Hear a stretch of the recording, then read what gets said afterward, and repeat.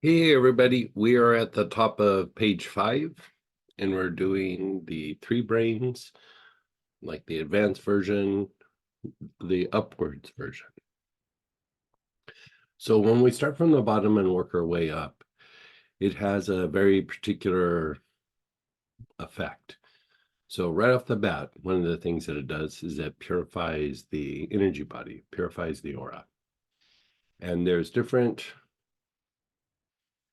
things that are going on in the aura, and it has a purifying effect kind of across the board, depending on the oil that you're using. But for right now, let's just practice the technique and then we'll start getting into nuances as time goes by.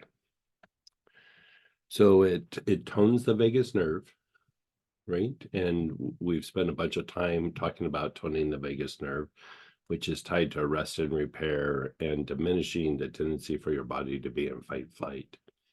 It also, when you tone the vagus nerve, it improves sleep, it improves dreaming, it improves your ability to let go of something psychologically, um, and also to process it. And so, the idea of fight flight is also tied to instinctive responses. So sometimes what happens when we have negative experiences, our instinctive responses get very agitated, and then it becomes easier and easier to get triggered or to get put in a place where we're more reactive and not necessarily making choices or making decisions and deciding what to do, right? It increases sustained awareness. And anytime you increase sustained awareness, you're also increasing the potential to experience the higher soul and have like a deeper connection and more direction from the higher soul. And so you could say wisdom, true wisdom, is tied to the level or degree of soul connection. It's not an accumulation of information. It's not making just good choices, but it's being directed by the soul. It purifies and releases cords. So it has a purifying effect on cords, and it also will go through and release cords, especially when you use things that um, are associated with purifying and releasing cords. But even if you don't, it still has an impact. It harmonizes inner and outer worlds. So, a lot of times we have our inner experiences, and then when we go outside to the outer world doesn't quite match the inner world. So, the more that the inner and outer world become harmonized, your inner experiences and your outer experiences become one. You're processing what's happening outside, and your inner worlds are easily expressed outwardly. Right? Um, because of this, also increase for potential for inner transmissions. A little bit different than knowing through direct perception, where you just look at something and maybe get some information. This is actual information that's being transmitted either by the soul or from a higher being that gives you guidance, or it's a piece of information. It deepens the cleansing and straightening of the health rays. It increases protective qualities in the aura. It creates a state of healing. And what does that mean? A state of healing. Sometimes when our body is chaotic or our emotions are chaotic, for there to be healing, there has to be some order before you can start making shifts. When the body is chaotic, it's kind of hard to heal the body. So sometimes, you might be doing something and it worked, and then another time you do that same thing for the same issue and it doesn't work. It could be that the body's in a chaotic place. And so by going through and doing this, you're stabilizing the body and creating order in the body. So that by itself accelerates healing. one of the things that we'll be talking about when we do the generational healing class is is how to more deeply address this state of healing and reduce the chaos, because some of the chaos actually comes from not just genetics, but like our inheritances for like energy, motion potentials, and behavior. Some of these things get handed down through the generations, and so these would all contribute to the state of healing. So here we're just starting to tap into it, but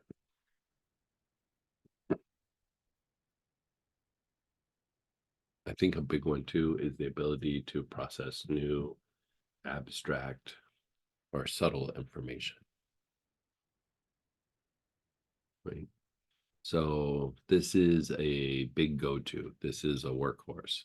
If you're in doubt of what you should do, you can do the thing that we ended with yesterday, for its healing effect.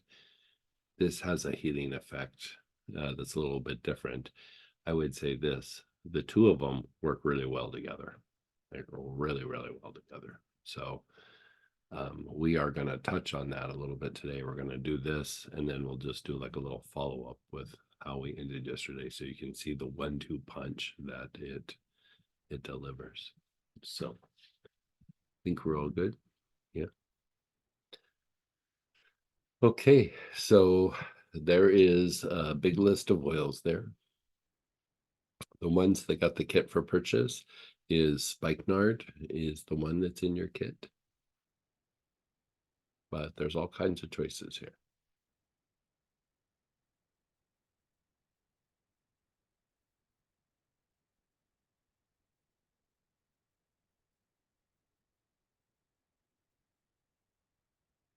Now we're combining the 3 brains with the transmutation process, right? So as we do one of the 3 brains, then we go to transmutation.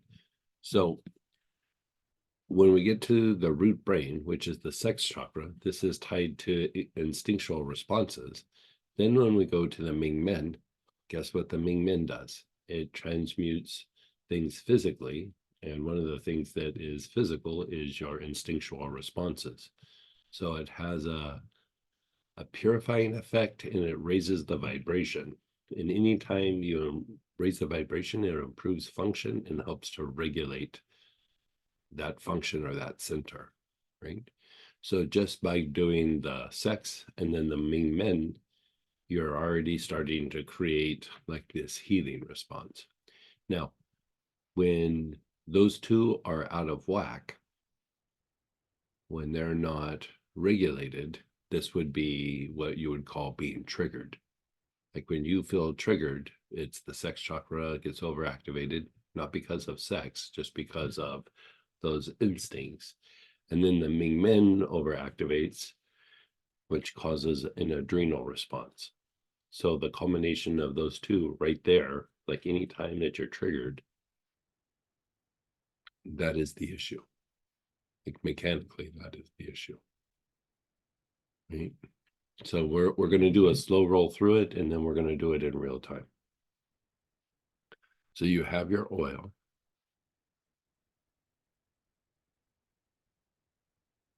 And begin inhaling with your awareness on the sex chakra, where the sex organs are.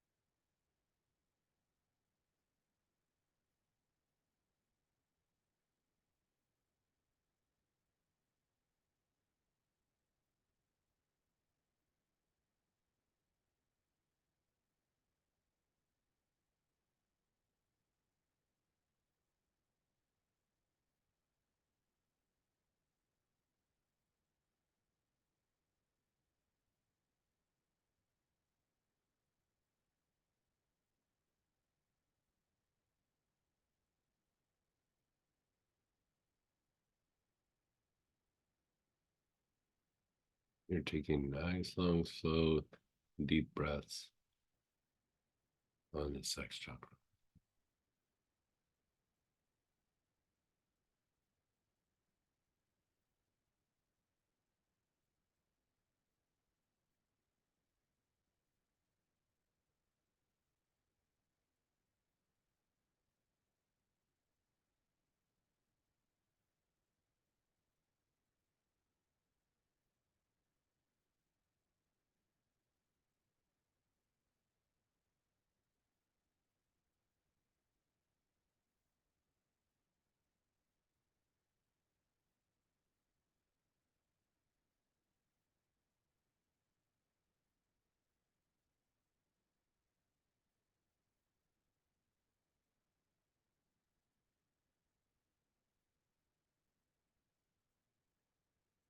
And then just be still for a second. Check in with how you feel, your body, your emotions, your mind.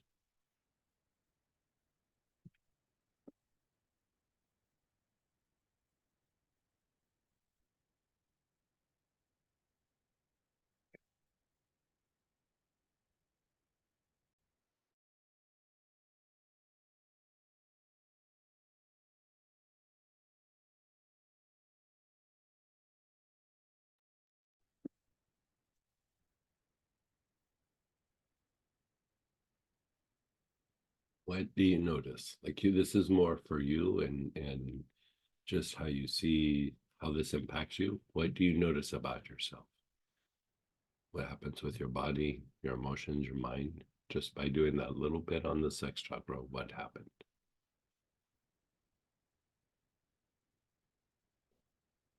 Let's do the sex chakra again. Long, slow, deep breaths. Your awareness is on the sex chakra.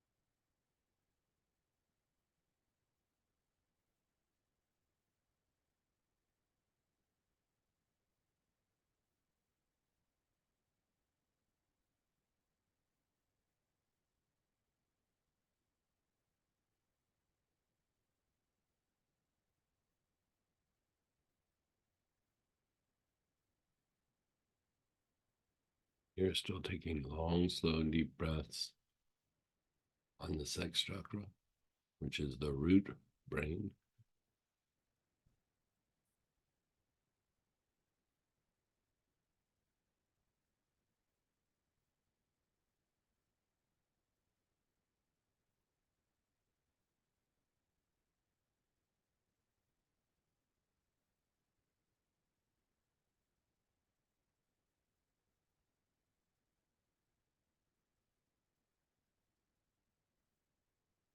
And then be still. What do you notice?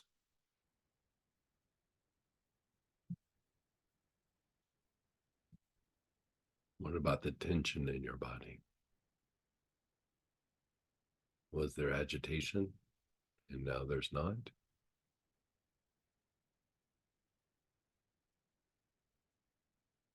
Did you notice an effect on the emotions or on the mind? Did it make you more relaxed?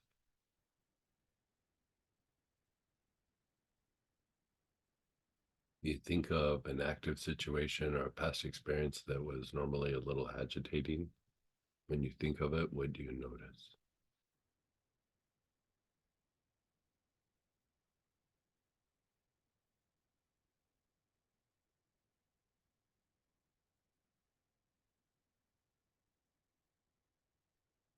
Okay, so now we're going to add the low back area, which is the Mingmen.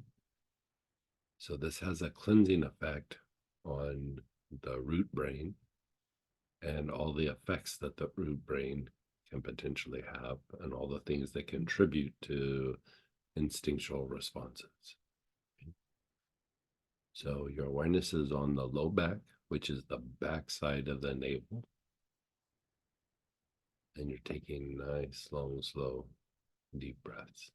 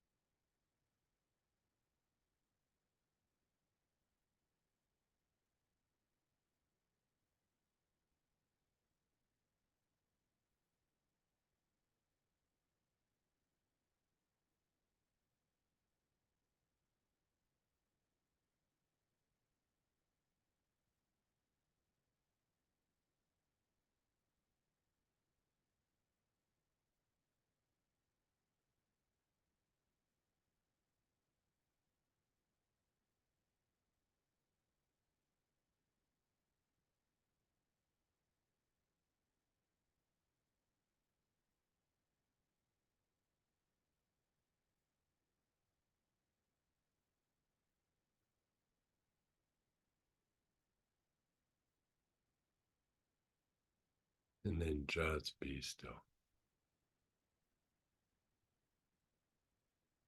Let it incubate a little bit.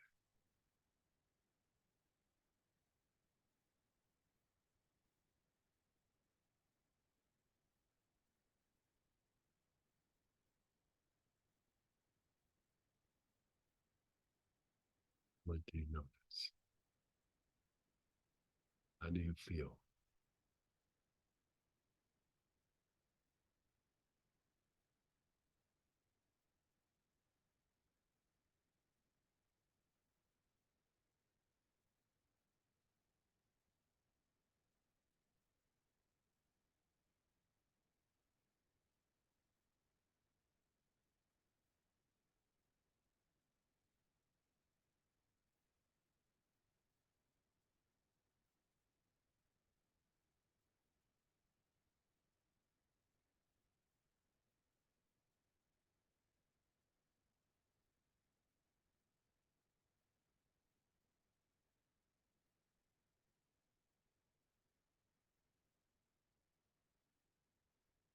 Let's do that one again. Low back, which is the back side of your navel. You're taking nice, long, slow, deep breaths.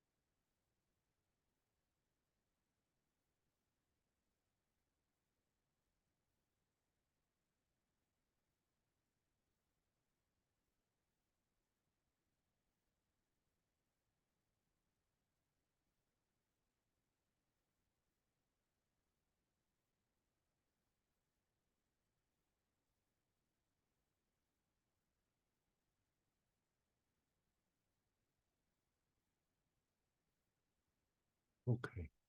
Just pause for a moment. Again, notice how you feel.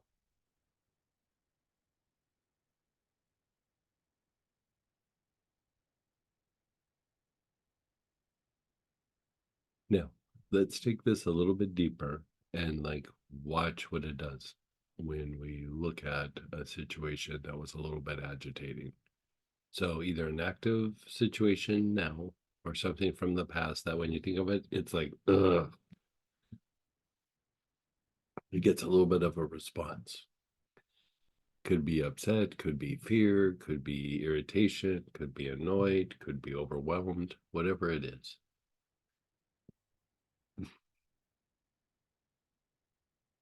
You know, and going back to, I can't remember, I think it was Laura who said she had like a project coming up. It could be that, like, okay, tomorrow she has a project. You could go through and do this so that, like whenever we have a project, there's always a little bit of, be it excitement or negative responses that maybe take away from actually doing the task. Right? The excitement is usually, uh, we're happy, but we might not, in the excitement, not have a complete accurate perception of what's happening, and so we're excited more about the potential than what's really happened. This kind of helps you to be grounded in what's happening, if that makes sense. So you're thinking about the situation, whatever it is, and let's just see what a few cycles does. Okay. So let it go. You've checked in with it, you know how it feels. Begin inhaling the oil that you chose. Your awareness is on the sex chakra.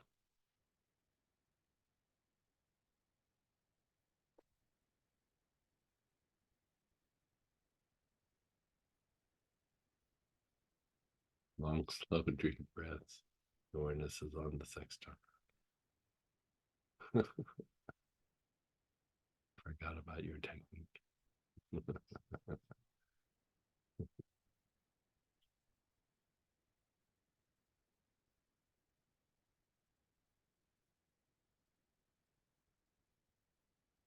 Long, slow, deep breaths.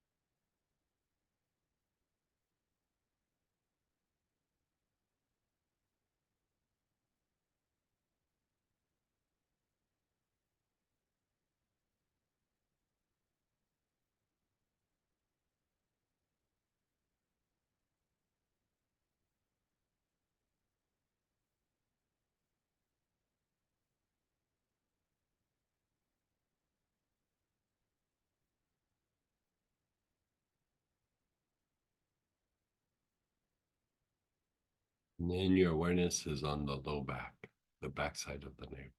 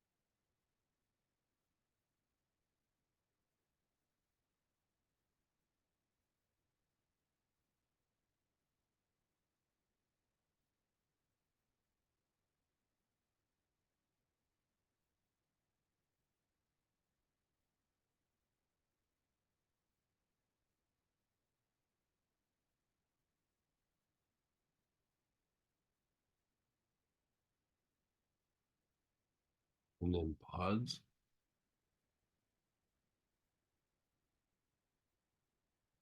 Now check in with that active situation or that past experience that causes you some agitation or whatever it may be. How does it feel now?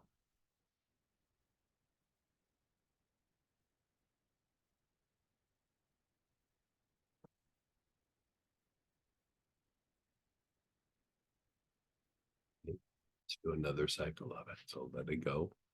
You're inhaling. Your awareness is on the sex chakra.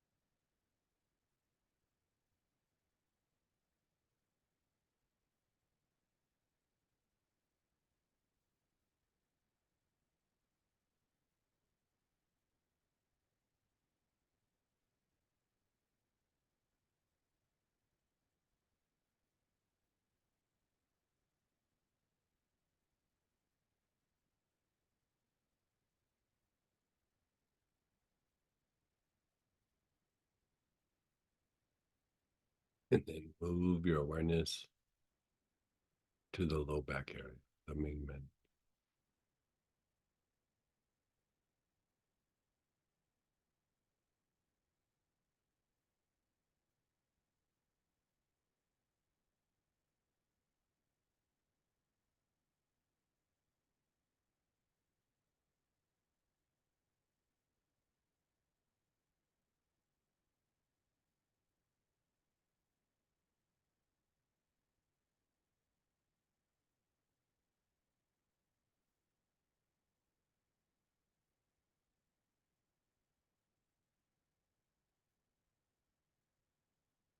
And then just pause and be still. How did that active situation or past experience, how did that treat you? How did it treat you? Good.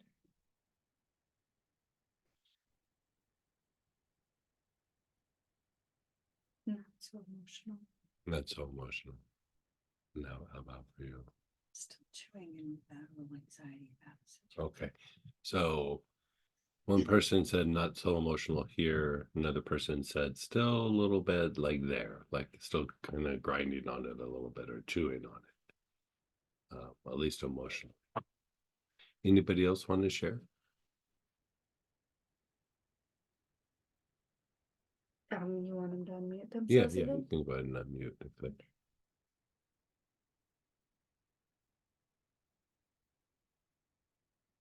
Go ahead, Teresa, then Sarah. Hey, Teresa. Hey, Greg. I'm nauseous actually. So And you didn't start the day off nauseous? no. Yeah, I, it's something coming out of the solar plexus. Usually that means something's coming out kind of fast. okay. We're gonna bump into the solar plexus here real quick, so it will probably resolve itself there. Okay, great. Thank you. Go ahead, Sarah. Hey, Sarah. Morning all. Hi. I just wanted to say the burps are back. So obviously something's clearing. Well, you can see like even the burps, that's a solar plexus issue too. So you can see Right. how doing the sex and the Ming Men, like it starts moving things even up higher and the solar plexus begins to release. So Yeah. yeah. Yeah. Yeah. And I had the thing I'm thinking about causes me sort of a heavy center chest wouldn't call it Okay. heartache exactly, but heavy center chest. Right. And that it hasn't gone, but it's got less. So Oh, okay. something's definitely shifting there. Okay, good. Thank you. Less agitated and worried about it. Yeah. Go ahead, Peggy. Hey, Peggy. Hi there. So, I just wanted to clean up what I was working on yesterday morning, and I got there and went, and started thinking about something else. Okay, So, yay. good.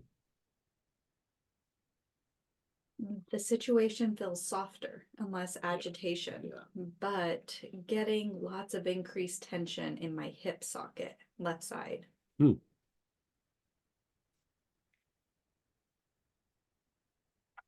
OM gosh, I just saw blue Buddha. Hmm. And I picked one of the most mundane agitations to focus on. Yeah. Doesn't even directly involve another person. Yeah. Good, good, good. My breathing went from rib cage breathing to full belly breathing. Oh, good. Good, good. Issue became a non-issue. Yeah. Okay, so, is there one? For some reason, I always have an extremely difficult time putting sustained awareness on my sex chakra. Today or any other day, I do 3 brains with or without the oils. Any insights or thoughts? It feels like it's being taken over by a higher being or whatever you want to call it, or higher form of intelligence. I need like detail, like details. Another person said, hard to remember what it is. The person having a hard time though, did they? Yeah, let me see. They type in anything else.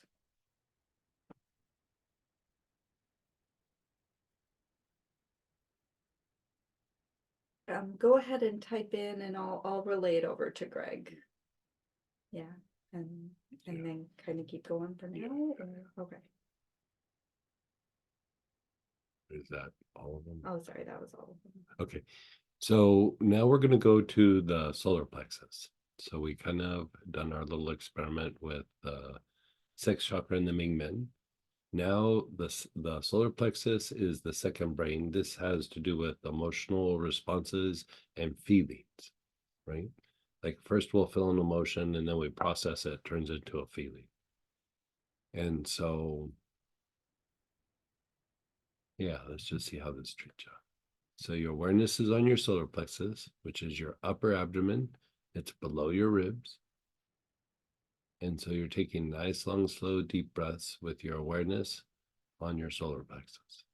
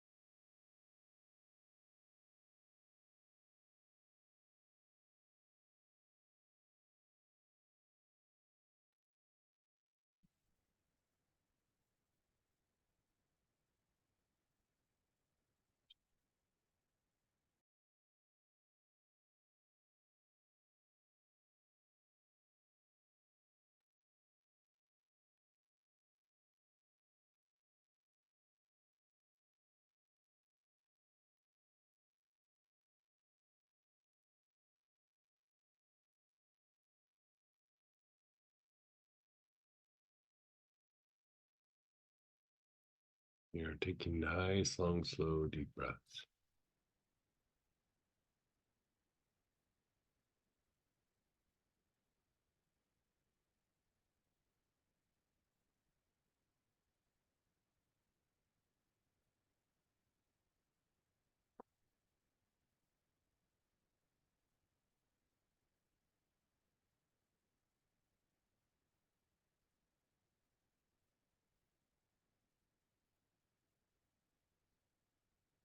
And then pause. Check in with yourself. How did that make you feel?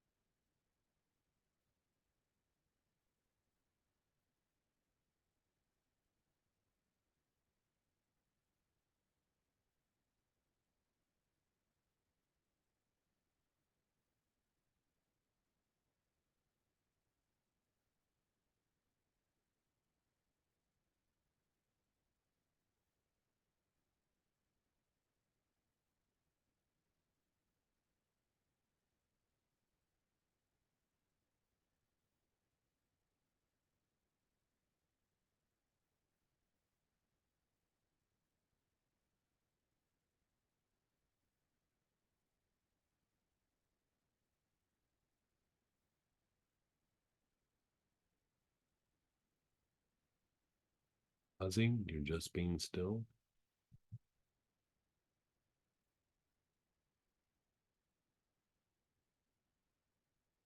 Let's do that one again. Your front solar plexus, below your ribs, long, slow, deep breath.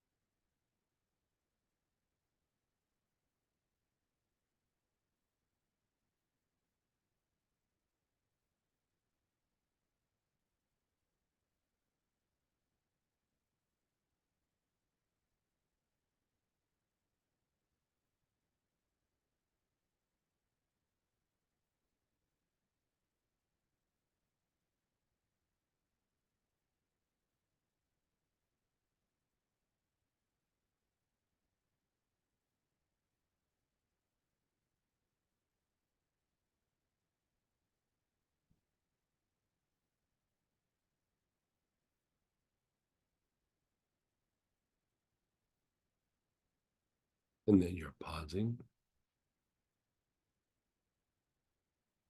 And again, check in with your body, your emotions, your mind.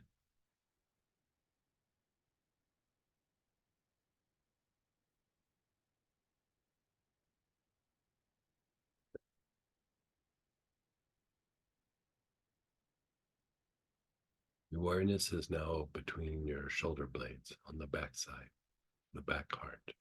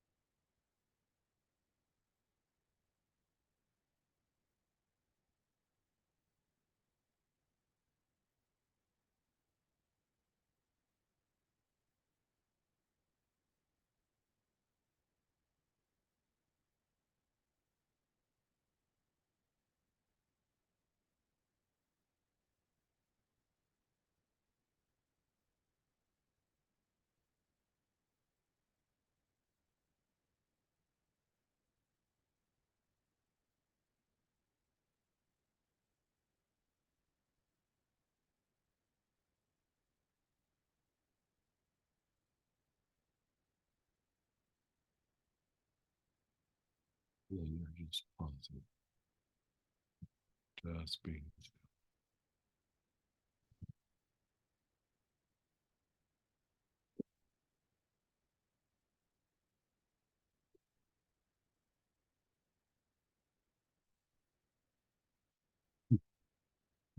So this is tied to the lower emotions. It can also be tied to like our commitment to things. So if we're committing to something that's maybe not good for us or not going to produce a good result, that's tied to this area. When we're emotionally upset, it's this area. So if instinct didn't reduce some of the responses to the situation, that was tied to the instinctual responses where we don't really process things. Here we're processing feelings. So a lot of times it might be in this area. So the area that transmutes this, that transmutes all that is emotional, is the back heart. Right? It cleans things up. So we're going to utilize the back heart to whatever kind of came up and hasn't been fully processed. We're going to go through and process and release it or purify it, get more accurate perception of it, whatever it might be. So your awareness is between your shoulder blades, the back heart. You're taking nice, long, slow, deep breaths.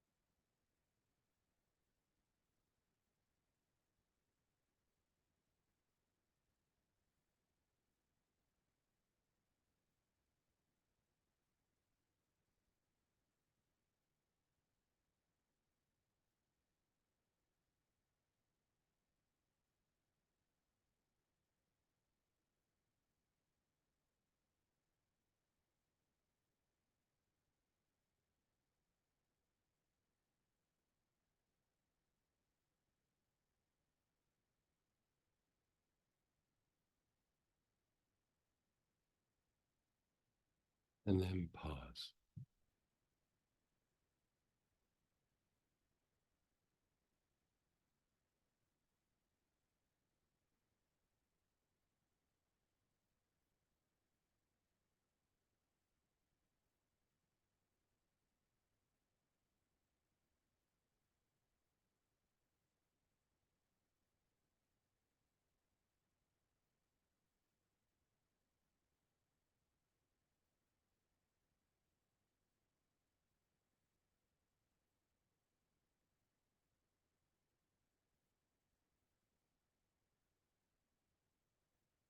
Notice how you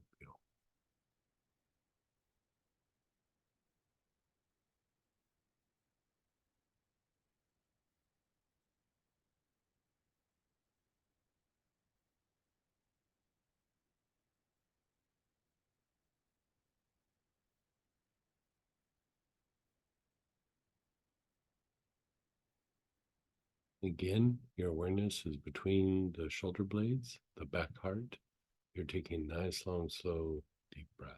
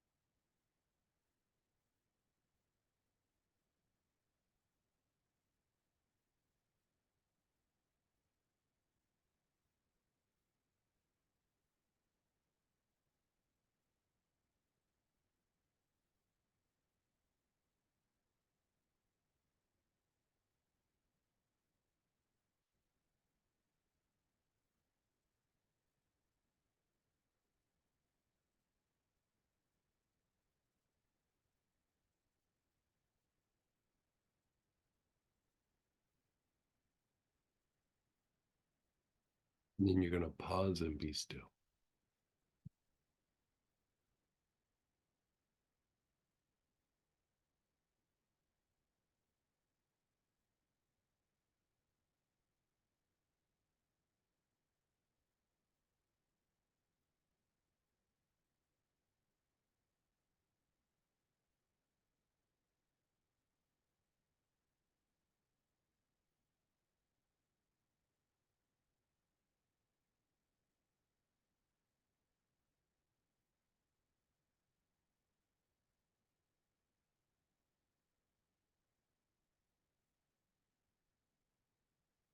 Hey, think of your active situation or your past experience. Check in with it, see where it's at right now.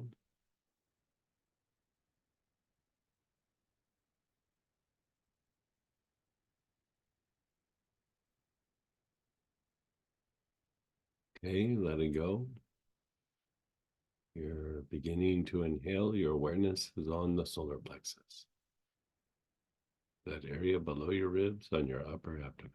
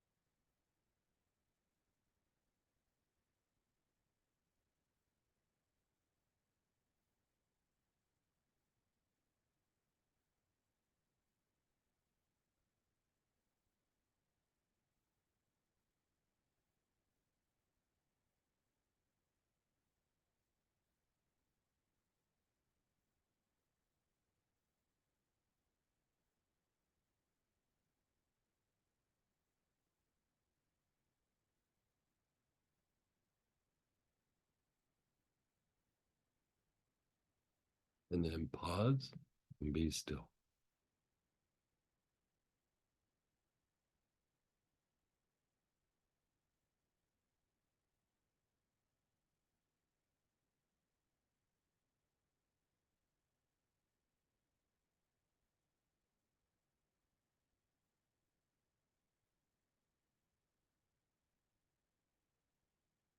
Check in with the active situation or the past experience. Where are you at with it now?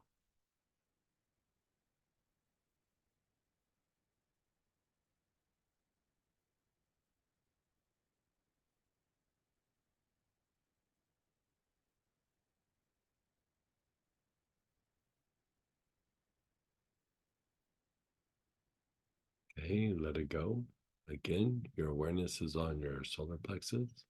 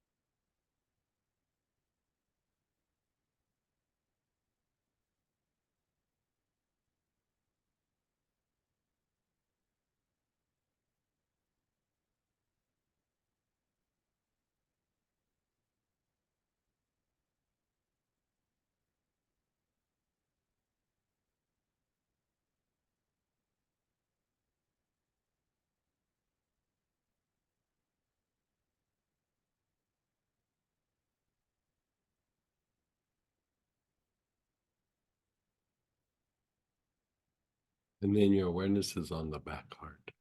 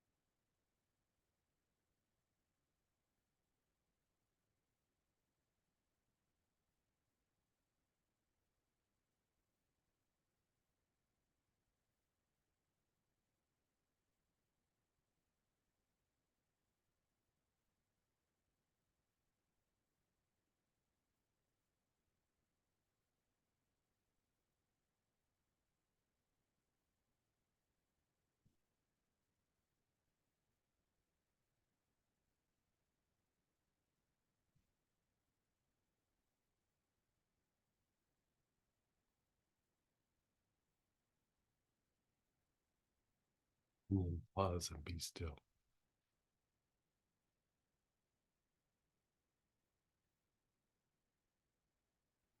How do you feel? Your body, your emotions, your mind?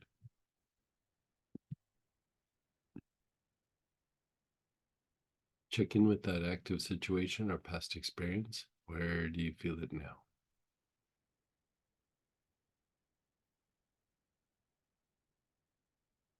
How about you, Heidi? It's shifting. It's shifting. Yeah. Not grinding on it as much. Again, but more possibilities are opening up. And Okay. It's easy. So one person here, like the last time she said she was kind of chewing on it still, she was still, and she was feeling anxious. Now she's not quite as anxious and she's still looking at the situation, but now there's all these possibilities that are opening up. And how about you? I need more back heart. You need more back heart, more transmutation. Exactly. At least you know it's, I need more back heart. Yeah. Anybody else want to share? You can unmute yourself.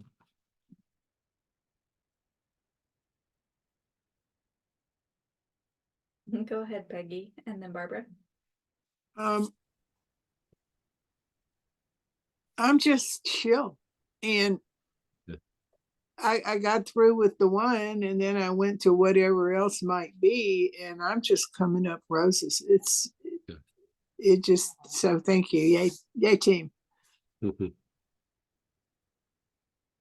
And go ahead, Barbara. Hey, Barbara. Thank you. I'm pretty chill too. Um, and I was looking at something and perceiving a lot of judgment. And the bottom line is I became really clear that I was projecting my own self-judgment, not the judgment of Mm. others. Oh, interesting. Yeah, Thanks. yeah. That's good insight. Go ahead, Sarah. Hey, Sarah. Hi there. So I got visuals of what's going on in my chest, Mhm. and it started spinning. First of all, I wasn't quite sure what it was, and then it was 3 like bars. They look like little magnets, like grey magnets, and then it's just gone down to 1 bar now. So I don't know what that relates to, but maybe that makes sense. I don't know. Nice.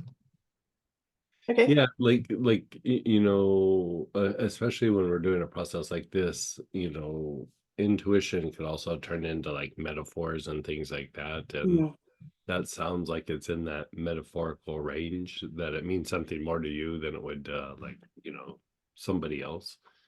But Mhm. even if it's not like meaning, like you can use it like, because a lot of times something like that will show up from time to time and you're like, oh, this is part of my inner language. You know, it's Mm. like something that is just for you, you know. Right.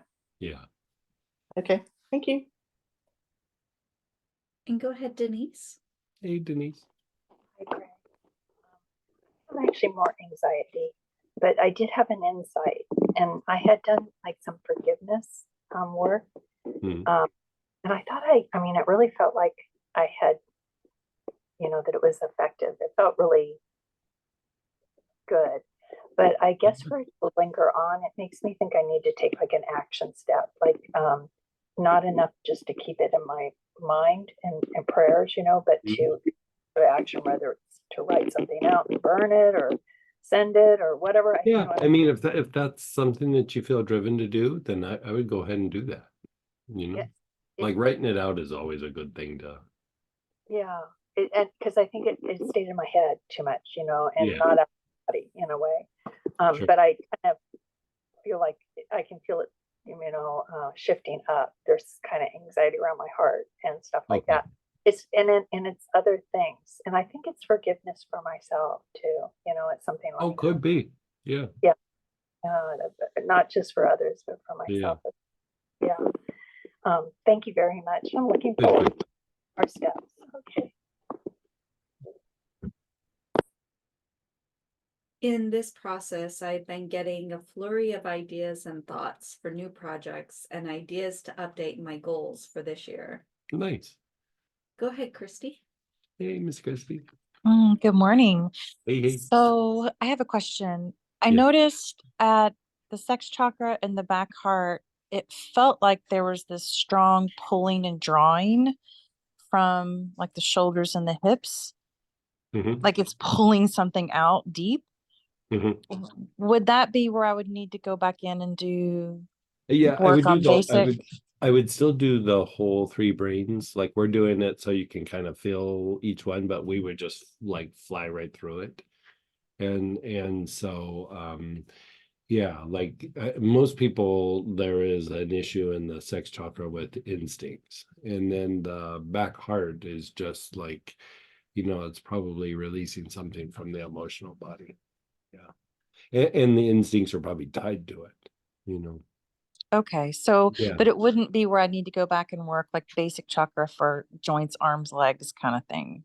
No, I would just like go deeper, and we're gonna do some little things that would augment this process a little bit later. And I think by the Okay. time we do all that, like it should be moving.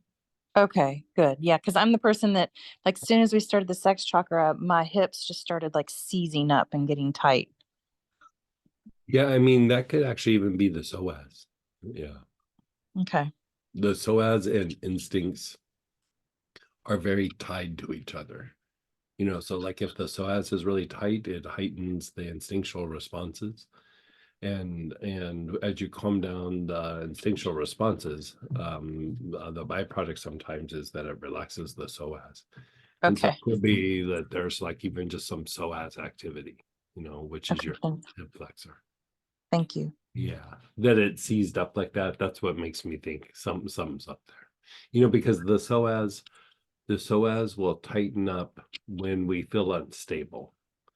Like, and it could be that somebody's upset at us, or something's uncertain, or you got this thing you gotta go do, or the bank lost your bank deposit, whatever it is. It's anything that makes you feel unstable. The low back, the psoas in particular, tightens up because its job is to stabilize the spine. So anytime anything feels chaotic, the psoas tightens up. Doesn't matter if it's physical, psychological, real or just perceived, the psoas tightens up. Okay. I'll work on that. Thank you. Yeah. Back heart is delicately aching and very delicately throbbing. Question, how important or even required is it to keep your eyes closed during the protocol? You can do it open or closed. Yeah. We did have a share come in from the previous part when we did the Sex and Mingman. Mhm. The minute I concentrated on the sex chakra, my Ming Ming got very activated. The issue seemed far away. The crown, very active too. I'm not really trying to interpret this at all, just going with the flow and observing. Okay.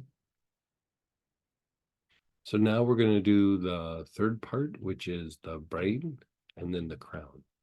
So again, your awareness is on your brain, both sides of your brain. Long, slow, deep breaths.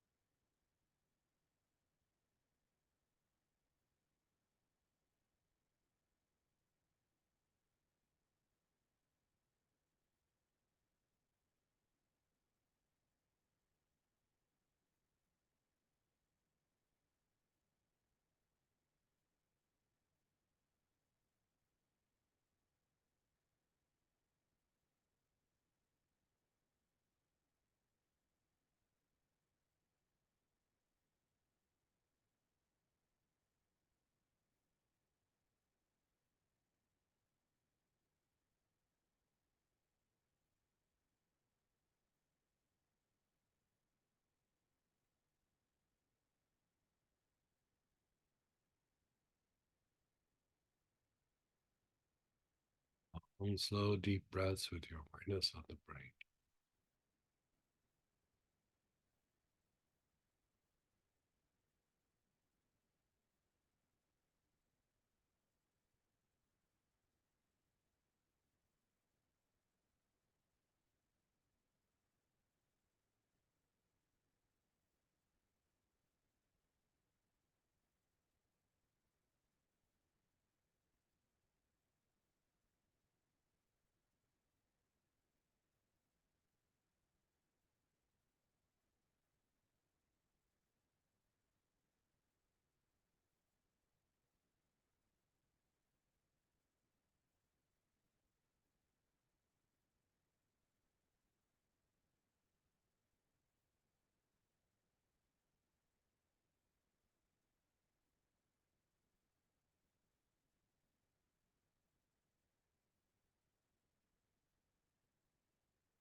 And then just pause.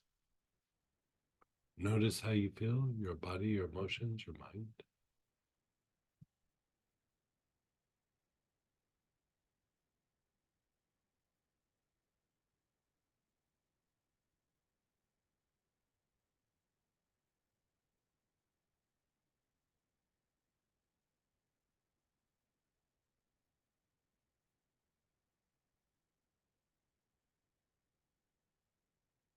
And again, your awareness is on your brain.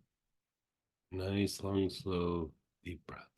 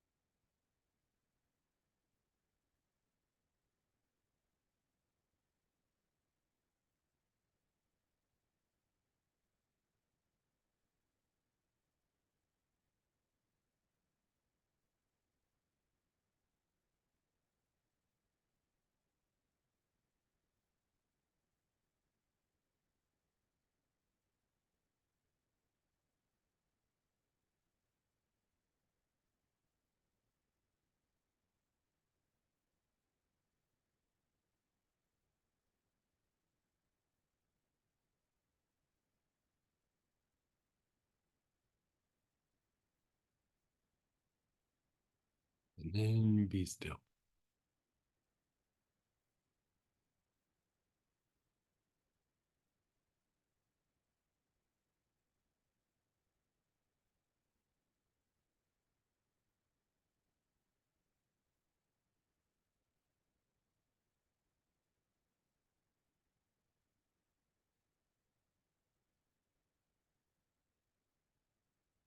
Notice how you feel, your body, your emotions, your mind.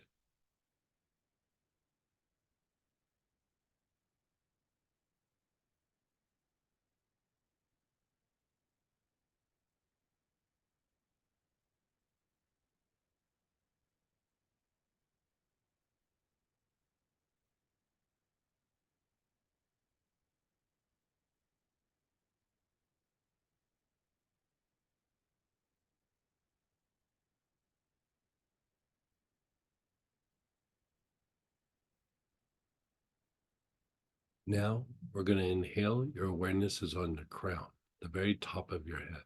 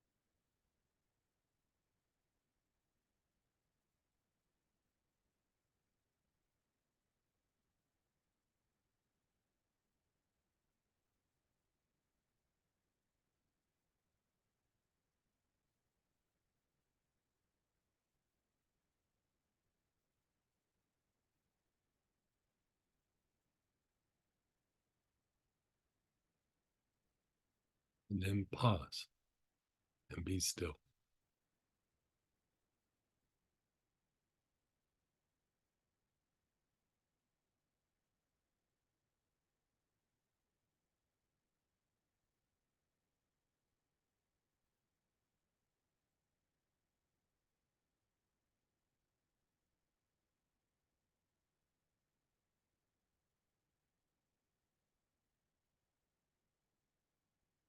And again, your awareness is on the top of your head.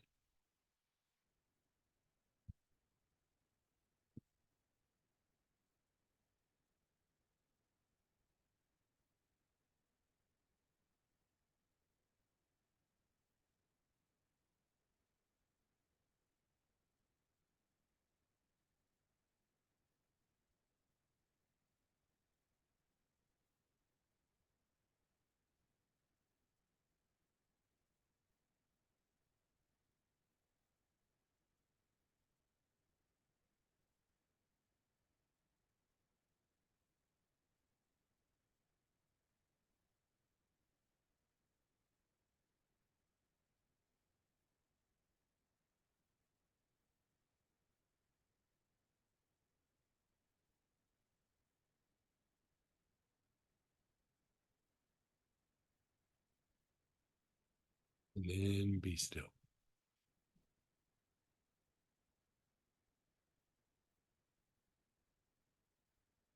Okay, so we're going to do that active situation or that past experience again.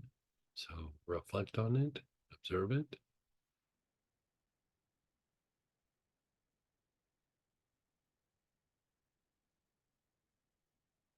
And then let it go.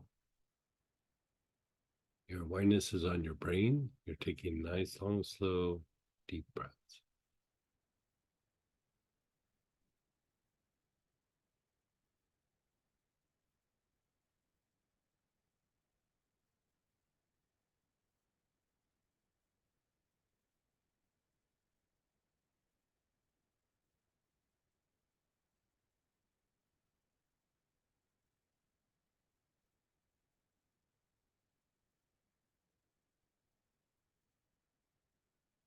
Your awareness is on your brain. You're taking nice, long, slow, deep breaths.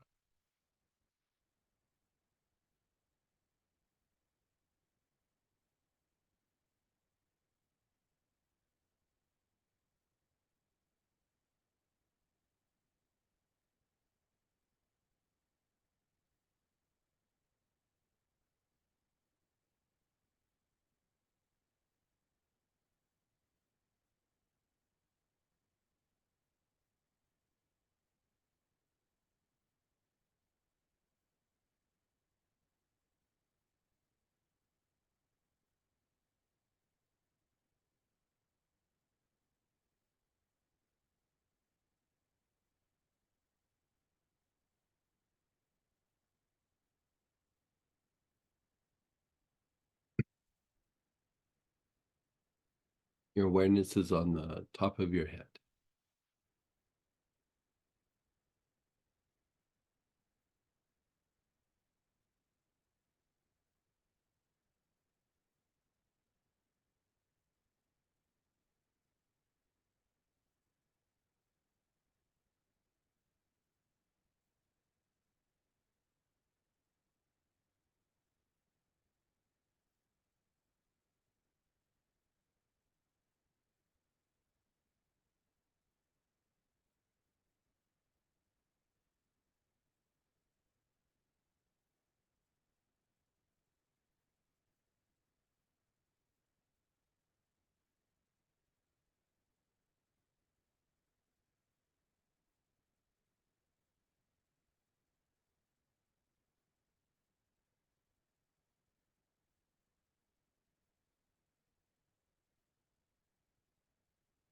And then pause and be still. Again, check in with your active situation or your past experience.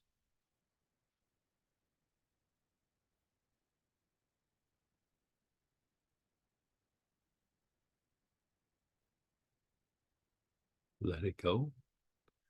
Let's again inhale. Your awareness is on the brain.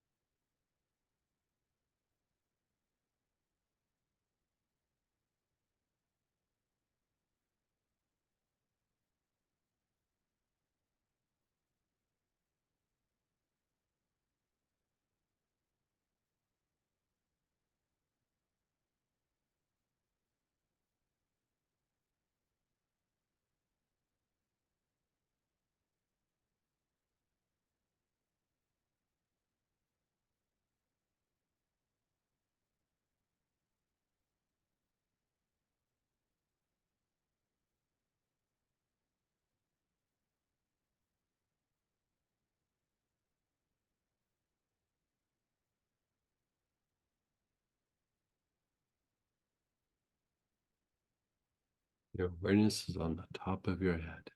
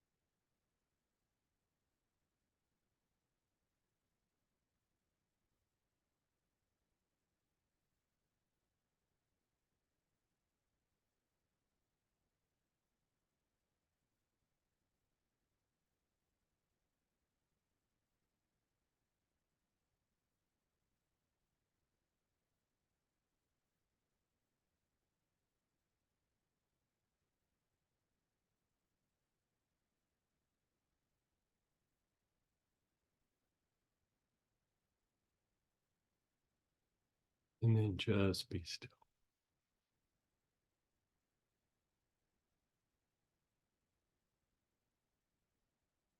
Now we kind of did a slow roll to see what each piece kind of does, right? So check in with your active situation or your past experience. And we're seeing how these work independently. But now we're going to work them all together. Okay. So again, just kind of center yourself. Begin inhaling. Your awareness is on the sex chakra.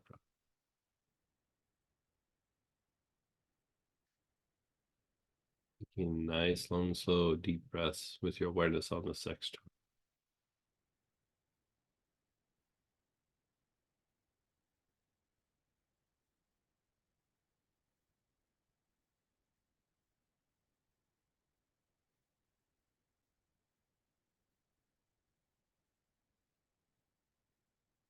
Move your awareness to the low back, the backside of the navel.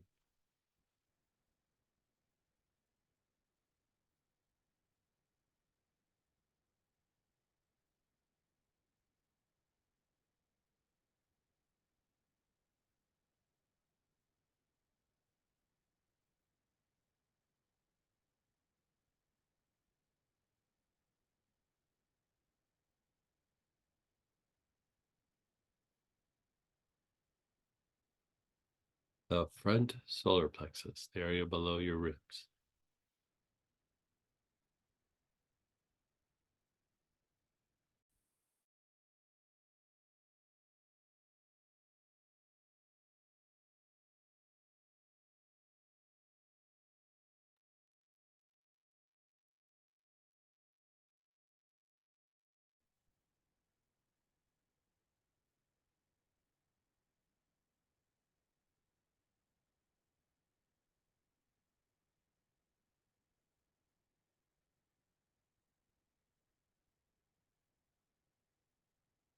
The back heart, the area between the shoulder blades.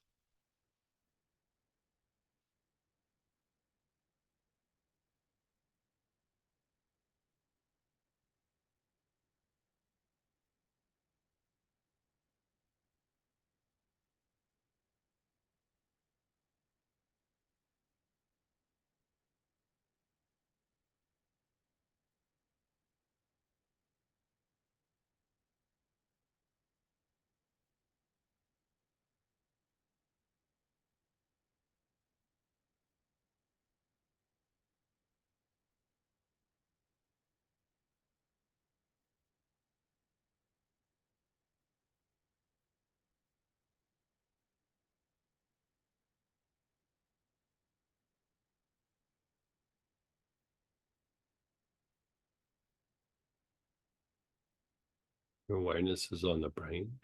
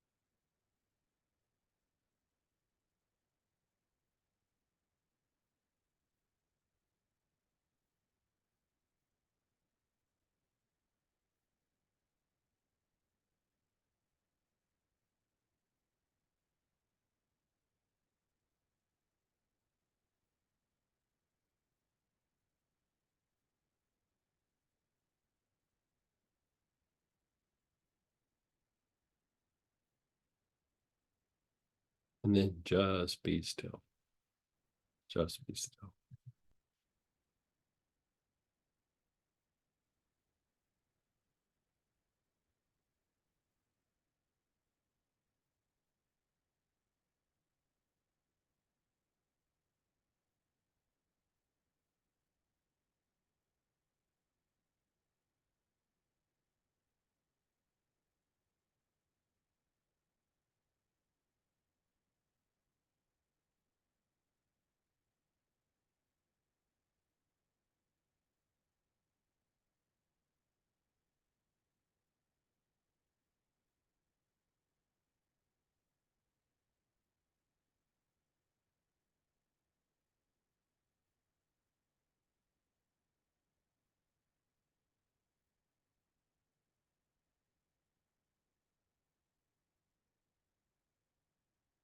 Let's do that again. Your awareness is on the sex chakra. Taking nice, long, slow, deep breaths.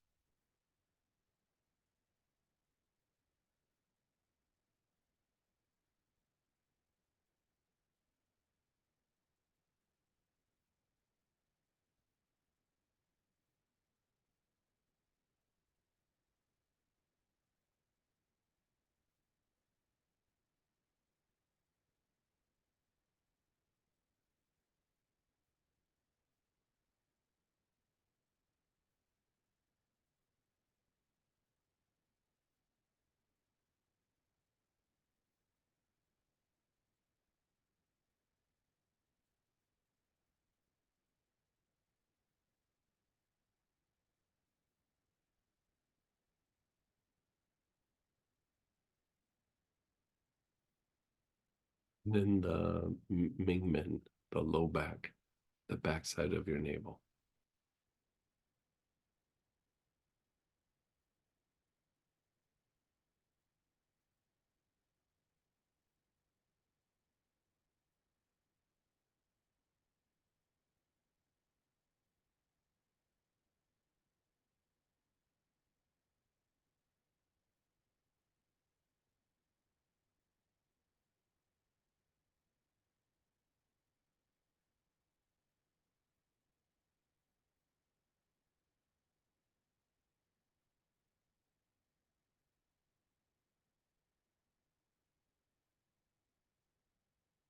And then the solar plexus below your ribs.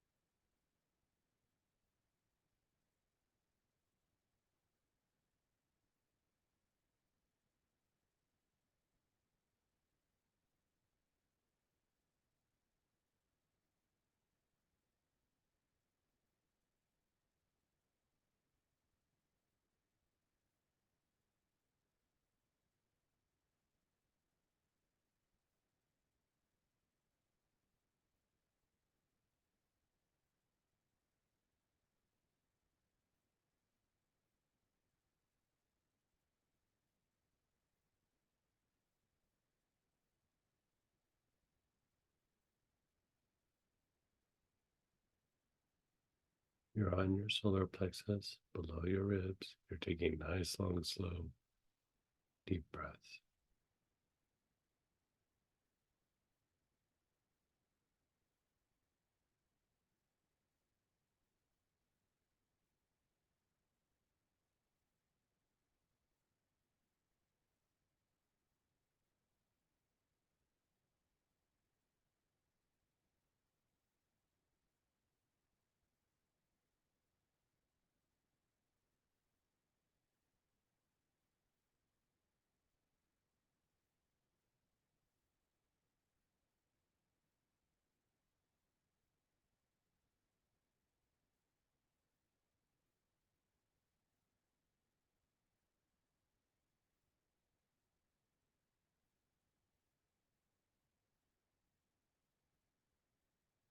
And then the back heart, the area between the shoulder blades.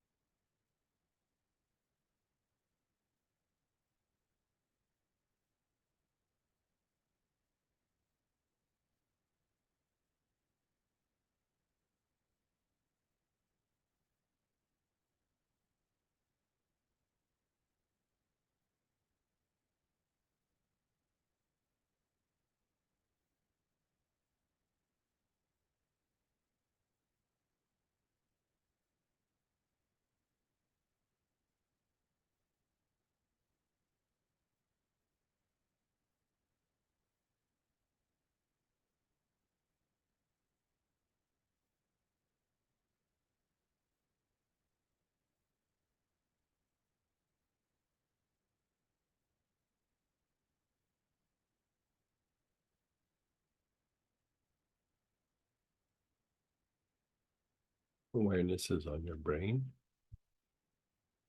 Long, slow, deep breaths with your awareness on the brain.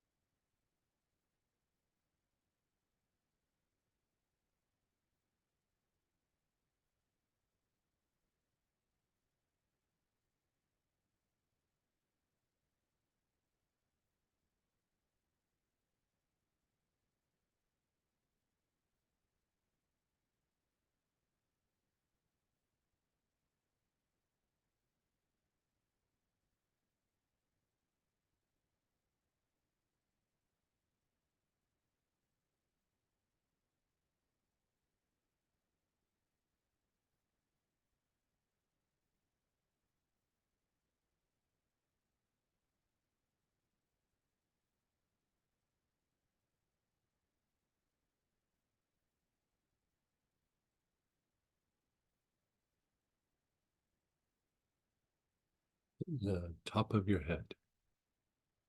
Your awareness is on the top of your head.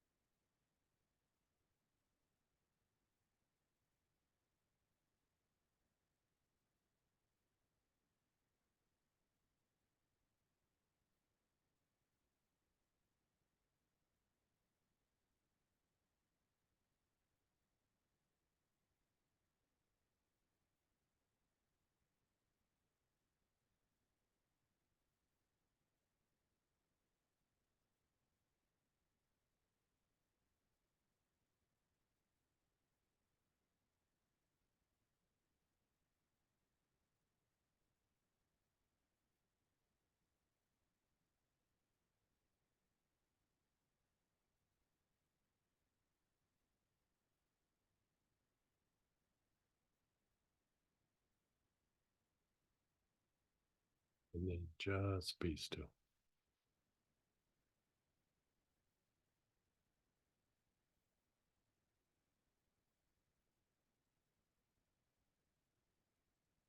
Just let it incubate for.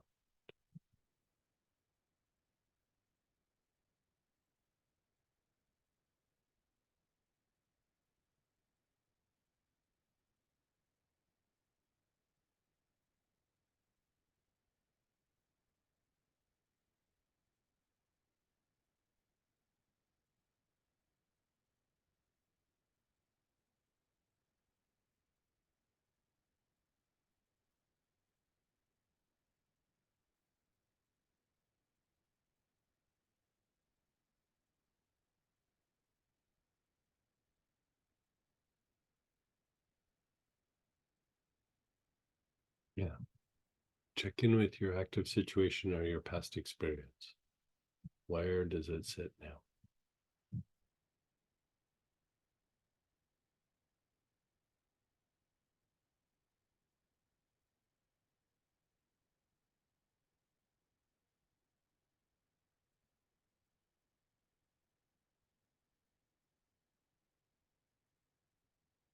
Now, a lot of times in these situations, we would like them just to float away and stop existing. But sometimes there still might be some action items that we need to resolve. You know, something we need to do, something we need to step away from. Sometimes it might be that I just need to be quiet, that I don't interact with that person anymore.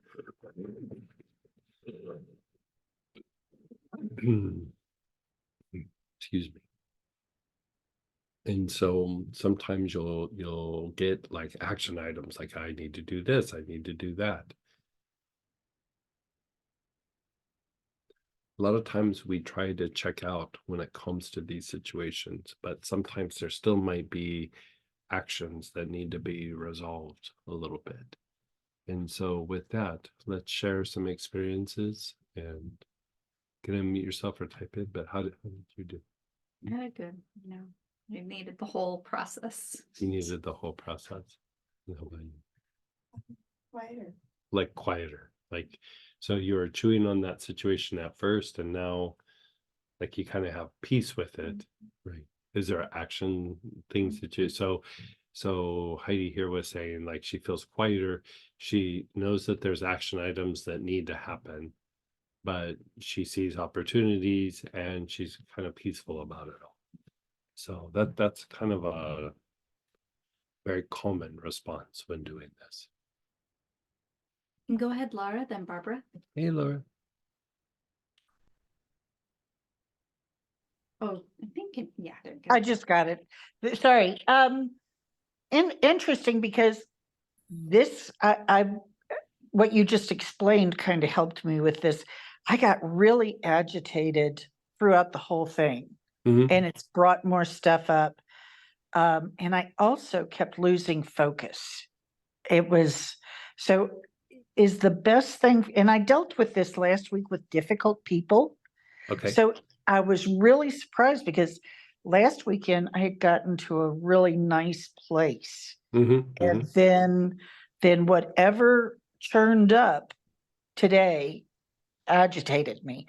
Right. And so should I do what we did at the end of yesterday Yeah, and what we're we gonna did do this that morning? after lunch, where we do a little 1-2 punch, where we do what we did yesterday and then we come back through and do this.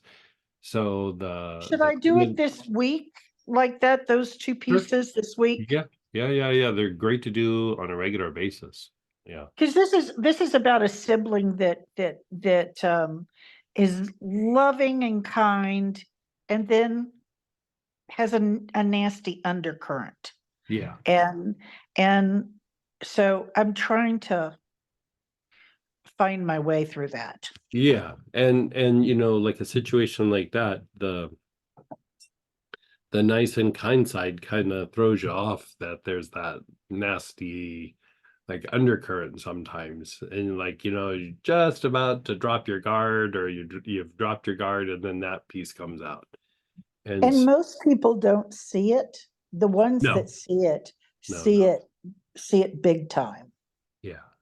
Yeah. Usually when the person is doing it, they feel very justified in being that way. That's a good point. Yeah, they feel very, very justified. You know, there's a reason why they're, you know. Yeah. You know, So even just in keep working spiritual these two. circles, even in spiritual circles, people are doing these spiritual practices and blissing out. And then you get away from that situation and they have like these weird, nasty lower drives that you would think like, doesn't the practice take care of that? But it's almost like they're two separate things. And when they're like that, it's almost like the goodness justifies that. Like that, it's not bad. It's just I'm having to do this because this person's, you know, fill in the blank. You know, they feel very justified in behaving in particular ways. And so, yeah, it is what it is. You know, I'd love to be able to explain something to make it make more sense, but it's just not everybody is completely good or completely bad, and even people who are good have like weird negative streaks, and even negative people can be nice sometimes, you know. Sure. And so So work these two this week would probably help. I would say so. Yeah. Good. And you know, because the thing where you're having like a little bit of agitation is like maybe more awareness of the behavior, and like a little bit more like I need to be a little bit more on guard. Like I need to be a little bit more, have my wits about me when I'm interacting with this person, you know, because that could flare up at any time. And so, and sometimes it's also when the nice side's out, maybe not to be so trusting or so open or whatever, you know. I don't know the dynamic of that situation, but I think for anybody, when somebody's nice and then has the polar opposite, it throws you off a little bit, because like you see the good part and then that other piece doesn't almost make sense. And you just, like you said, you never know when it's going to Yeah, happen. you never know. It's like they have some little inner trigger that gets triggered, and it's not like, oh, don't talk about, you know, fill in the blank. it's like you'll be having a conversation and they just flip a switch. And what you said, I think it was last weekend, that you stopped doing some of your meditations and stuff before you do family interact. You go Yeah. to a family situation. And those are all little helpful things Yeah. for me, and I appreciate them. Yeah. It makes everything easier. Like it's just, you know, it's fertilizer. And so it fertilizes the good, but it also fertilizes the bad. And then you get around family and it fertilizes their bad. And then, you know, so Thank you. yeah, you're so welcome. And go ahead, Barbara, then Teresa. Hey, Miss Barbara. Hey there. I had an interesting shift in perception. Mhm. The situation that's agitating is something I'd like to say been dealing with or addressing for a long time. And now I wonder if I've really been truly addressing it or going through the motions. But the shift I had was I started thinking about obstacles to actually dealing with this head on. And suddenly I had the thought that maybe this thing I am trying to change is an obstacle to something else in my life. And Oh, that's possible. Yeah, and that's very possible. and that's why I'm stuck there, because it would launch me to another level of dealing Right. with something. Right. Yeah, it's very possible, and that's very perceptive. I mean, you know, sometimes it is like a little bit like dominoes, you know, like tumbling. And And then I was thinking, you talk about the basic chakra being resistant to spiritual, or the form Mhm. being resistant to spiritual. And is it also resistant to change in level of chaos, for a better word? you had me at change. Up or okay. Anything change, the basic is like, I don't know about that. Like, so whatever the rest of that sentence was, as soon as you said change, Okay, game on. thank you. Yeah. And go ahead, Teresa. Hey, Teresa. Hey, Greg. Yeah, interesting. I walked away from yesterday with, I think it was the last segment, the advanced Moses technique. And I felt so fabulous and great. And I thought, okay, it's all clear. And then today, it's like everything bottomed out to what I really need to address. Mm. Like the situation was, I don't want to say a facade, but an energetic reflection, and then really getting deeper. So my question is related to like the root cause. Gosh, I'm sorry. Is not feeling lovable. Mhm.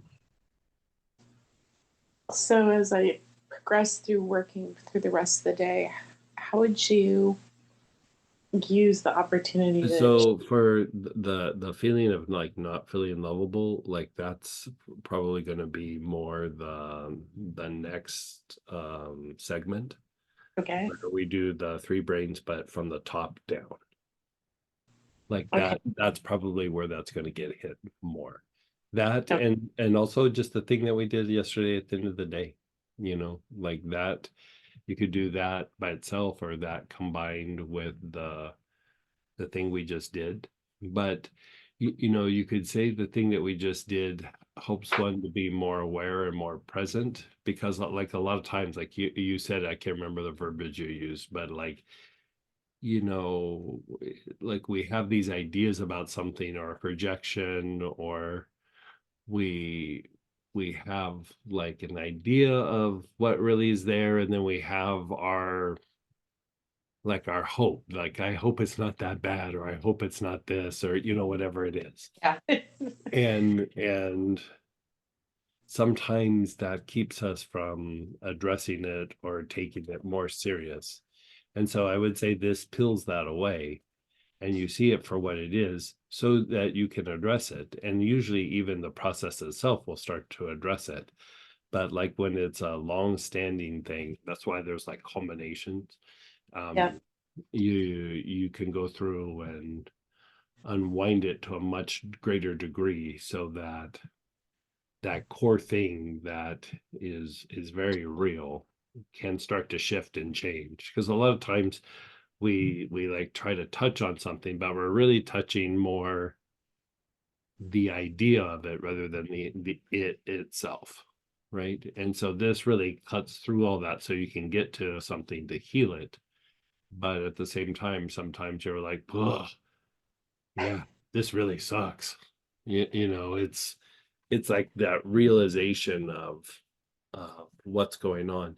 The process itself should diminish it, but if not, there are the variations. You know, the thing that we ended with yesterday, the advanced Moses technique, Yeah.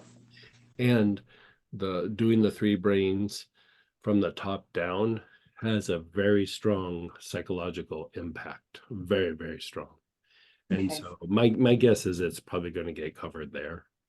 Okay. But yeah, Yeah. like this is like cleaning the aura, cleaning the pattern. You know, you're breaking patterns and you're breaking the things that we attract and repel in various situations, right? And so there is like a heightened awareness, like, that's not good for me. Why am I doing that? Or that's really good for me. Why do I avoid it? You know, it's stuff like that. But Mhm. it is clearing it from the pattern, and so it should bring some level or degree of peace, but it also is increasing presence. So like whenever you have that, you're more aware of the genuine nature of situations rather than the perceived or projected nature of something. Yeah. So it makes it easier to address, you know, but um So help me understand this. mhm, Intellectually, I understood this. mhm, I've been kind of like peeling the onion for quite mhm, some time. Like between yesterday and today, it was like no more clouds. It's there. mhm, mhm. Like I,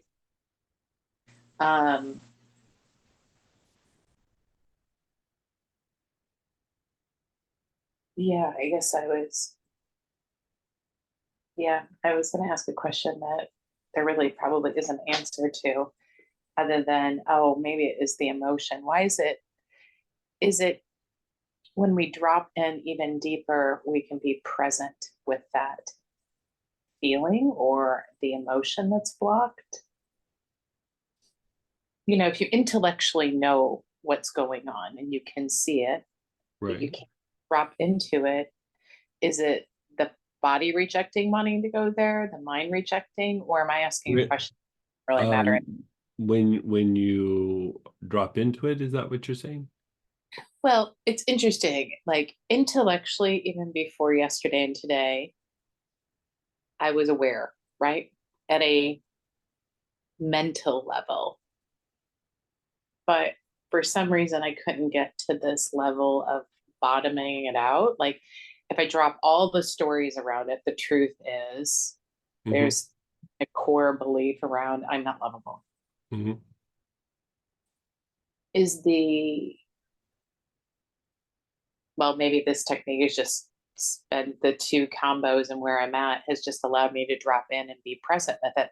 I guess it's more my curiosity of how would I intellectually have known this for quite some time and not been able to get to this point? Is it I think the key word there is intellectual. Like the intellectual component is not trying to resolve it or get rid of it. It actually maintains it and uh, it kind of monitors it. Like it doesn't really get in and like move it. Like it just goes, oh yeah, this is just one of the things that we do. You know, it's you know, it okay? doesn't judge it as good or bad. Like that's the thing with the mind. The mind doesn't go, oh, this sucks. We got to get rid of it. We got to resolve it. The intellect is, you know, is the part that synthesizes like the story or the way to try to manage it. It doesn't really address it or try to change it. The change comes from the intuitive mind, you know, where it gets in and looks at this and is like, this sucks. This gotta go. We're moving this out today. We're cleaning out the garage today, right? That's intuition. Intellect is like, it's just that thing. It's over there. Sometimes it comes up. This is how we manage it. This is the whys. This is, it has like the stories around it. Intuition doesn't have any story. It Got just, it. something is what it is. The intellect is the part that has the story. And is it the blockage, I'm just trying to, like, I get it now. I would say it's a ratio thing. It's too much intellect, not enough intuition. And like Got it. whenever you want to shift something like that, really all you're doing is you're shifting from intellect into intuition. So you're increasing intuition and trying to diminish intellect for that to shift or change. So you can do it in a lot of various ways. Like even if you look at like the Native American like medicine men, not all medicine men were like this. Like the guy that I traveled with was not like this, but sometimes they would have like a little dance thing that they would do, like an Indian dance. Yep. And so somebody would come up and have some sort of complaint or something, and they'd go, okay, stand there, watch me, and then they'd start doing this dance, and all that is shifting the person from intellect to intuition, so that then whatever they do after that becomes direct and easier. The guy that I traveled with, no matter what you said, he'd go, sweat lodge. Like the sweat lodge was like it didn't matter what it was. Like, sweat lodge. And so, yeah. So we Okay. need to break for lunch, and we'll come back and we'll continue with this, and we're going to be doing a bit more and then doing the downward cycle. So we'll be back at 1:30. So that's an hour and a half lunch, but join us for a start. I'm going to do a little healing session on everybody if you want. So actually we'll be doing a version that we did the advanced Moses technique like we did last night, but without oils. So if you want to do that, join us. So it only lasts about 20 minutes, and we'll be back at 1:30. So hey everybody, let's come on back.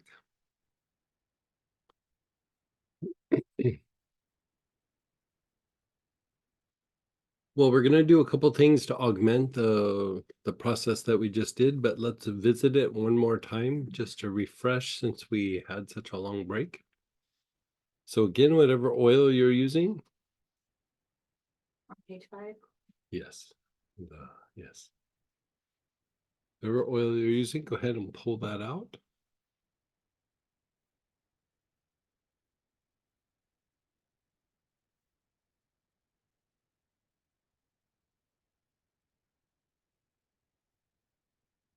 So again, beginning with your sex chakra, start taking long, slow, deep breaths.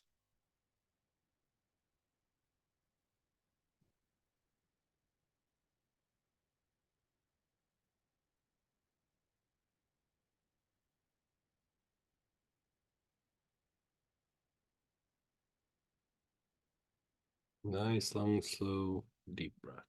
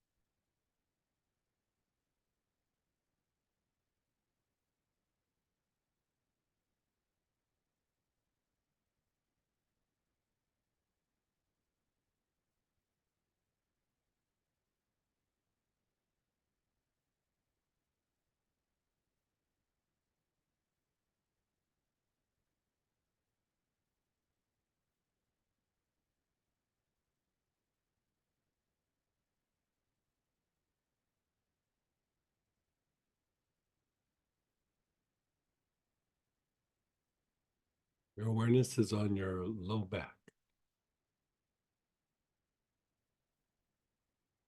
Backside of your navel.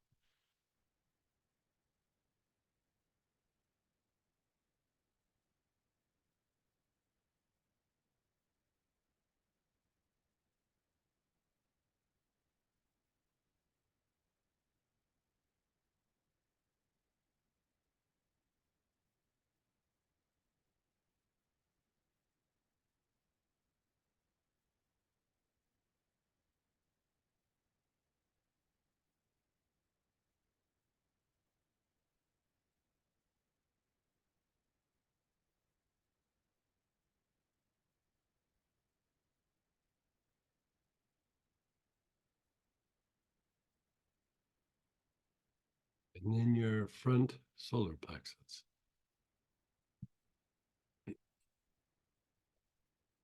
Your front solar plexus, the area below your ribs on your upper abdomen.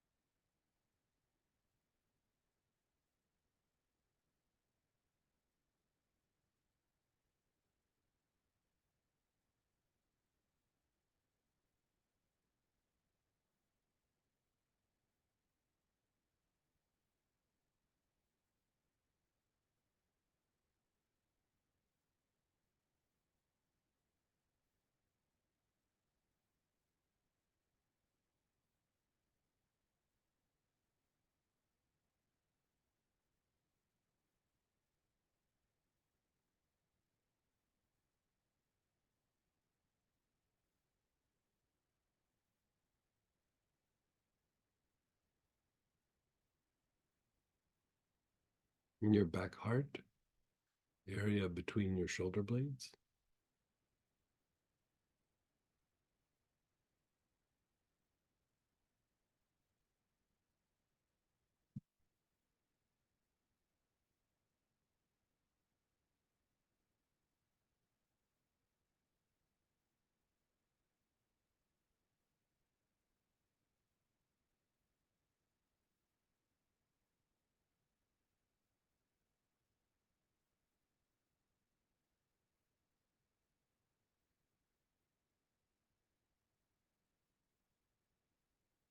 Your brain. Your awareness is on your brain.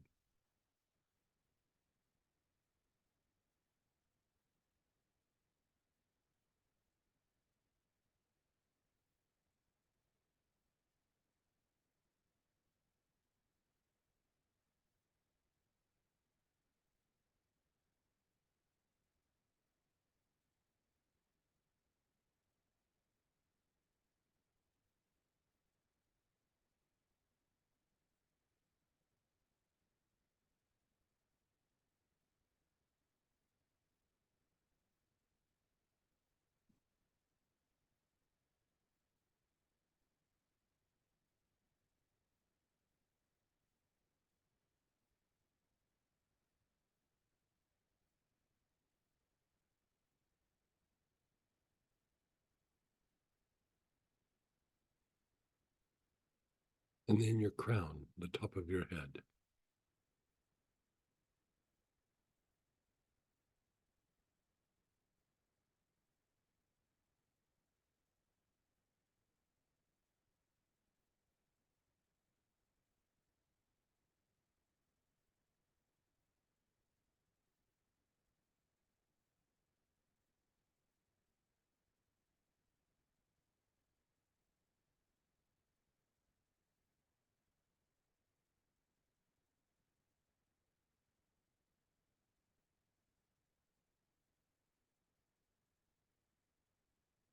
And then just pause and be still.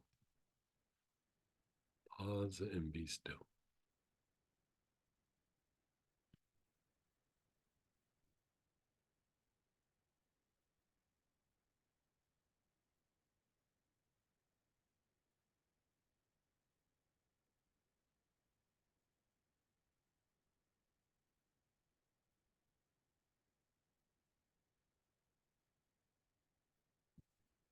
Just be still. So this next piece is increasing our ability and potential for processing information, gathering and processing information from the environment, from these situations, from the past experiences. So you're using the same oil that you're using. Your awareness is on the forehead, which is where the hairline is, and the back head. So your awareness is on your forehead and your back head at the same time.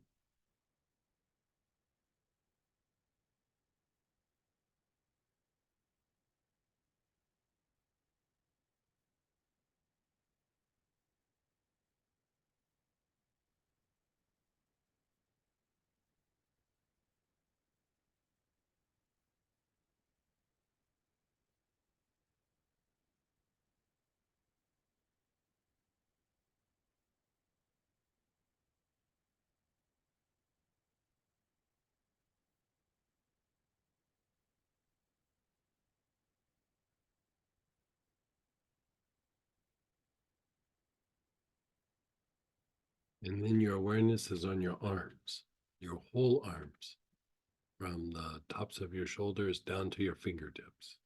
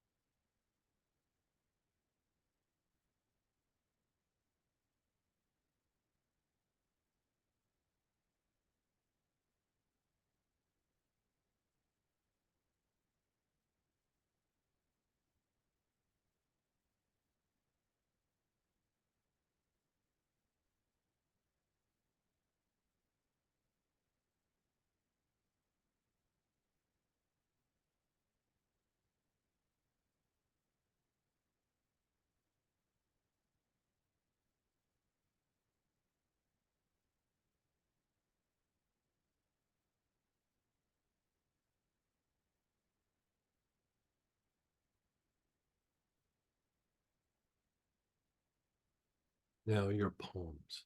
Your awareness is on your palms.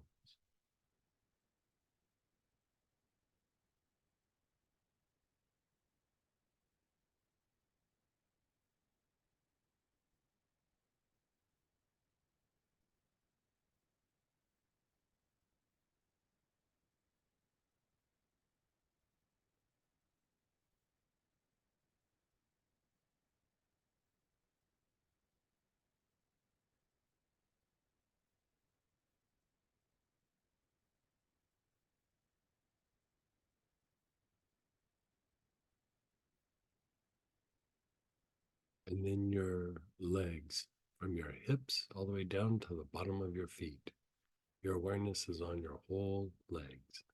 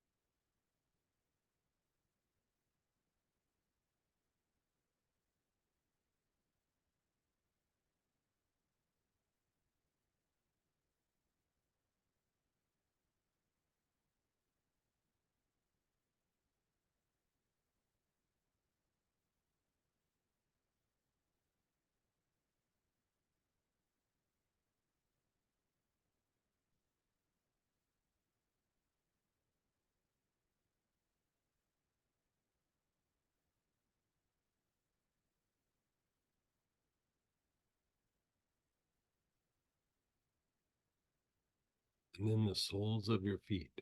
Your awareness is on the soles of your feet.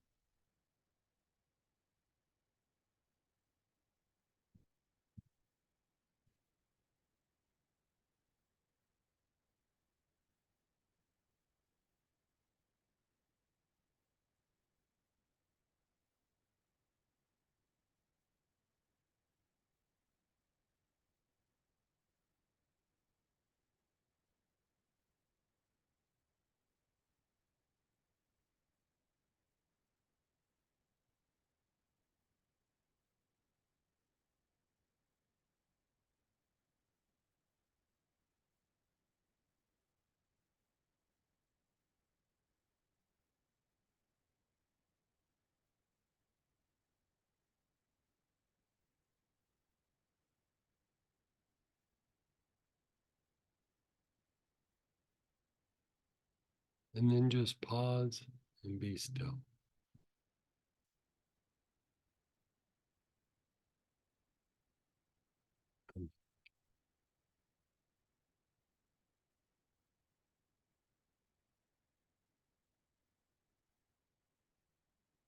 Check in with yourself, your body, your emotions, your mind.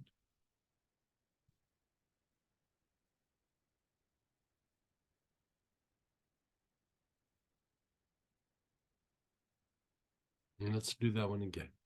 Your awareness is on your forehead and your back head.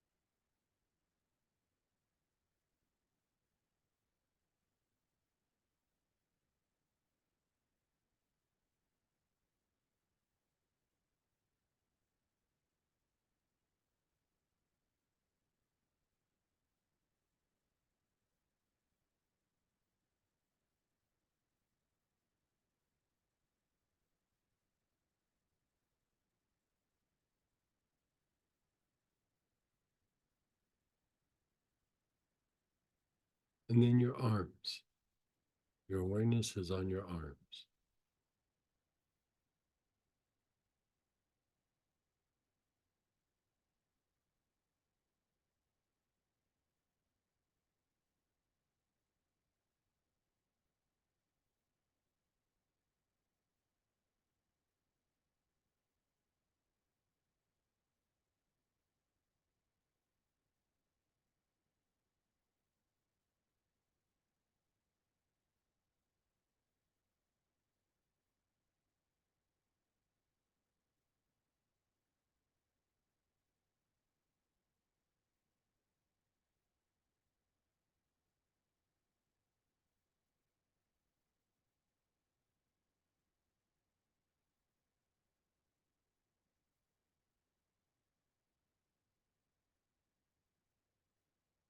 Nice, long, slow, deep breaths with your awareness on your arms.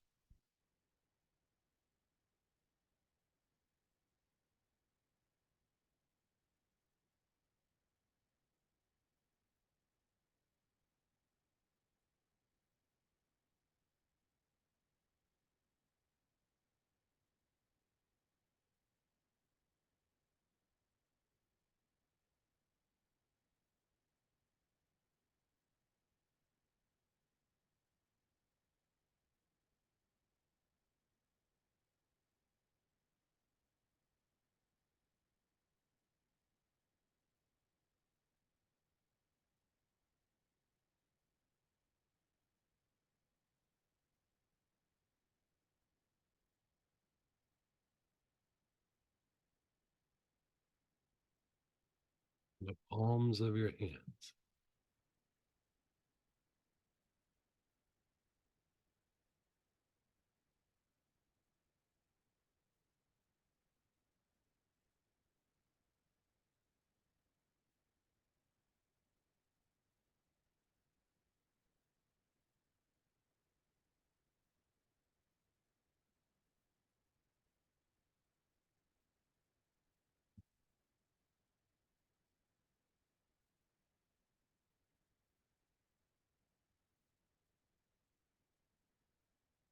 Your legs. Your awareness is on your legs.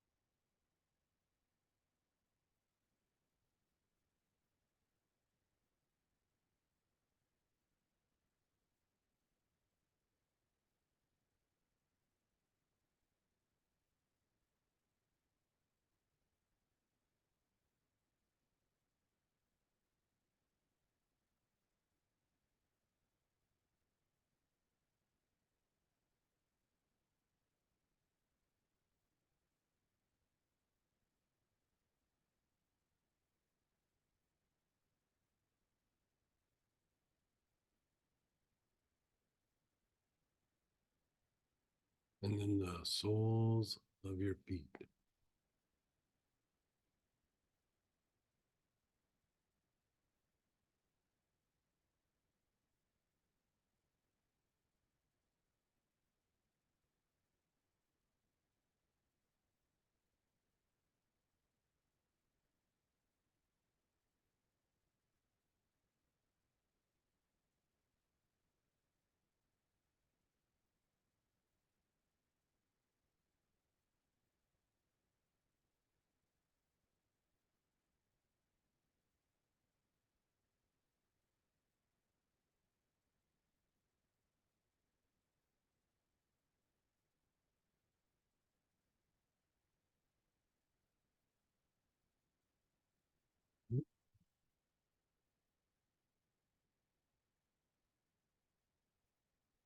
And then just be still.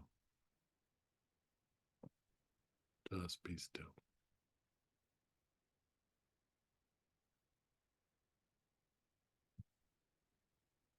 So this helps to clear up thoughts and thought forms, some of the emotions, but it also helps to increase your potential of gathering information. Gathering information from situations, from a person, whatever, so that you have more to process and act on. And so, yeah, anybody want to share? Can unmute yourself or type in, or how about you? What did you experience? I find it to be usually very soothing, but Yeah, like thoughts and things that were still agitating the body are like the body's agitation is substantially less. so Samantha was saying that, you know, as we go through and we did the process, she had some thoughts that were still a little bit agitating. And going through and doing this process, like the thoughts can still be accessed, but the agitation has gone away. Yeah. So, And go ahead, Cynthia, then Maya. hey, Hi. hey. So, uh, so I think I feel like I would bury the lead if I didn't say this is the 3rd anniversary of Jim's death. But Oh, I'm gotcha. having a lot of, and I didn't start out this way today or whatever, but in this process, I started having, I hate to call it pain, but discomfort like at my ribs or under my ribs, like at the very top of the solar plexus area or spleen Hmm. or Yeah, area. that sounds diaphragm. Yeah. And so should I just try to clean You- it off or just Yeah, let it like, do you have some continue? hyssop or something? Like, it could be something in the diaphragm or or the little bit of tension in the diaphragm. So, like, were you processing anything? Was like something coming up? Well, I initially wasn't. I was thinking about other things earlier this morning and so on. And somewhere during the morning and right before lunch, it was like, I already knew it was the anniversary, but Mhm. you know, and his death evolved during that day to really occur that evening tonight, like it Mhm. would be in the evening. And so when we kind of started into some of this, I was like, well, maybe you should at least put some thought onto that. Mhm. To see if you can, if there's anything that needs to be cleared out.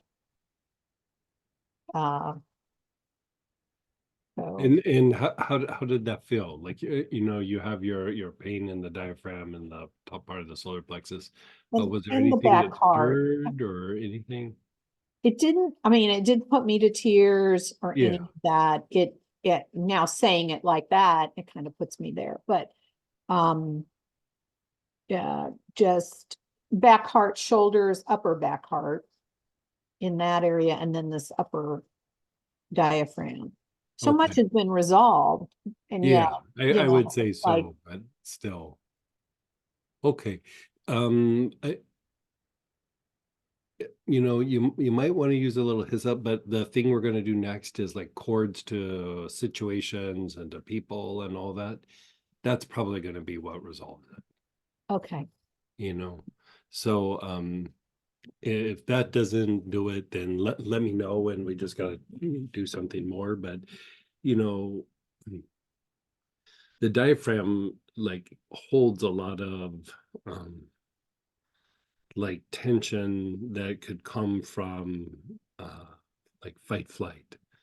And you know, like right now you don't have fight flight about it, but I'm sure it was an upsetting situation Yeah, back then. And very much so. I was, revisiting it, you're probably feeling like a little bit of what you felt that day, would be my Yeah. guess. Oh. And like still we'll go through and clear that. You know, like you said, you've processed already a lot about Jim and all the things and the aftermath and everything, but still that had to be a hard day. yes, very Yeah. much so. Okay, So it's probably more the day than it is Jim. yeah. You know what I mean? Like that was, you know, Well, I had to fight for him to have what I would call Yeah. peaceful death because Right. in the midst of COVID, they just wanted to right, yank everything and give him a big dose of morphine and, right, you know, get a new bed for the ICU. And Right. that didn't feel very good no, either. yeah, So, okay, thanks. you're so. And then go ahead, Maya, then Uwe. Hey, Maya. Hi, Greg. Hi, Samantha. This has been a really good practice.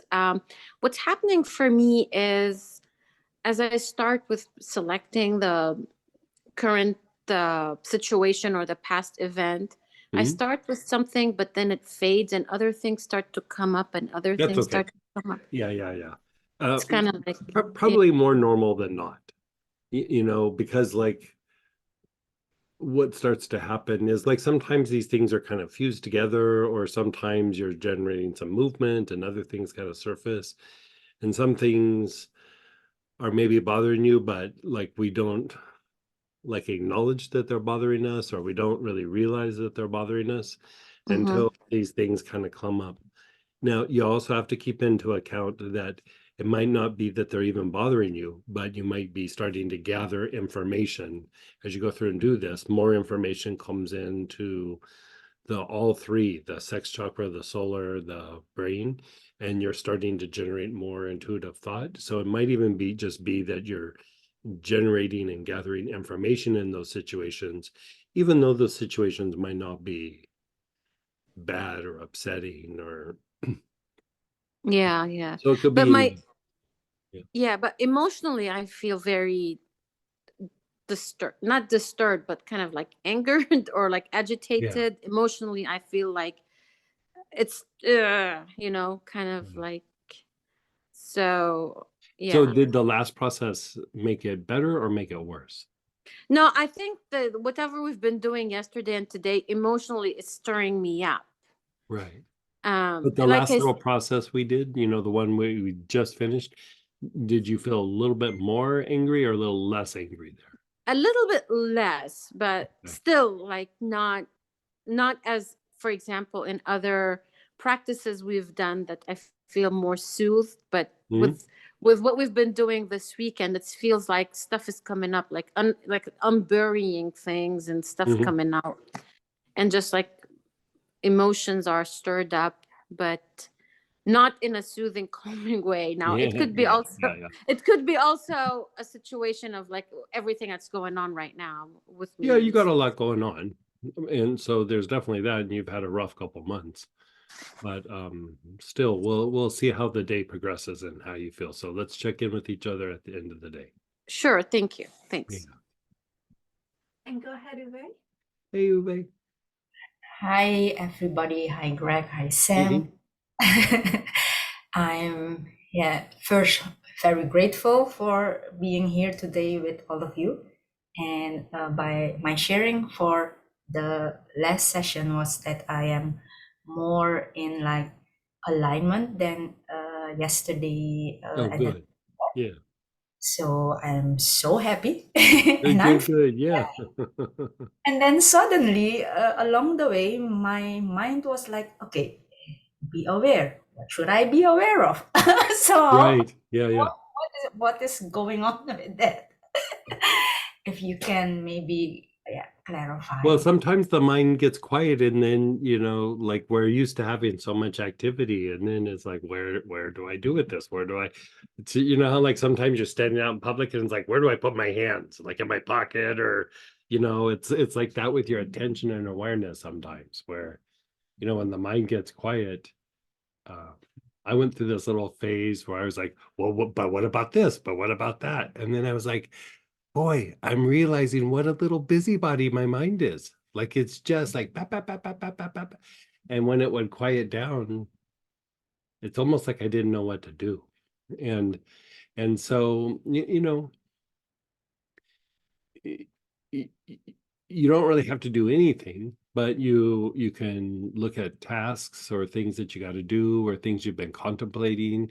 It could be a time for meditation, but sometimes with that, like just looking at the things that we do every day or situations that are surround us, but you're almost doing it like looking through different eyes. You know, you can look at these situations and you'll gain insight, you'll gain perspective, you might even figure out like different things to do in different situations. And so it could be any version of that. Okay, now I get it. Because before lunch, I could even hear my, what do you want to call it? My mind very buzzing, like a sweet kind of sound, like, right? And then just after lunch, I'm like, okay, he said, I have to be aware of this. Okay, so what I'll do to those questions. Right. Yeah. But I get it now. Thank you for clarifying. You're so welcome. And go ahead, Peggy. Hey, Peggy. Howdy. Okay, so I started doing this part, and then I realized, oh, it's time for you to forgive yourself for letting all this be for so long. Yeah. So I did that, felt great. And so just to let you know about that. And then I had built her a gorgeous apartment because she had taken up residence in my head, and I didn't, I wanted to be nice. So I have cleaned it out. But I know that I should be able or to put some light in there or to put something to replace all that huge amount of space. Are we going to do something today to You know, that I know that's a theory that floats around a lot. That is when people approach it from an intellectual point of view, but when something comes out, soul energy just falls in. Like there's nothing to replace. But there's a lot of modalities and practices where they say things like, oh, this needs to be replaced. Nature abhors a vacuum. That is a very intellectual like statement. Like it's based on the viewpoint of the intellect. But when you remove something, when you genuinely remove something, the thing that happens is soul energy just comes in. It is the idea of regeneration or resurrection. You're resurrecting the aspect of the soul in this area. And so you really don't have to replace it with something. That's really comforting and wonderful because, as a hypnotist, well, there's a lot of theories that float around where you have to put something in. But that is based on how just the intellect works, not how intuition works or how the intuitive mind and intellectual mind work with each other. Yeah. That's really wonderful. Yeah. Oh, all right. I'm free. Yay. Good. And go ahead, Dan, then Teresa. Hey, Dan. Hey, I have just been like knocked out these last couple of sessions. I mean, like before lunch and then ran an errand and now just coming back into it again. I'm just gonna good for you though. Like it's like a way of de-stressing and and taking the body tension down and taking you off red alert, or, even if you weren't on red alert, still the body just has a tension that, if the body starts to feel relaxed and you're de-stressing and you catch yourself like going, I need a nap, just let yourself have a nap. Yeah, because Yeah. that's where it's Yeah. going. Yeah, So okay. Good for you. Okay. Like I said a couple sessions ago, when you're a little kid, you hated those days where you had to take a nap or take a bath. Now, if I get them both in the same day, like, oh, I should buy lottery tickets because this day's amazing. Right? You throw Good me stuff. Good stuff. a Thanks nap in again. there with a bath. Oh, God, that's a Oh wow. good Yeah, day. that's a good idea too. Thanks. So Have a good good for one. you. Yeah. And go ahead, Teresa. Hey, Teresa.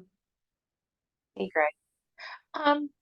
Just on this, something resonated for me different way when you had talked about like healing and transmuting something and it leaves and the soul basically claims that space for regeneration, resurrection.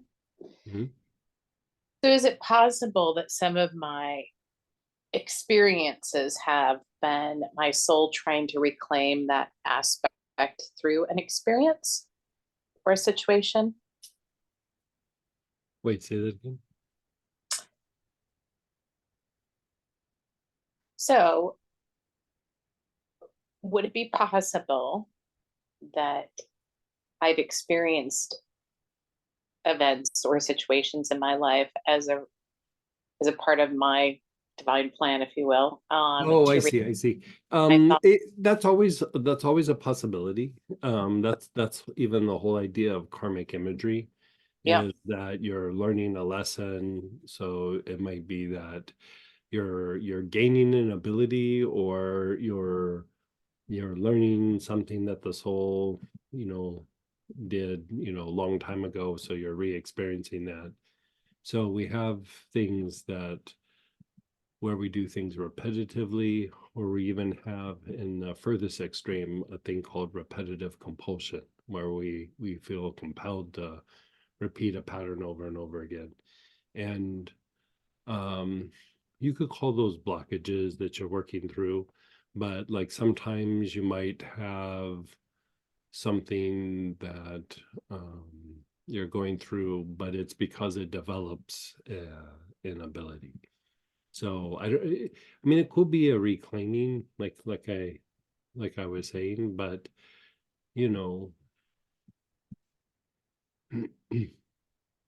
even how we see our lives is we see it very intellectually. I would say that, like, I'll use myself as an example. There was some really crappy things that happened when I was young. And, I don't need to go into details, but some very crappy things. But looking at the nature of my personality as I got older, had those things not happened, I'd be kind of a crappy person. Like those things made me aware of something and tempered something in me that had they not gone down, I don't know that I would have tempered those myself. You know what I mean?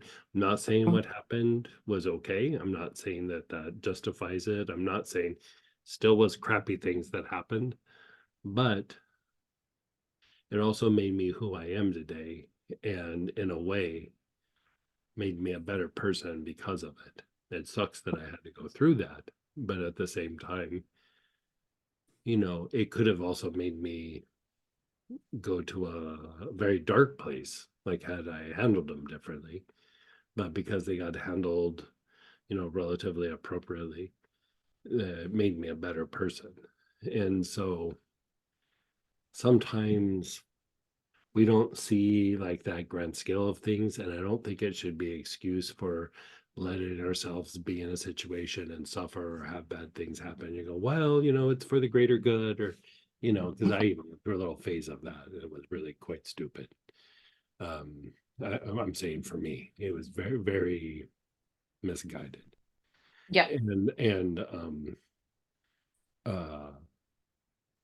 But I would say in every situation, be it good or bad, like when it happens, we can unwrap that situation, and it can take us to a good place or it can take us to a bad place, depending on how we are, you know, Yeah. where we're at the time. And even this idea of like this last little 3 brains where we're going up like this, it's to gather information so that you make better choices in those situations. You make better movements in and out of those situations. And so that it always is moving towards evolving out of something or innovating out of something rather than devolving or just that downward spiral.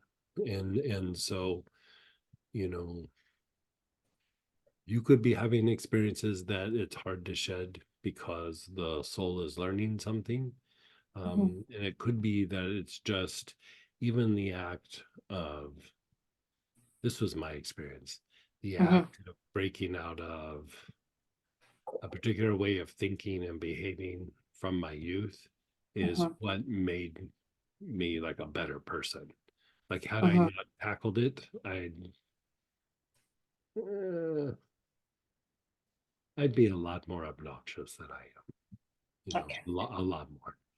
You know, but it's almost like how lifting weights. You know, it's the tension, the stress of the situation that builds the muscle.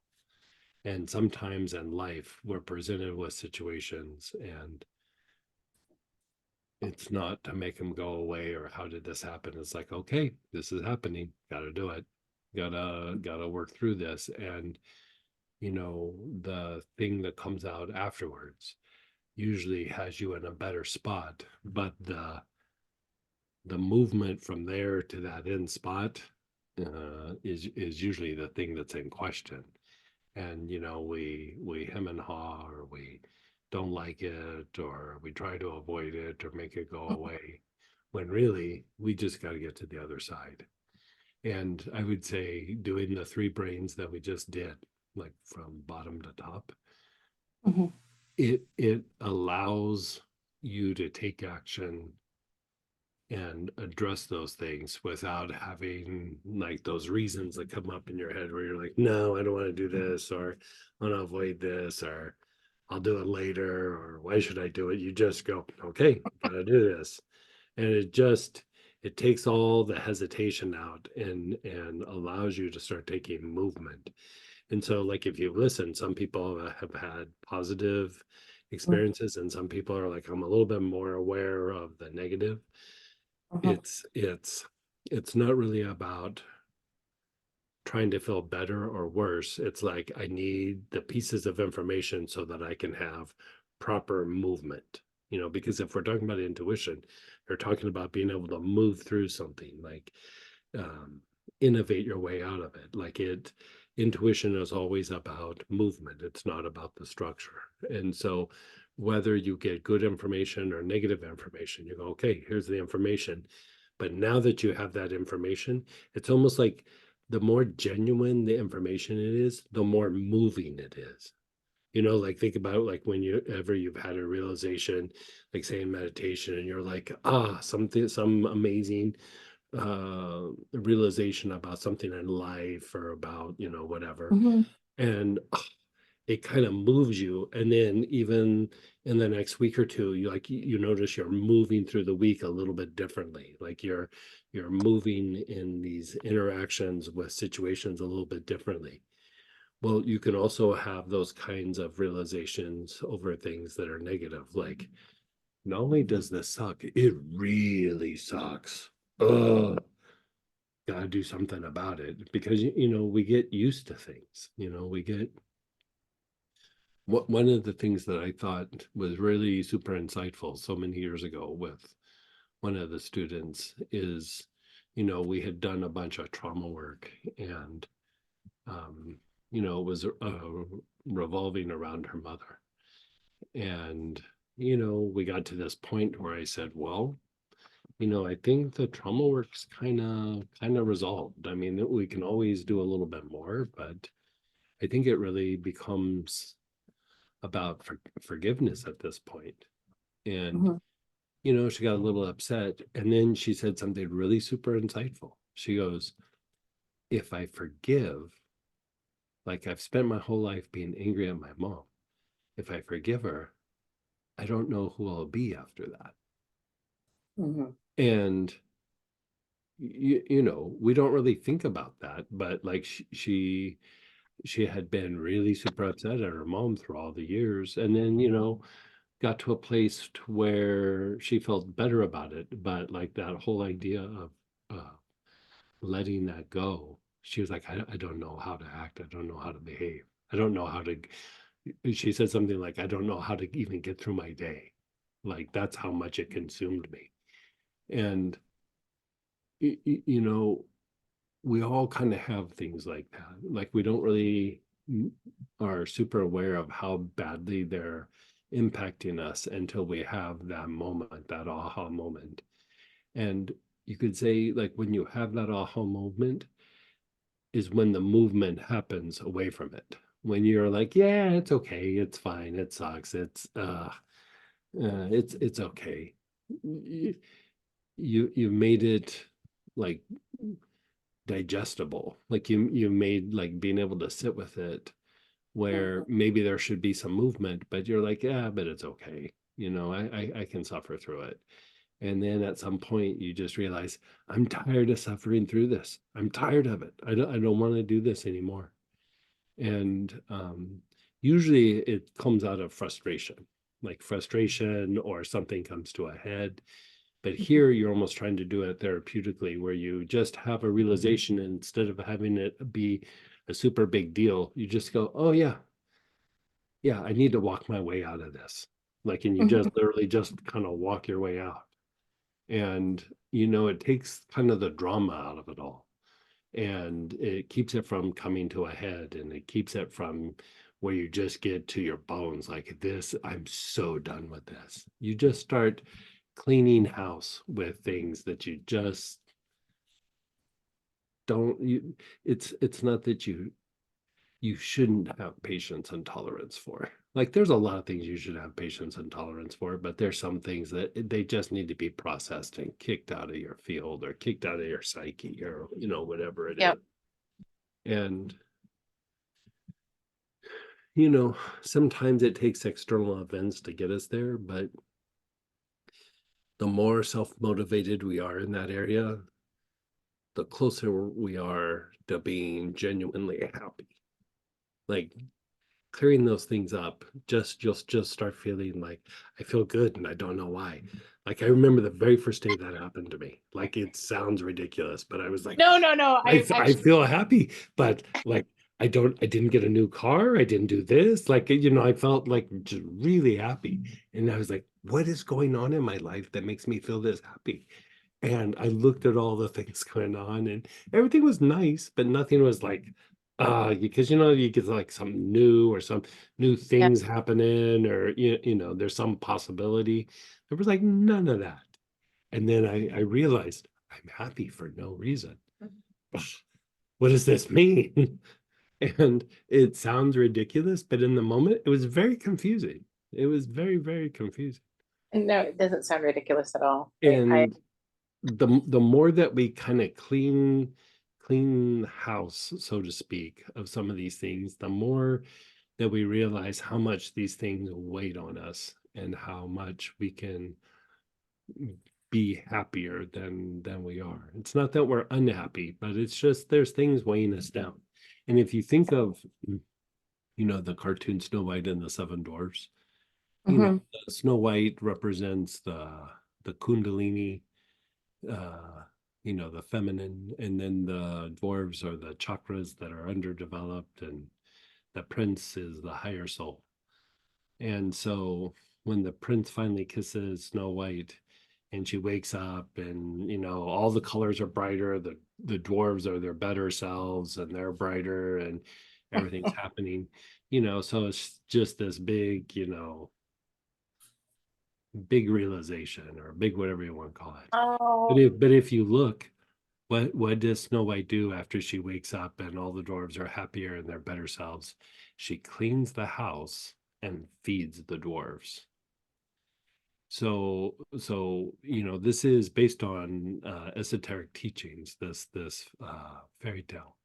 And when Kundalini wakes up, when there's greater soul presence, that's what it does. It cleans the house and feeds the chakras. Like, it makes the chakras bigger. It makes them pump more. It makes you be able to pull more energy in, and it makes you be able to pull and push more energy out. And so it has more of a self-cleansing thing. But at first, what happens is you start going through and you start having awareness like, that's been bothering me for 20 years. I got to get rid of that. Like, I got to get it moving. I got to get it cleaned up. Because a lot of times it's not so much that it needs to get released, but it's in this like stagnant, repetitive pattern that's just repetitive. There's no movement. It's just like a song that's on repeat, and you just can't turn it off. And so when the soul energy comes in, there starts to be movement where it moves out of what it is. It starts evolving. And so it's like different songs can play now. Like, it doesn't completely release, but release also is a little bit of an intellectual thing. Like, I'm going to release it and then it's gone and I don't have to address it anymore. When really it's more about a movement. Like, whatever that was is going to start evolving into something. And like, going to my things like from my past, started off really bad. And then slowly those things, like, I kind of started evolving out of them. And what could have been potentially some of the most negative things in my personality became some of the most positive qualities of my personality. But it started off bad. You know what I mean? Like, so even when something starts off bad in our awareness, in our life, whatever, it can still evolve into something good. Like, it needs nurturing, like a house plant that's struggling. You just got to keep nurturing for a little bit, and then pretty soon it turns into something amazing. But that's amazing. Thank you for all of that. There was lots of clarity in the messages that you were delivering as it relates to what I was contemplating. I think through what I've experienced in trauma, in this last segment, yesterday I came up with an experience where I let a house go. Like, I just I had to leave the pattern, and I've been leaving for quite some time. And then I realized in the last segment, the root of that was I left my body. Right. Well, there's something to be said. Like, sometimes you just do have to, like, leave. in situations where you just have to like leave and kind of start over. There could be a lot of baggage or a lot of entanglement. And sometimes, going back to even what we're talking about, sometimes you've established kind of a life and a lifestyle, and then maybe internally you've evolved out of it, and at some point you just go, you know what, maybe it's time for me just to walk away from majority of this and just do my best to start over. And it happens. It doesn't mean that we should like stimulate it, but at times that does happen. And I've had that happen where I've completely walked away from everything going on. Probably 4 times. The first 2 or 3 times it was forced on me. Like, it wasn't like a choice. Yeah. But the last 1 or 2 was more of a choice. And it's scary, but at the same time it allowed for growth in new areas, even in the bad ones that happened. When I traveled with the medicine man and I came back, my apartment had been completely cleaned out. I had nothing left of my old life. Nothing. Wow. Yeah, I had the stuff in my suitcase when I got back from traveling with them for so long. And I was like, well, apparently I was going to make change on a big scale, because I did it to make some change in my life. And I came back and I was like, apparently the universe got my email because I am changing whether I like it or not. Yeah. And here's the other interesting thing. When I first met him and I landed on the reservation, I had been driving for like 2 days. And, you know, like, of course, I stopped and got a hotel room somewhere. Uh-huh. But I finally got there, and it's out in the middle of nowhere in South Dakota. I mean, middle of nowhere. And so I finally get there, and I'm like, I have to go to the bathroom. And I went to the bathroom, you know, which was an outhouse, and I came back to my car. So I was gone 10 minutes. Most of my possessions from the car had been stolen.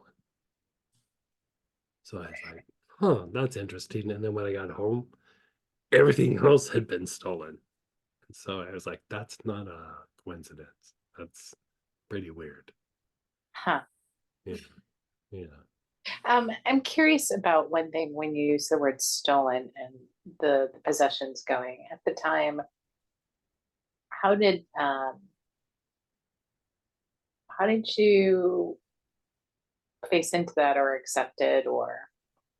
It was pretty hard, but because I was somewhere where I was out in the middle of nowhere and I really didn't know anybody, I had to go into a little bit, I mean, because all my money had been stolen. Like I was now living off of the generosity of strangers.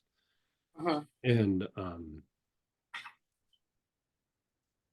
it went into survival mode more than anything, you know, like it was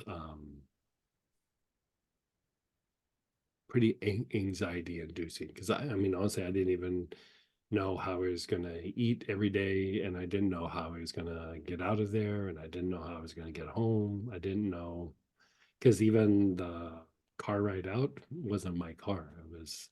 I was traveling with somebody that I didn't know. And so, you know, I had nothing that I could depend on, you know. Yeah. So it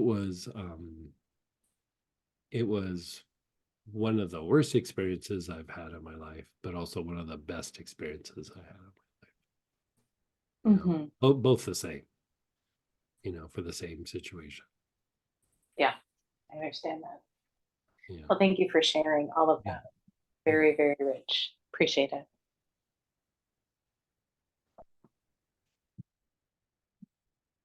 We had some shares as well and a couple questions. The old situation is very quiet and the path to get resolution. However, there is a whole other set of stuff banging around. Back to the 3 brain, work by the hour. But the calm for the New York minute was great. Yeah, and here's the thing that I would say about that. Like sometimes we have like, oh, I need to do this and I need to do that. Like even with that, like sit with it because even that is like sometimes in change or in flux. And the more you sit with it, like as it settles, that will be the truer like movement that needs to happen. But at first you'll have maybe some ideas that come up and you go, oh, interesting. But like sit with them because they'll seem really like, oh, that needs to happen. And then a day goes by and you're like, you know, so if it can handle you sitting with it, it's probably more genuine. If sitting with it or just letting a day goes by and it kind of floats away, it was just a flash or a movement or just, you know, something that popped up. So yeah. Sorry. I took a bunch of pictures, so I wouldn't forget them here. Okay. The liver, oh, you know what? This was actually a share right before we broke for lunch. Liver aching off and on, back head aching. They have lessened, but not gone. Okay. So I don't know, they didn't give us. Okay. We have discussed using aloes for this practice. Why is aloes not on the list?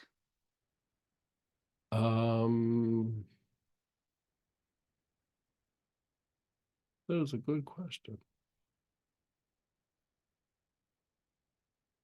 Yeah, it should be on the list. It just slipped by me actually. Those and also assemblage point. Somehow I let those slide by. So yeah. I feel weirdly out of touch with what's happening in this class. Like, I kind of haven't really felt anything all weekend. I don't know if I've numbed out from my emotional load or of late or what, but I just haven't really registered anything. I don't know. Hmm. Hmm. Has there been a lot going on or like some big situation that's been going on?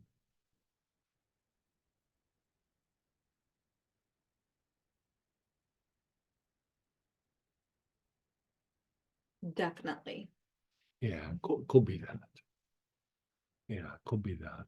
Like sometimes when we have something like big or something that's in motion, we can only handle feeling so much.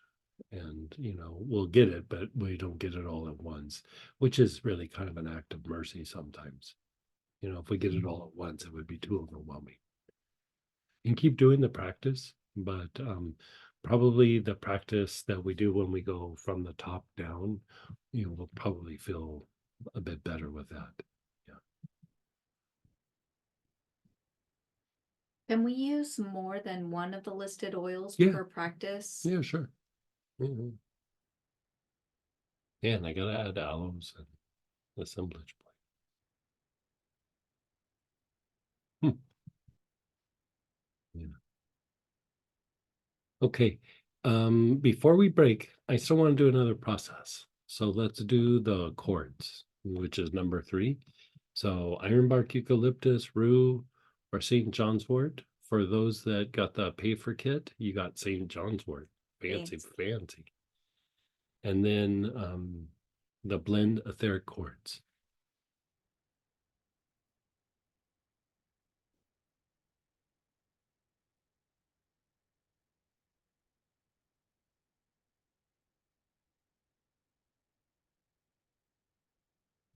Okay, so you're beginning to inhale.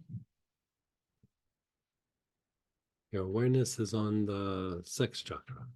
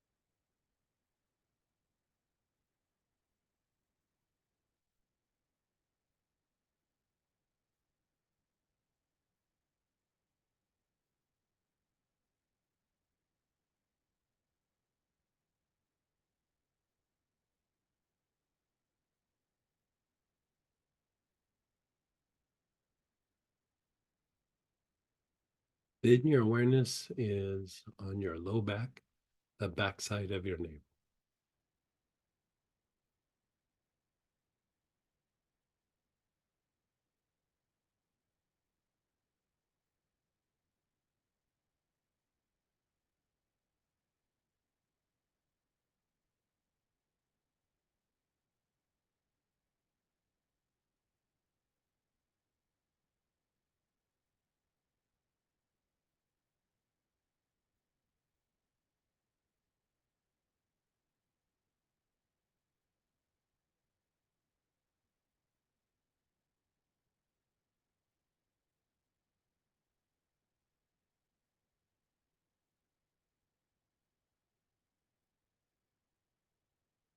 Then your front solar plexus, so the area below your ribs.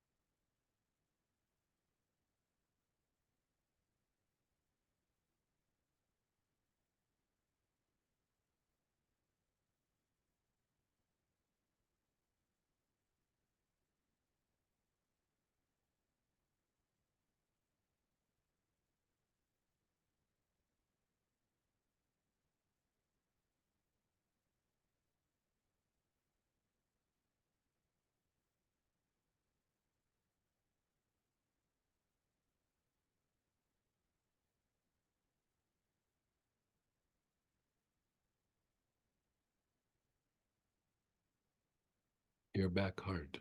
Your awareness is on your back heart.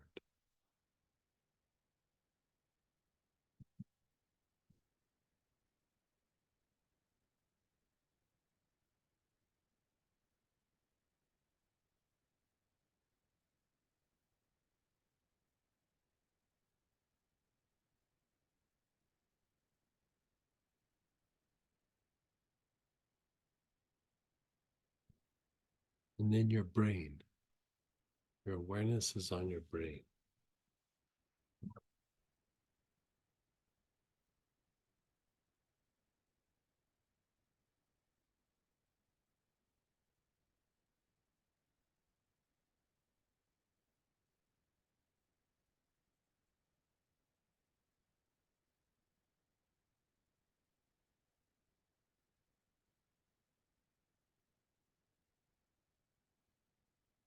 And then the top of your head, the crown.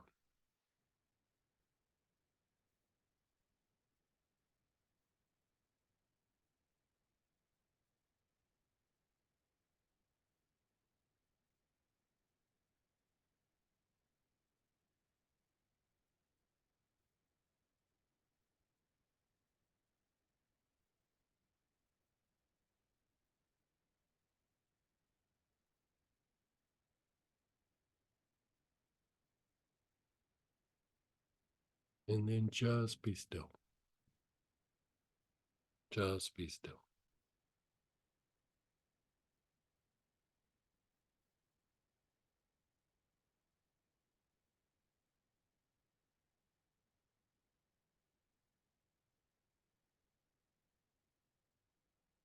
Now, a thing that I like to do, like I'll do a few cycles of this, is if there's a person, an active situation, or a past experience that I'm trying to process or arises in my mind when I do this process, I sit and I inhale the same oil while I think of the person, the situation, or the past experience.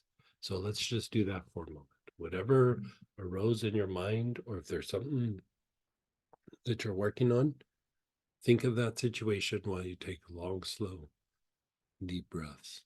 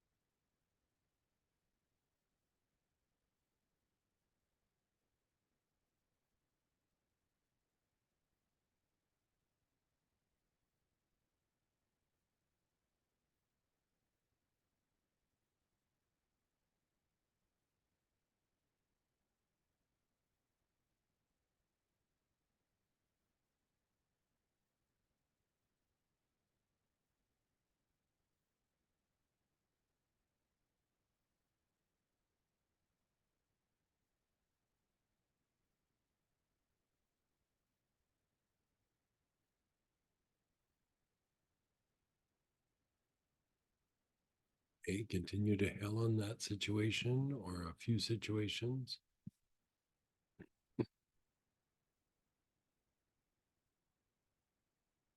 And then let it go. Just let it go completely.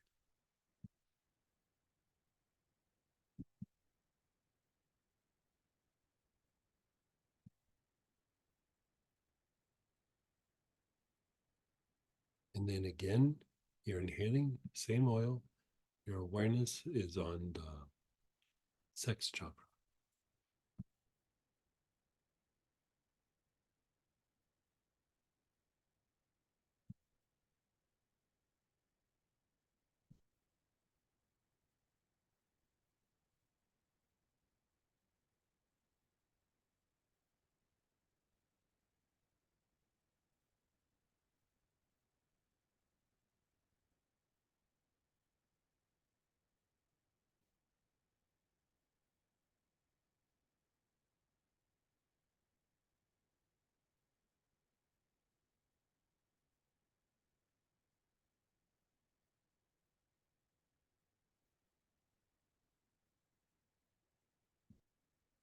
And then your awareness is on the low back, the back side of the navel.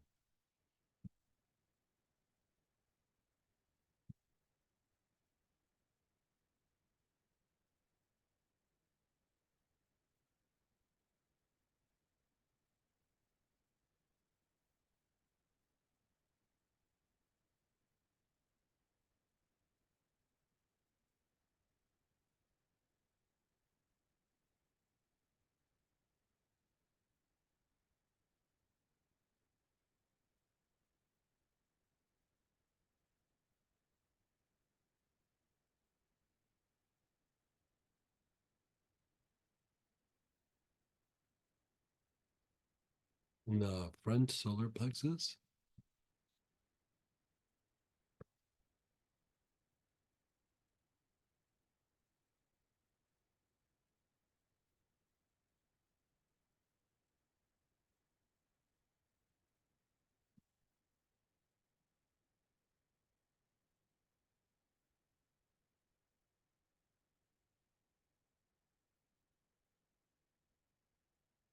In the back heart.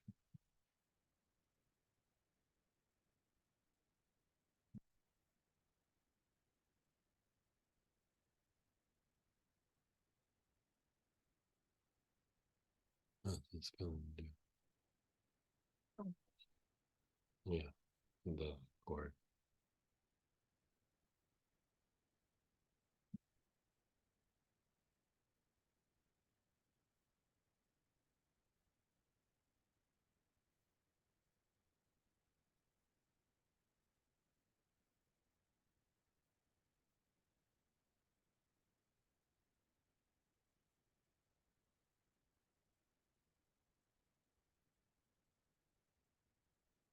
And then your brain, your awareness is on your brain.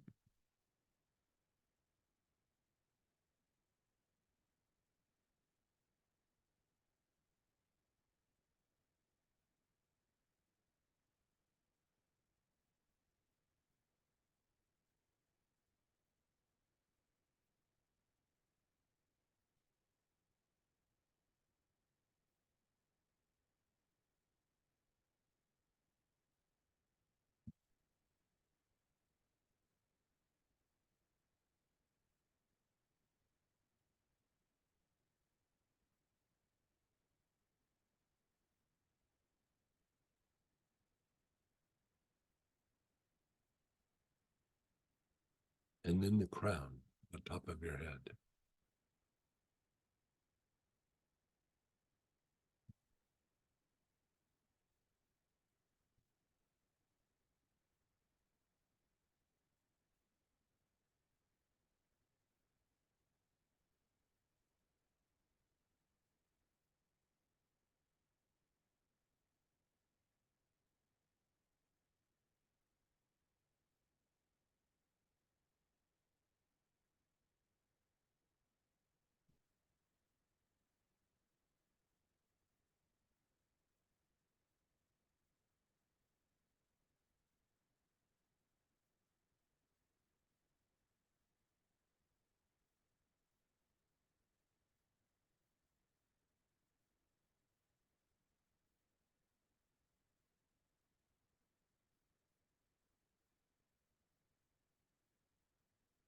This is on your crown.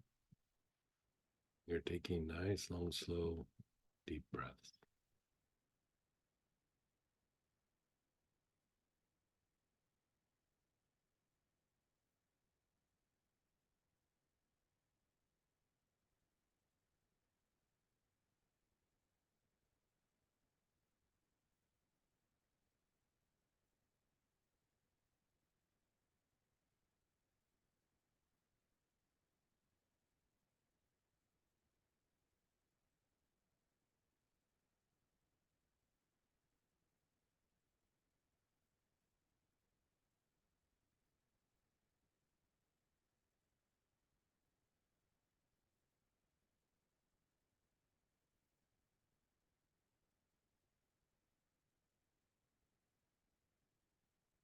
Just let go.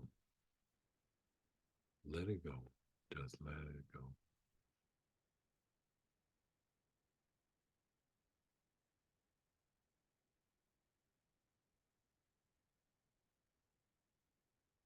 Think of the person, the situation, or the past event,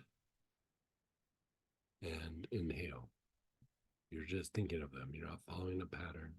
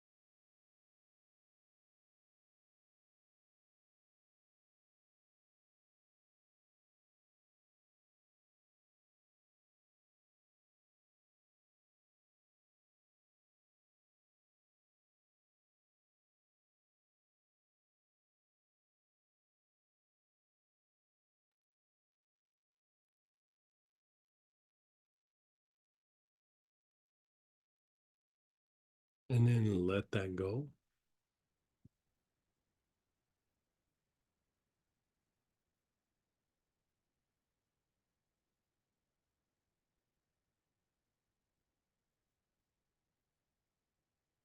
And with the same oil, again, your awareness is on the sex chakra.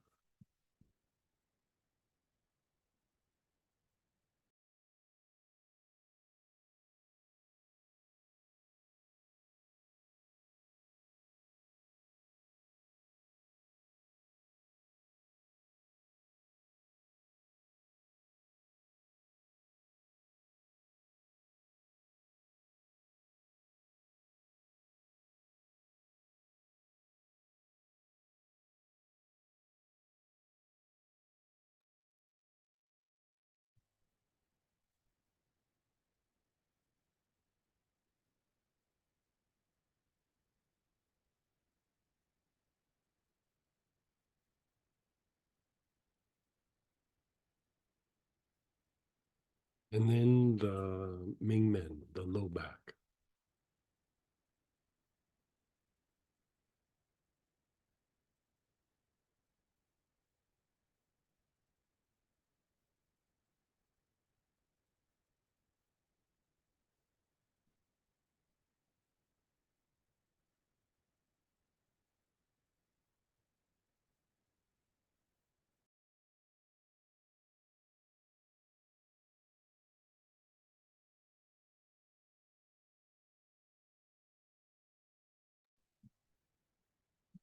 The front solar plexus.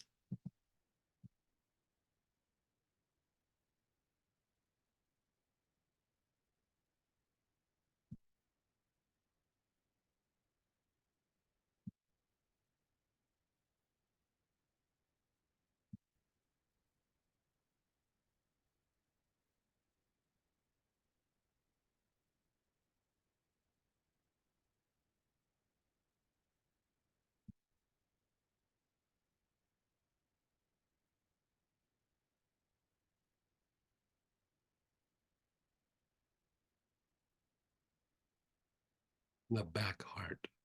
Your awareness is on the back heart.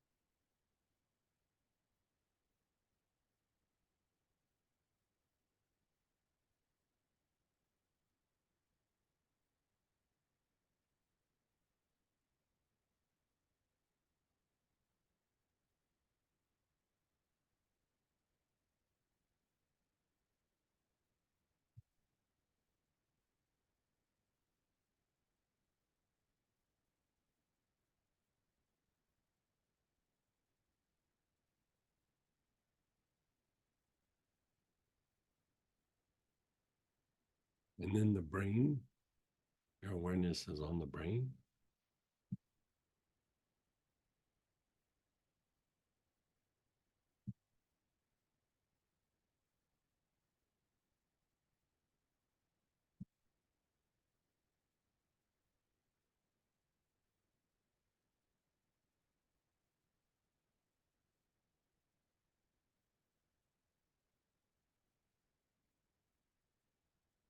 In the crown.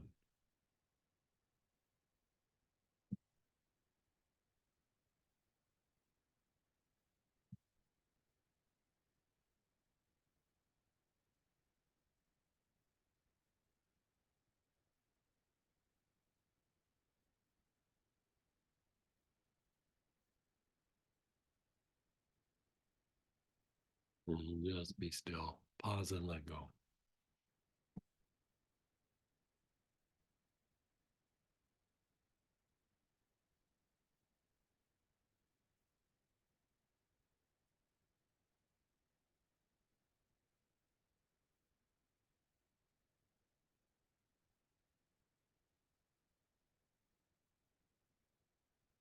That we're going to take a break. So we'll come back at a quarter after and we'll go from there.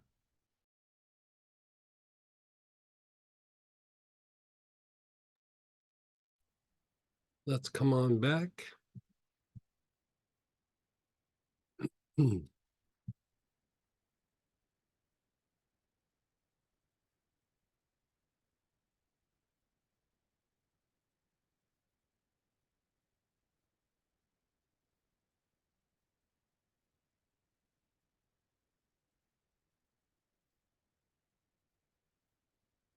Okay, so we're going to continue.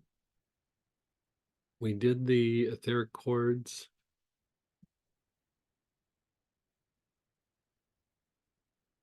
But we're going to do 3 brains, etheric chords, and now we'll do the advanced Moses technique all together. So again, let's have you take out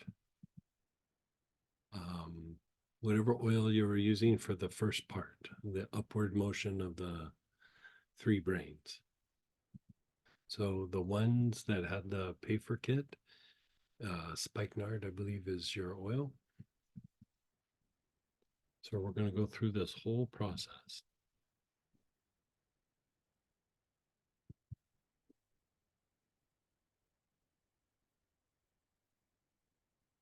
Okay, so if you're working on something, you can sit and reflect on it a little bit. Otherwise, begin inhaling. Your awareness is on the sex chakra.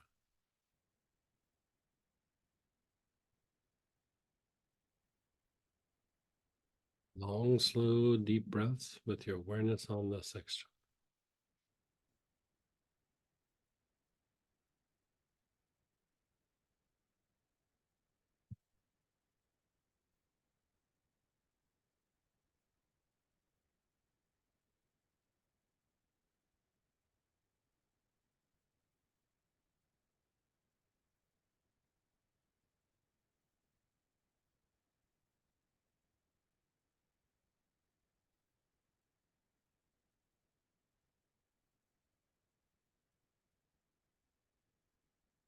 Then the low back, opposite the navel, the Meng Men.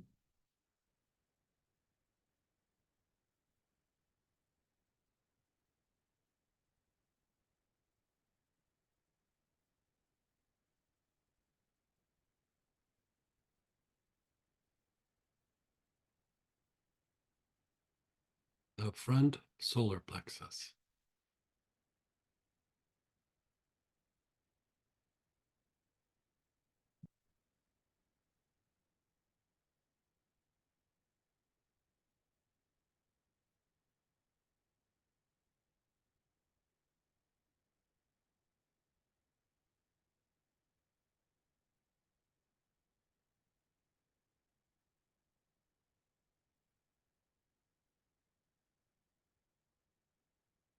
The back heart, the area between the shoulder blades.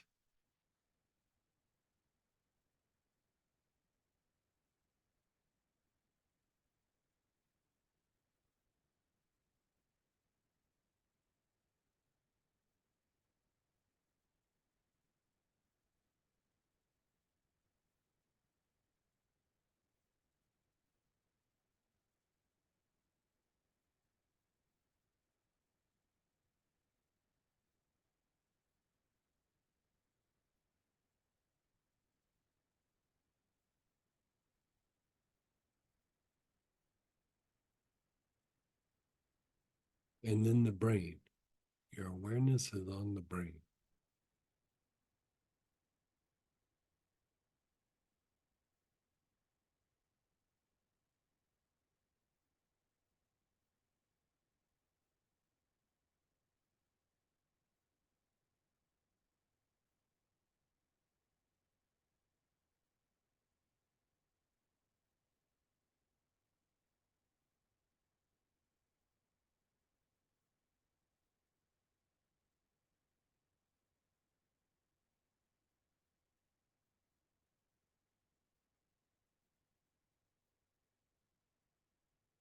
And the crown, the top of your head.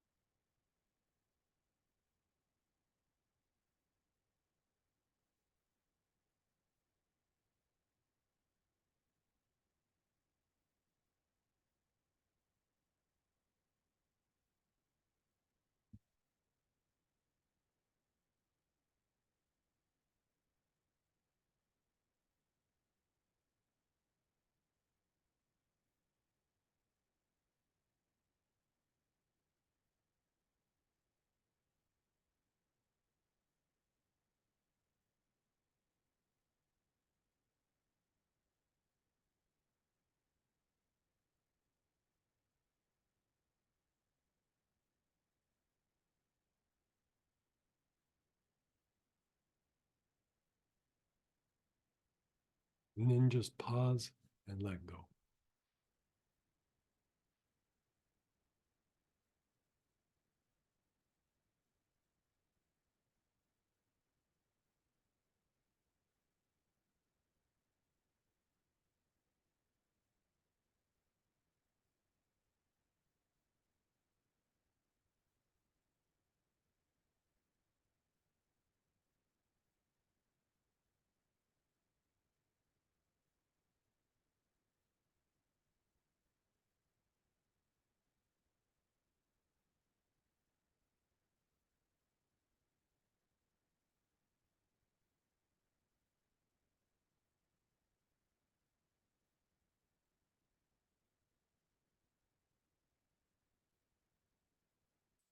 You're using the same oil.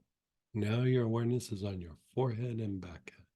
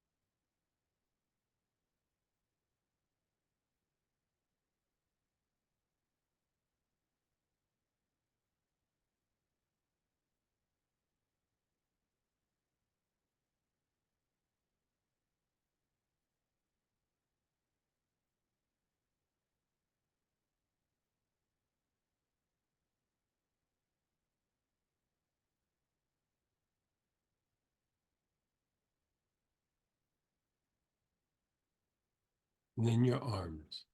Your awareness is on your arms.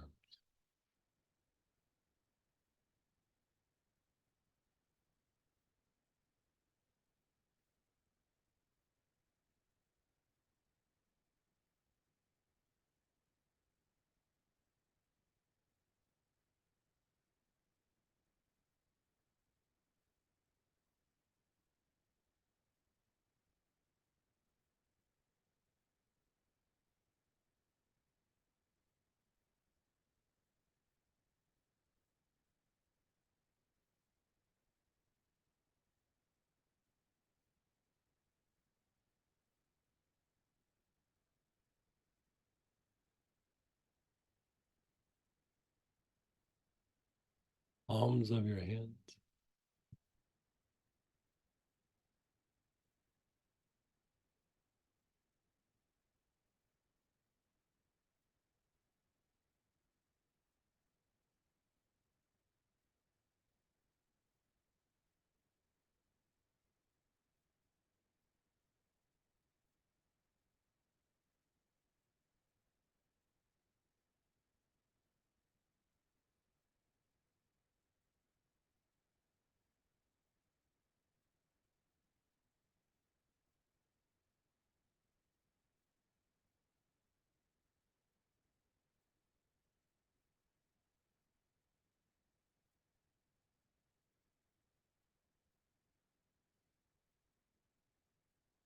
And then the legs.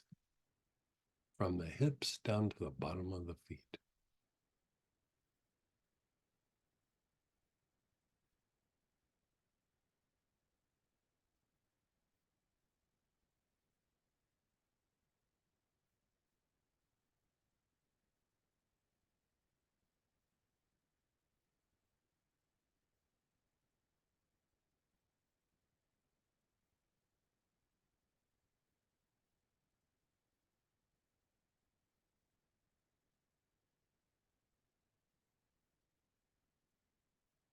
The soles of your feet.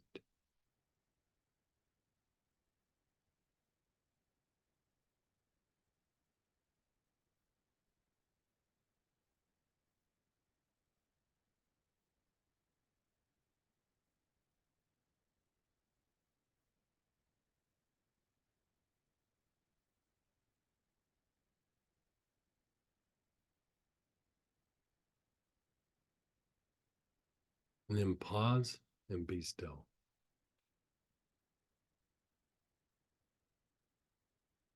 So pull out your St. John's wort, your rue, your ironbark eucalyptus, or your etheric cords.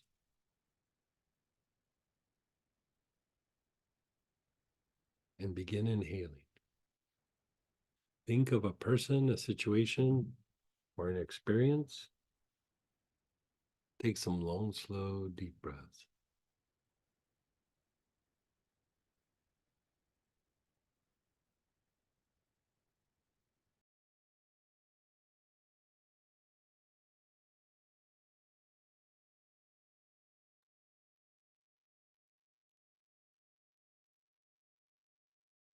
Let that go. Begin inhaling. Your awareness is on the sex chakra.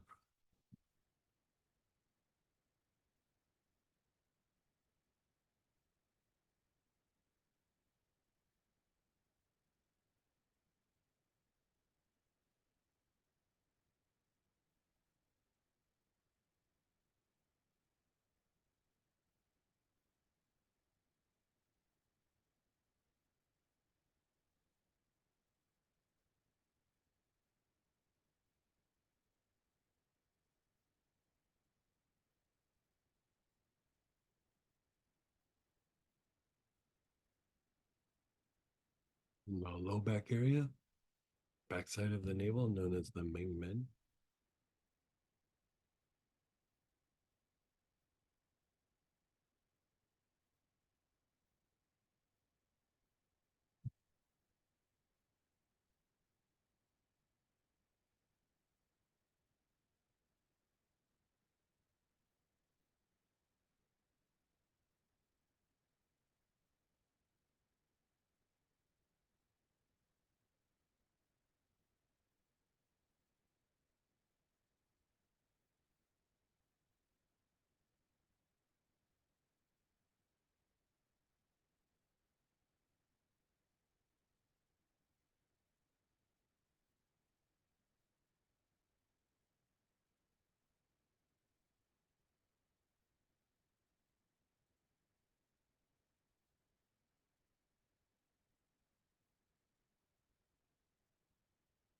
The front solar.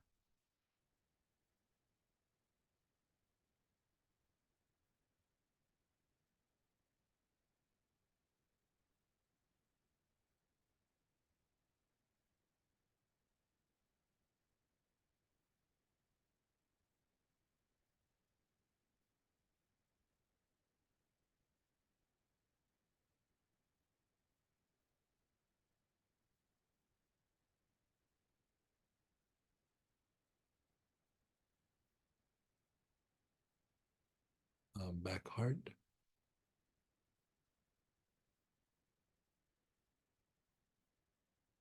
That's the area between your shoulder blades.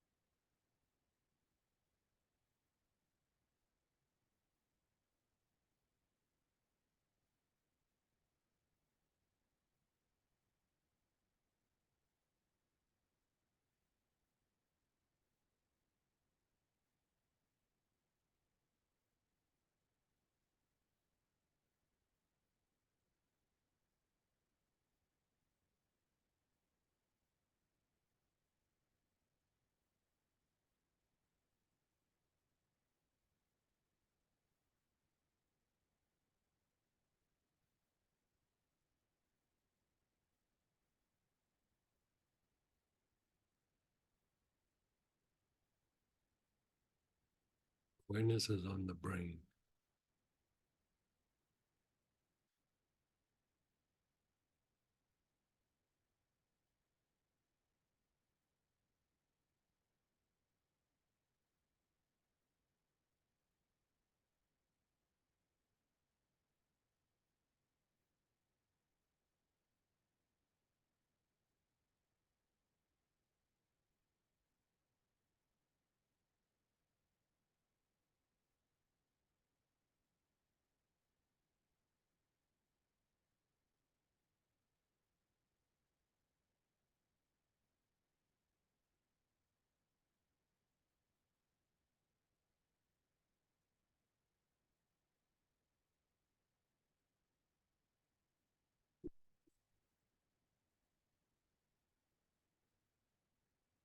And then the top of your head.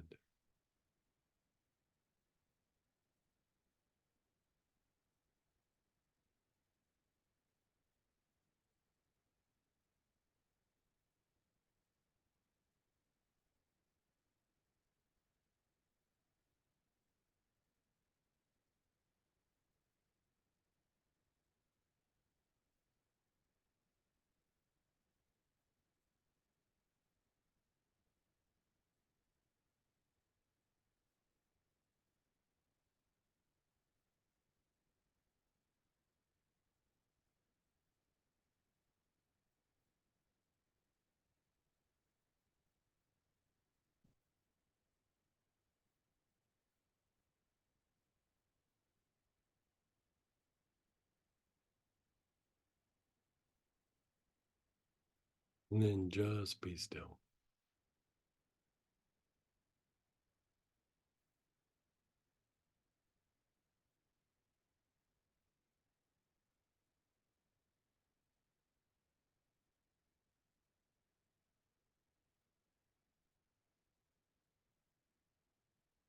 Think of that person, situation, or event.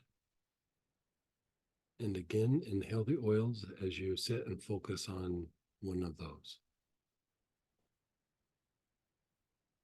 Stream. Okay. So there's a fire.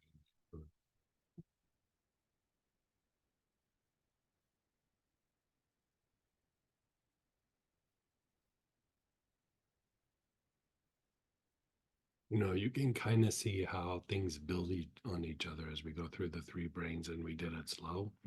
Like we did one area and things got kind of stirred up or stimulated, then the next, then the next. And we were doing it kind of in slow motion. But as you go through and you do it kind of just boom, go right through it. You know, you're moving from one thing to the next. You're generating movement, you're generating a process, and you don't have quite the time to feel and think about it. It just moves. So it's a little bit different when you just go fast. Okay, let that go again. And still with the etheric chords or St. John's wort, rue, ironbark eucalyptus, you're inhaling with your awareness on the sex chakra.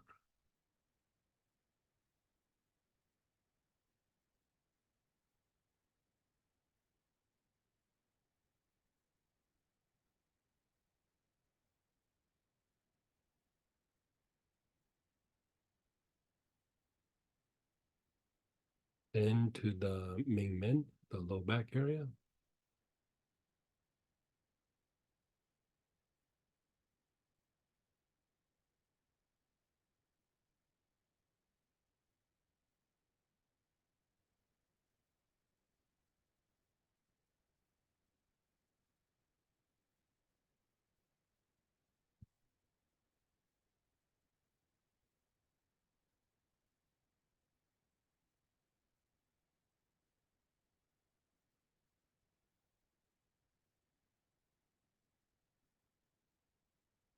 And then the front solar plexus.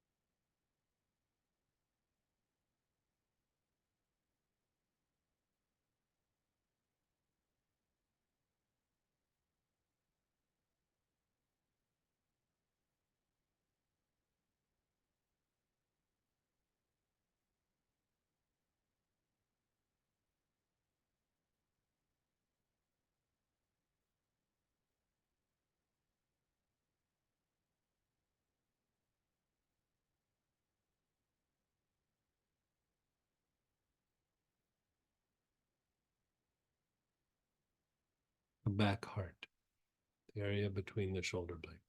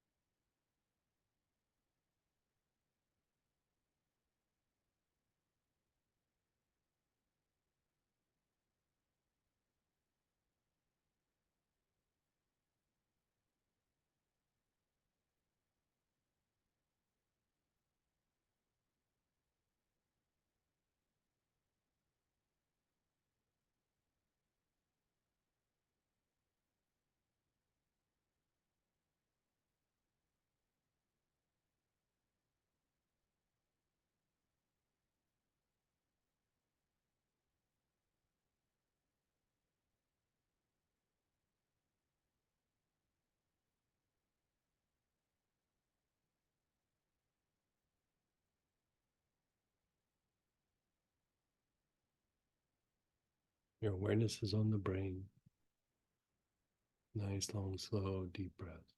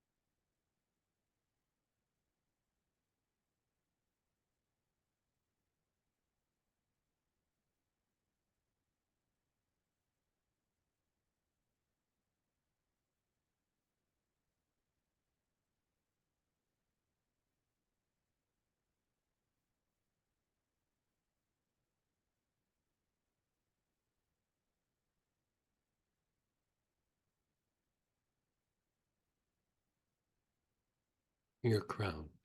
Your awareness is on the crown.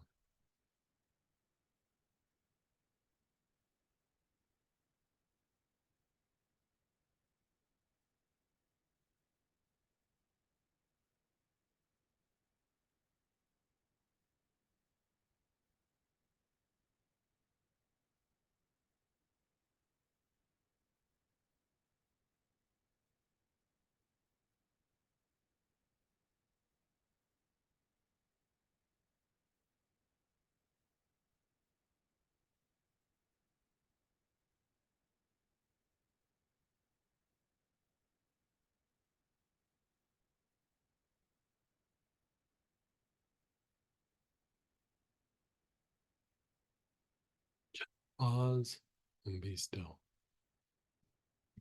Just pause and be still.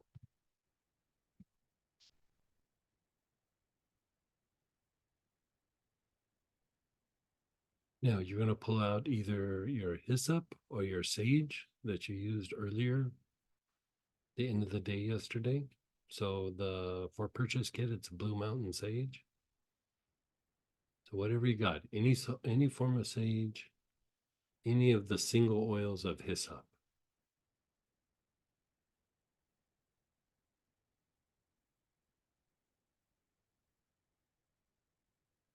Okay.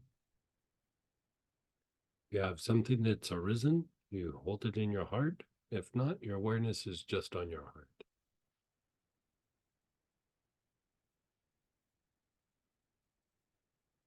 And let that go. Move your awareness to the back heart. Long, slow, deep breath.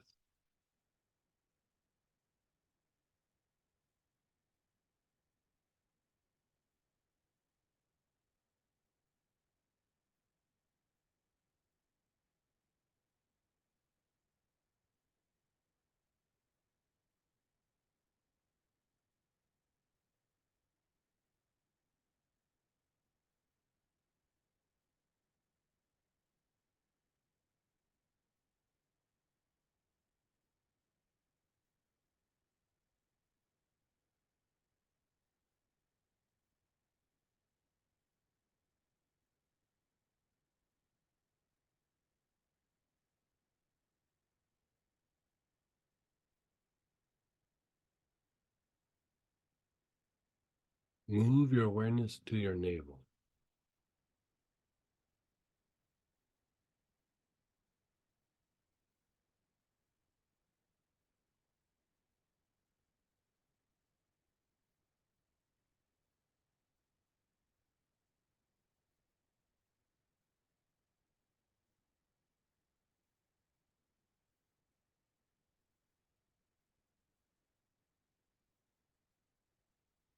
Move your awareness an inch and a half below your navel.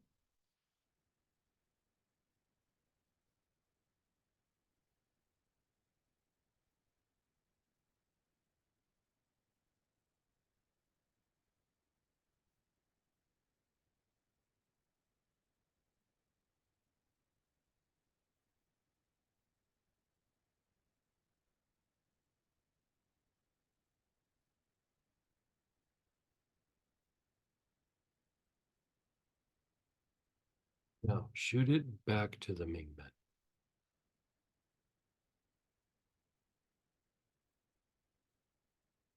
Your awareness is on your low back area.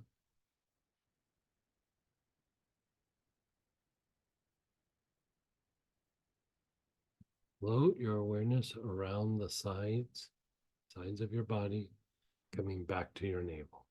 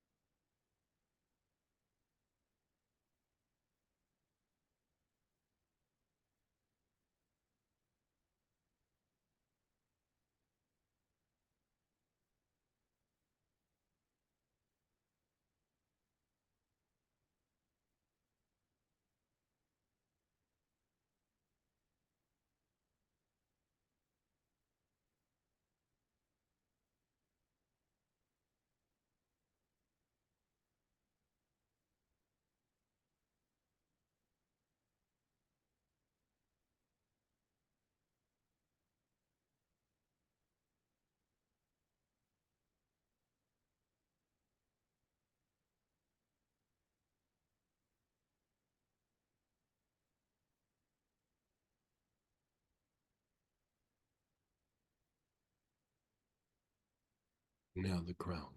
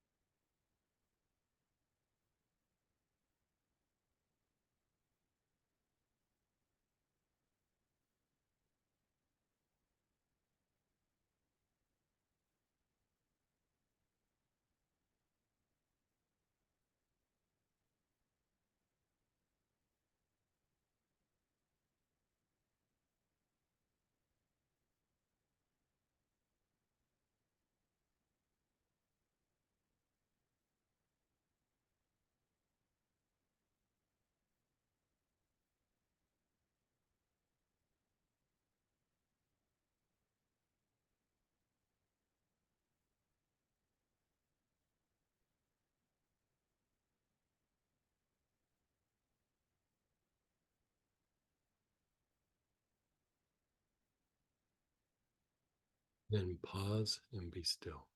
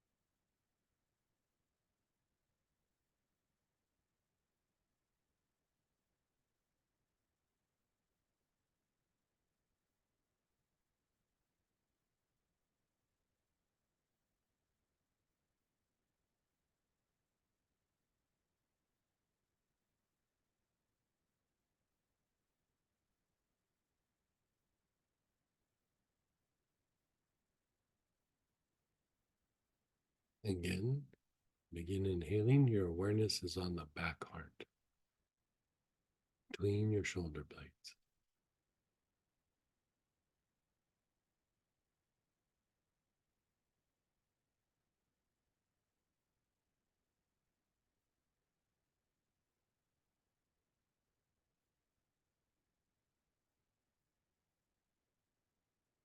Down to your navel.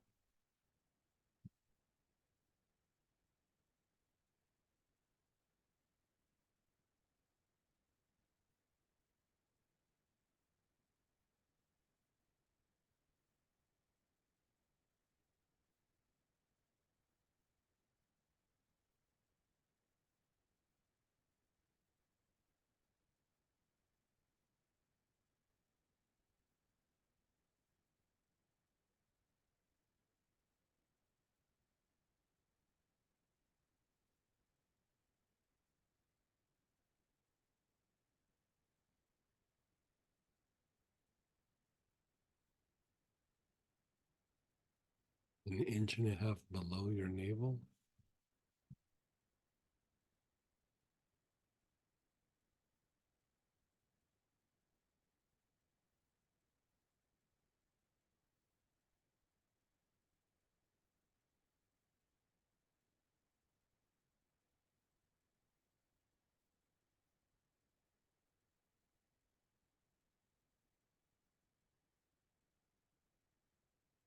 Shoot it back to the low back area.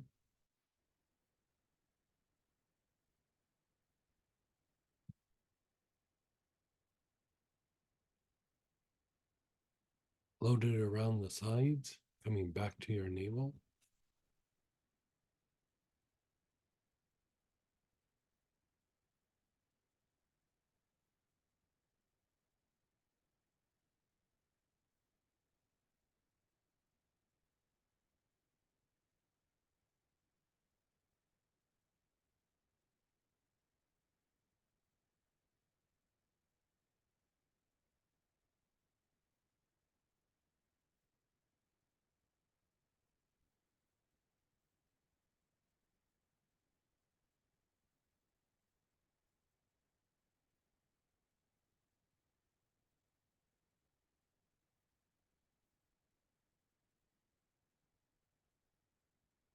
And up to your crown.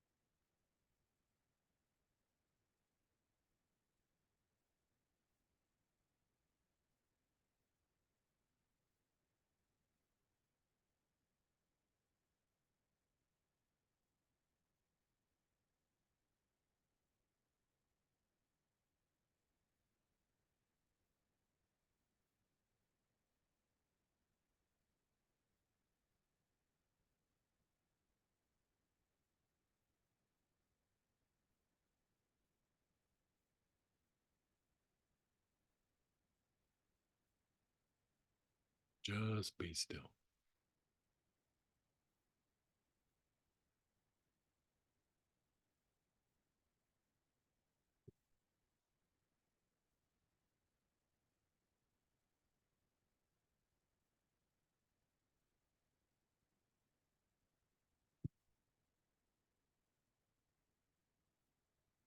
Just be still.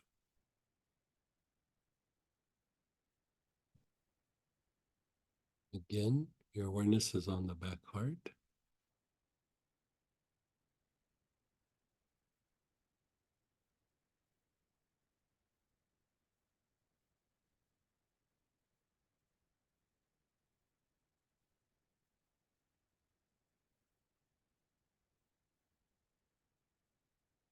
Down to your navel.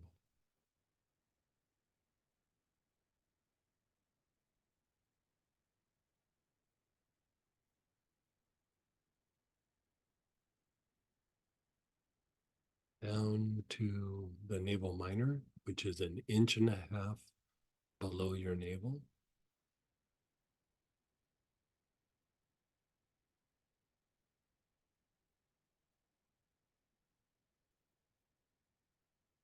Shoot back to the low back.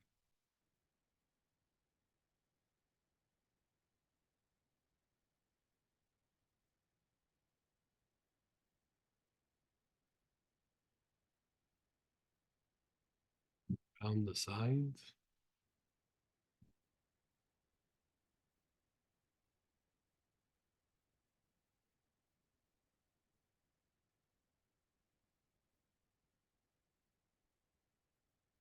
Your awareness is on the navel again.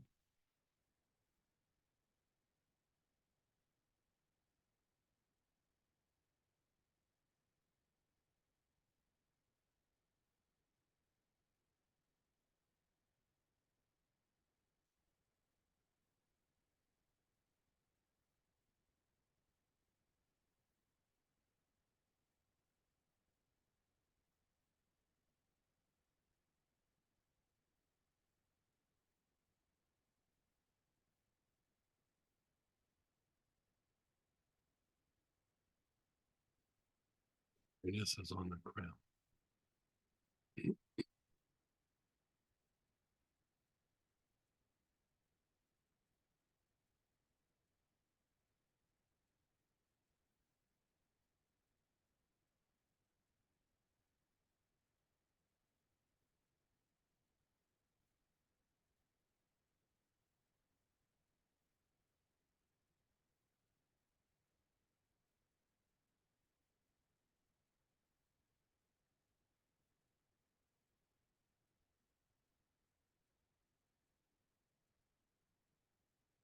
And then just be still.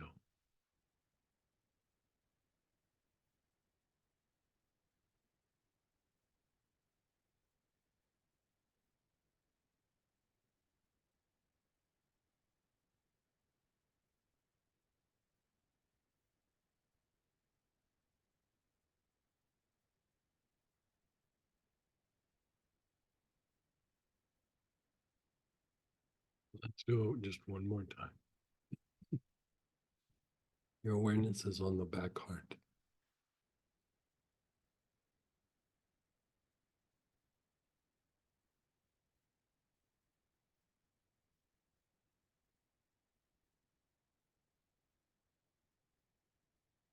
Down to your navel.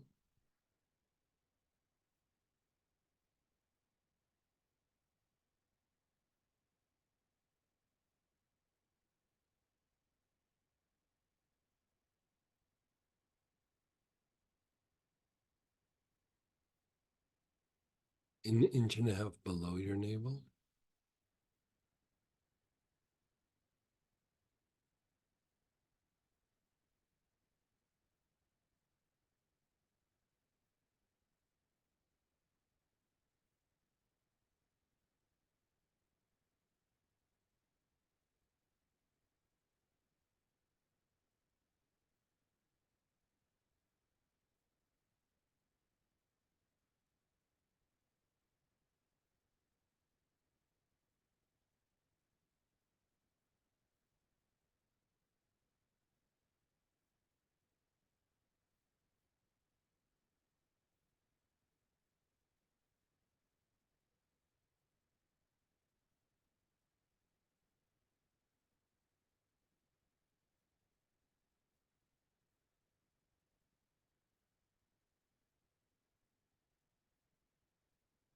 Inch and a half below the navel.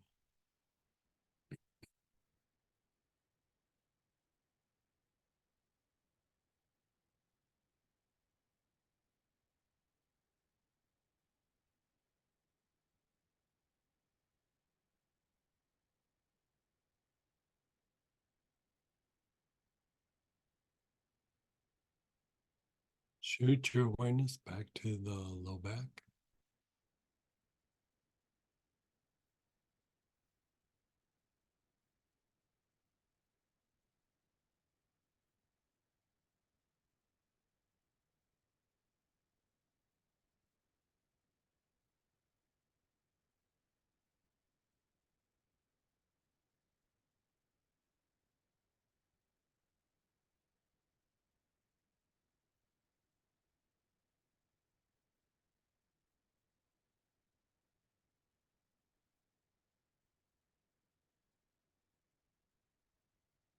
You're floating it around to your navel again.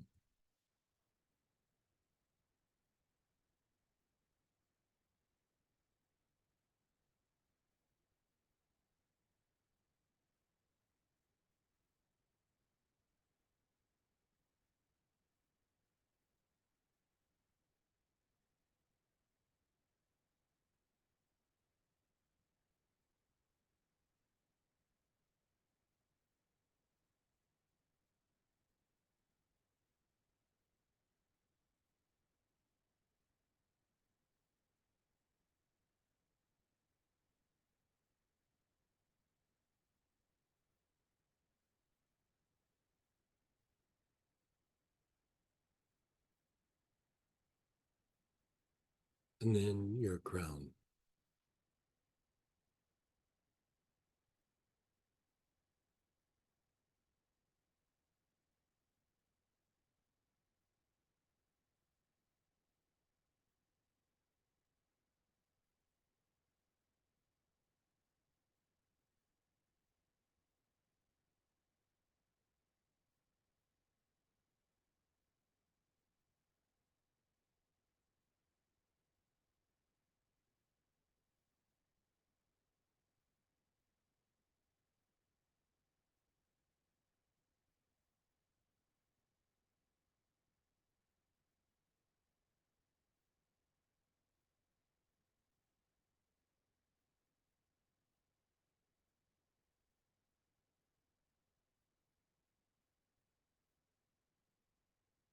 And then just pause and let go.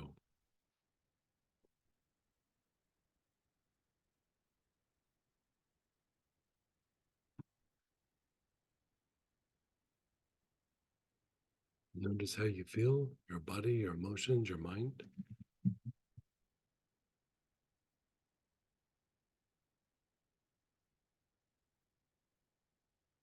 And then compared to what we did before.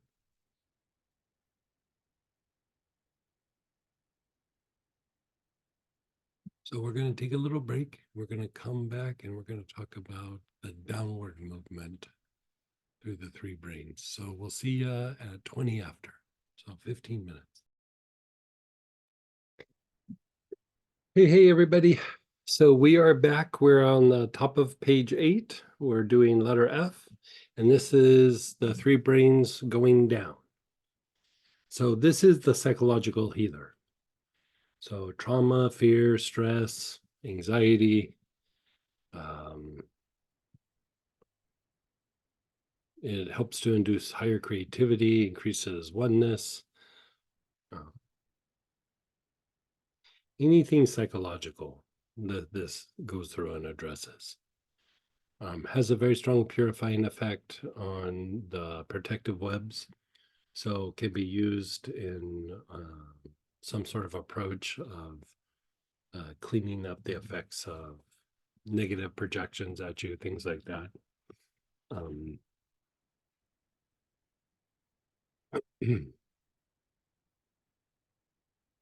Big ones are, it calms down the generation of lower emotions and it helps address issues associated with the ego or the psyche, right? So with this, you have your list of oils here. And again, the purchase kit is spikenard, but you have several choices: bay laurel, any sort of fir, myrrh, poplar balsam, rosemary, any form of spruce, valerian, and then protection or the protection premium blend. So choose one of those.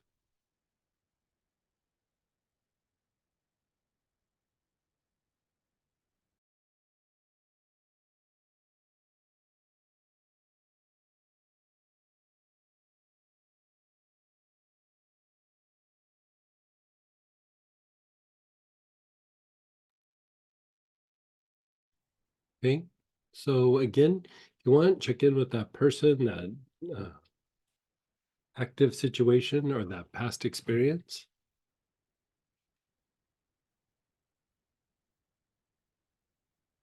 And you have your oil of choice. So first spot, your brain. You're taking long, slow, deep breaths with your awareness on the brain.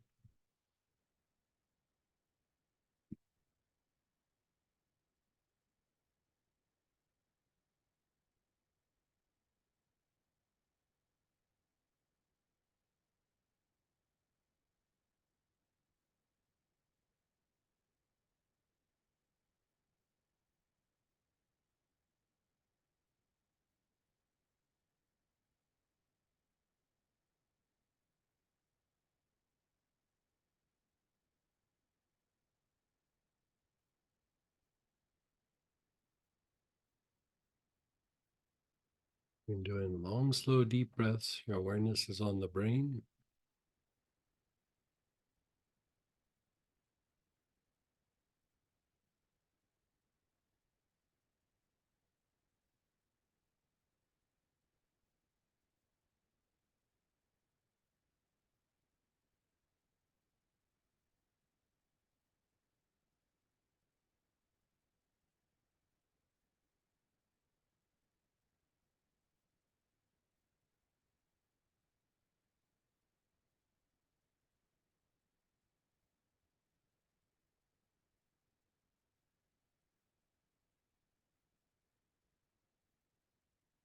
And then just be still.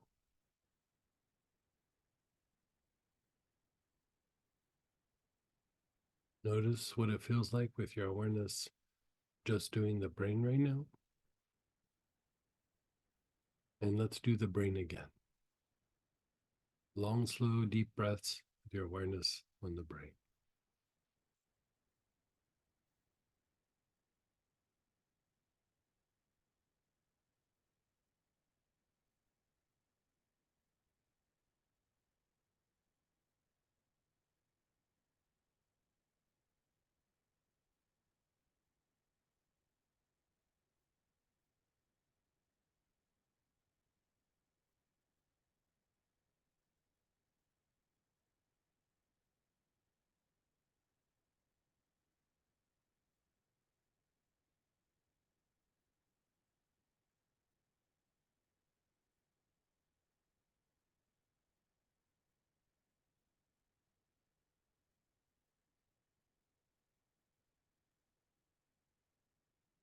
And then pause and be still. Notice what you feel. Notice your thoughts. Now, we're going to do awareness on the top of the head, the crown. So long, slow, deep breaths with your awareness on the crown.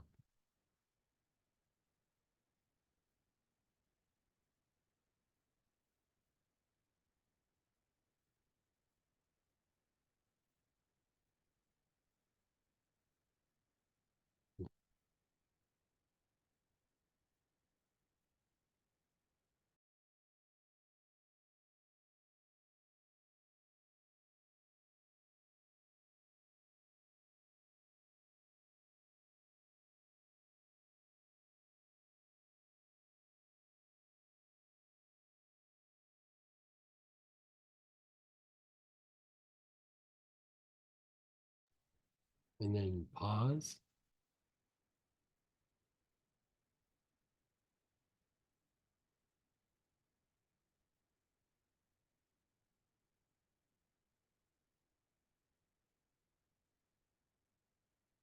So let's do the brain again. You're doing the brain. Long, slow, deep breaths with your awareness on the brain.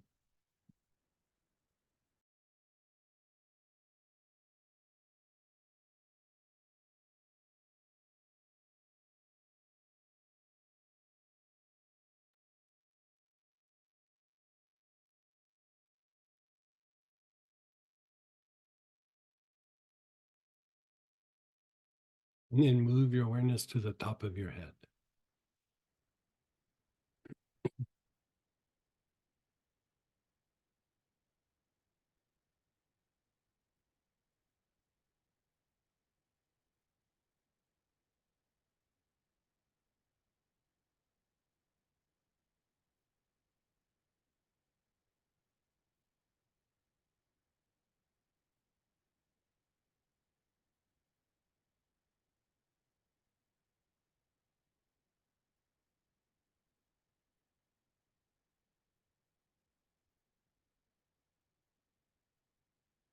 Awareness is on the top of your head. You're taking nice, long, slow, deep breaths.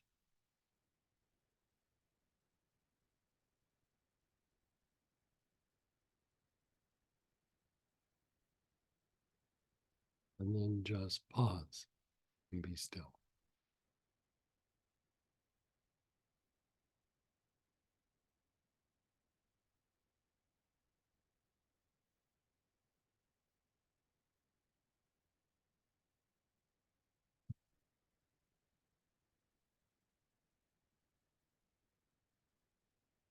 Now let's go down to the solar plexus.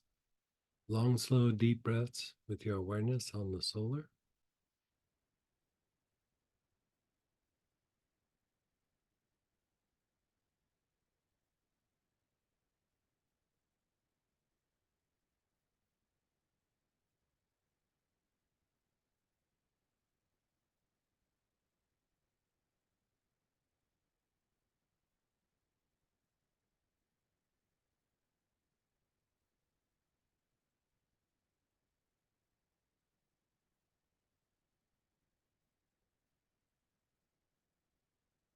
Nice, long, slow, deep breaths.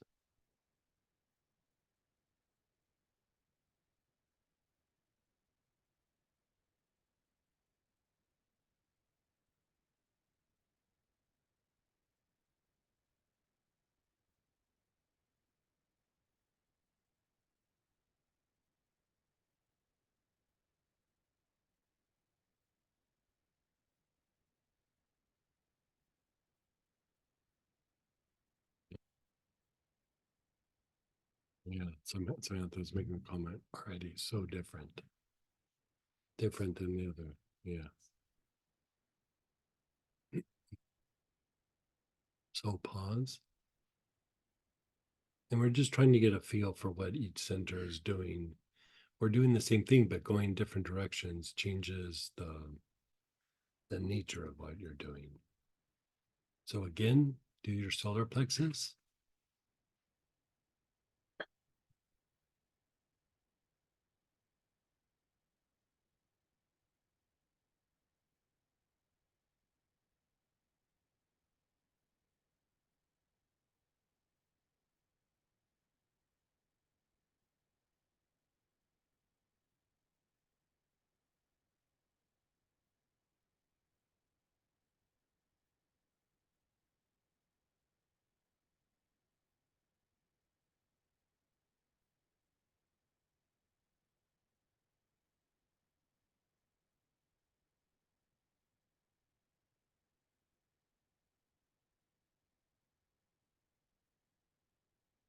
And then pause.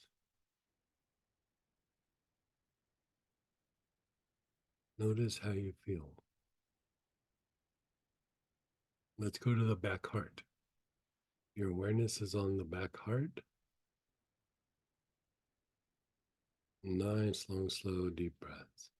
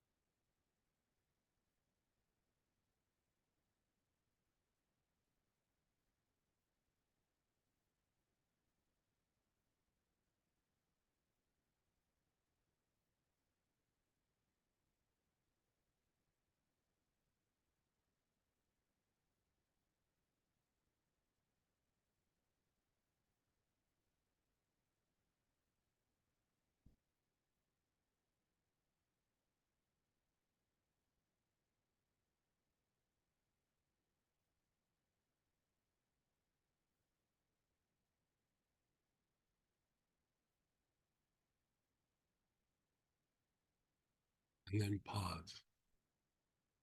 Notice how you feel.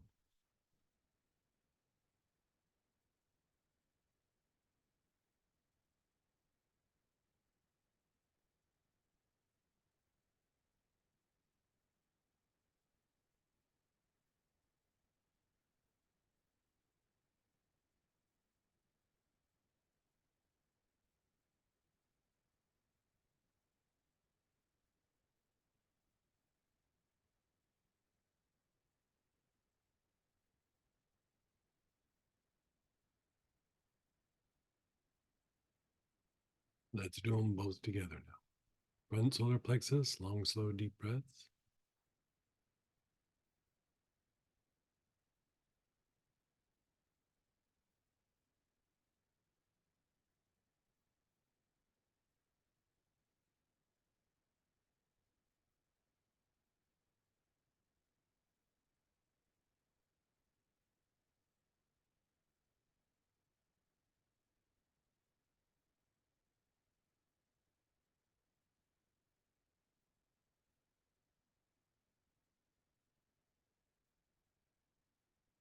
Move your awareness to the back heart, the area between the shoulder blades.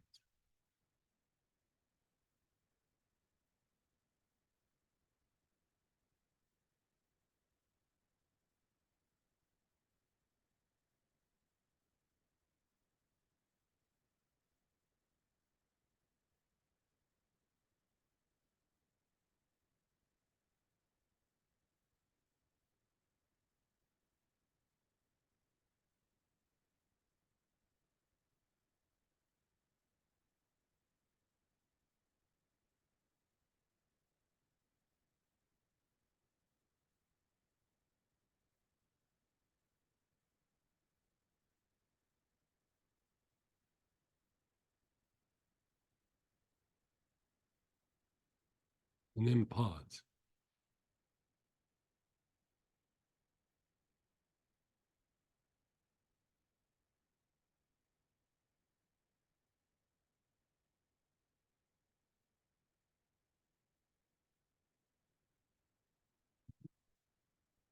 Now let's go down to the root brain, which is the sex chakra, and see what happens here.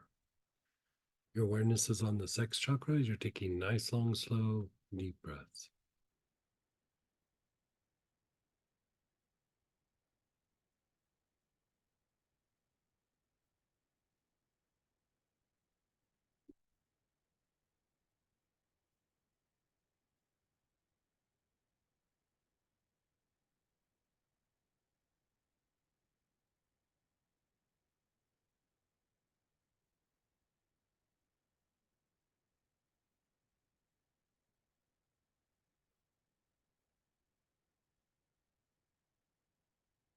Nice, long, slow, deep breaths.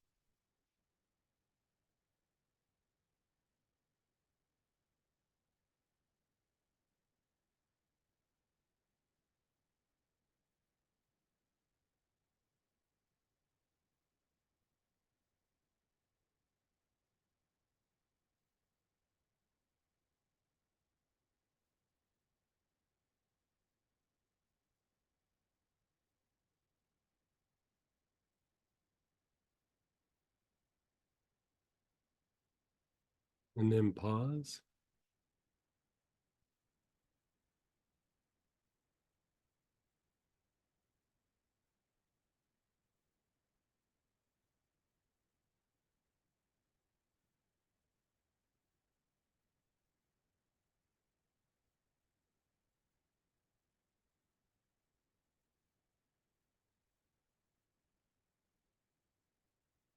Again, the sex chakra. Long, slow, deep breaths.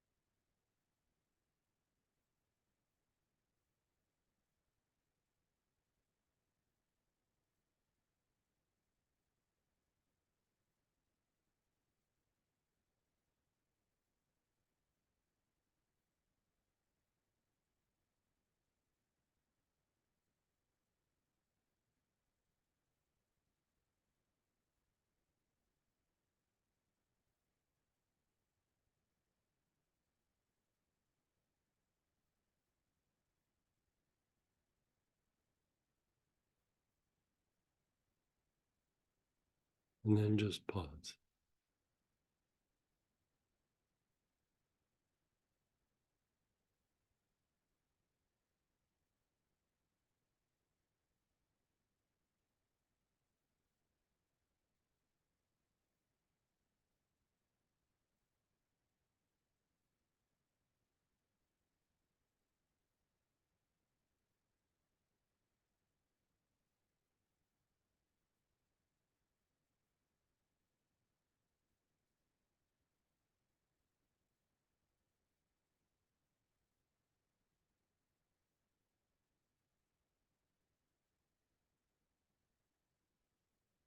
Let's do them together.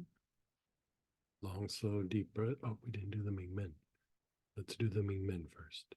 Your awareness is on the Ming Men. Low back area, backside of the navel. Your awareness is there.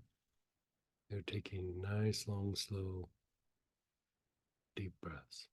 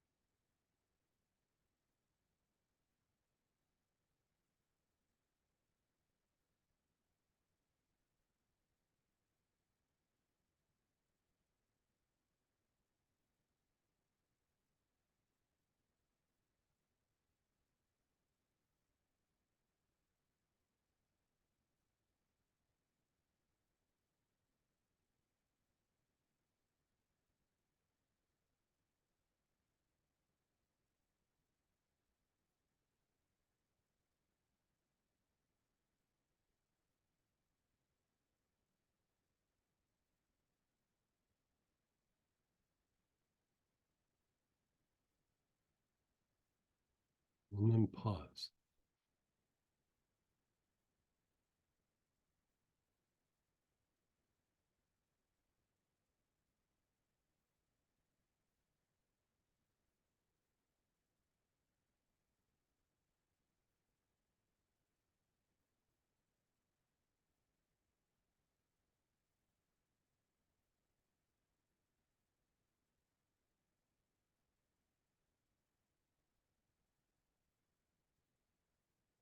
Again, you're inhaling, your awareness is on the sex chakra.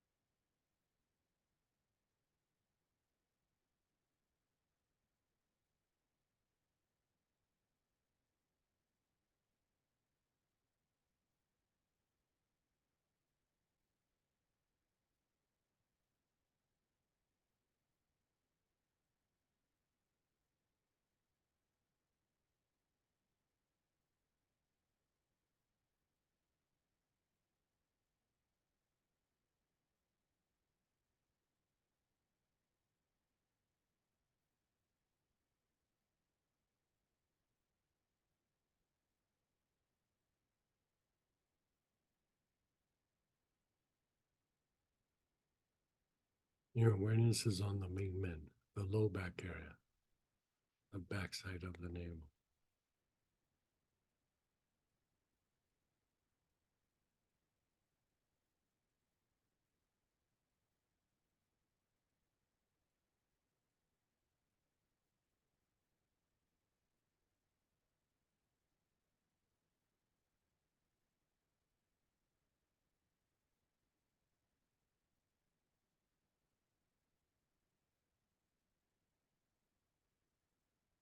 Okay, just be still.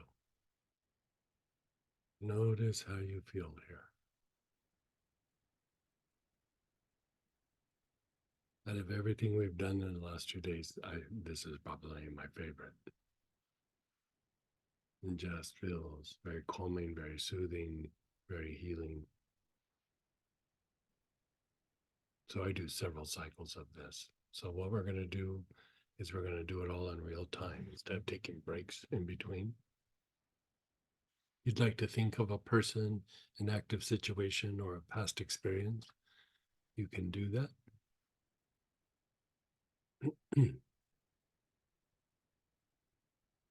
And let's begin. Your awareness is on your brain. Nice, long, slow, deep breaths with your awareness on the brain.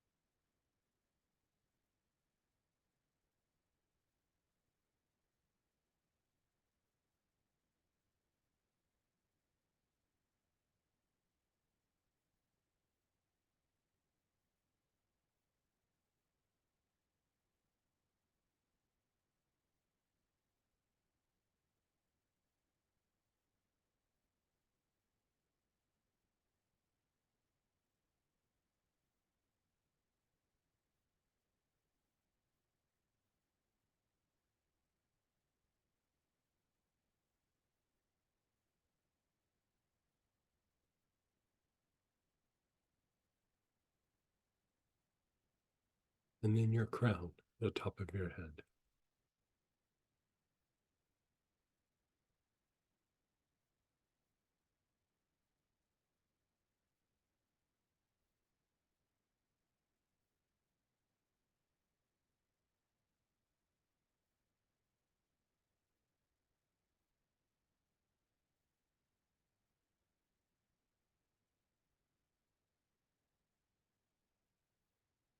Then the front solar plexus, your awareness is on your front solar.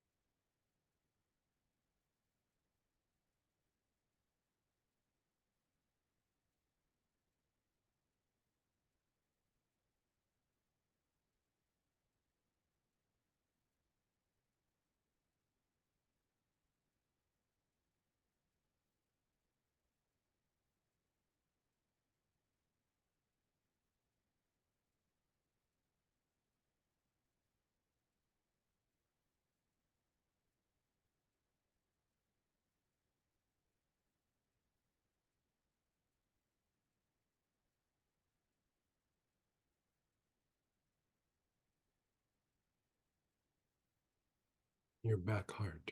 Your awareness is on your back heart.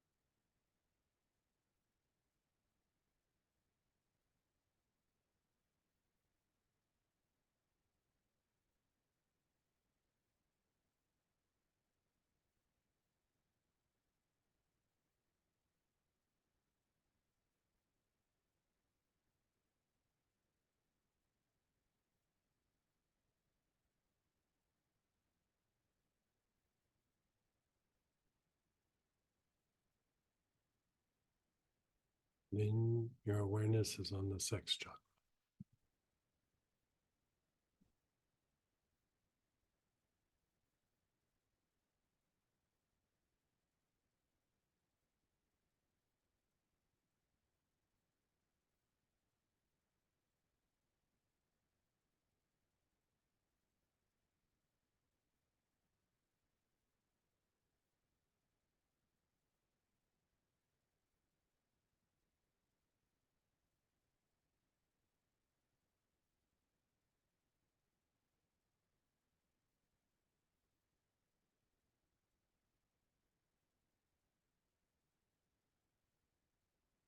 And then the low back, the Ming Men.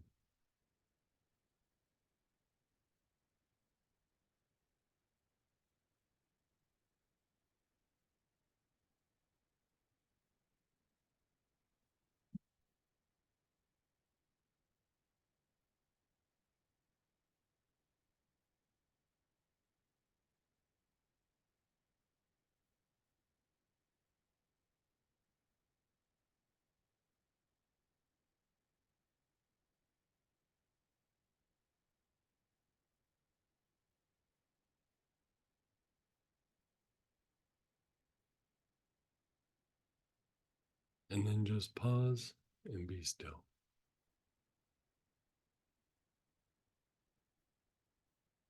Just pause and let go. How'd that feel for you? Yeah, it felt nice, yeah.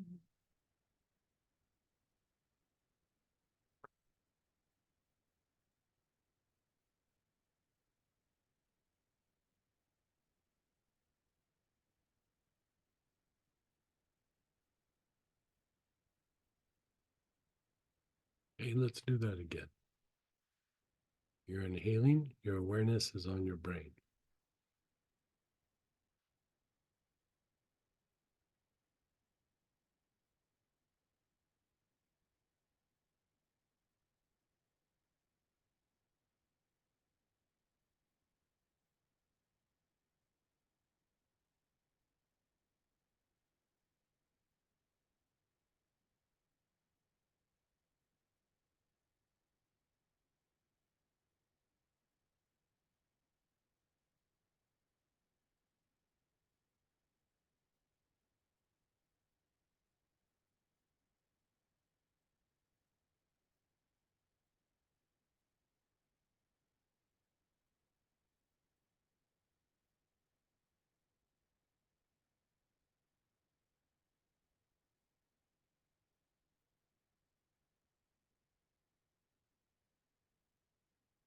Your awareness is on the crown.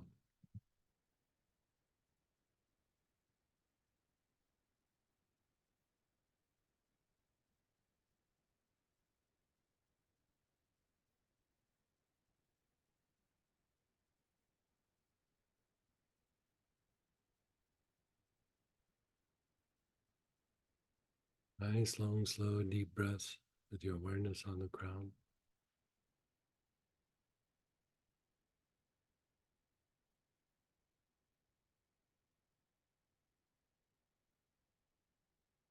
Your front solar plexus.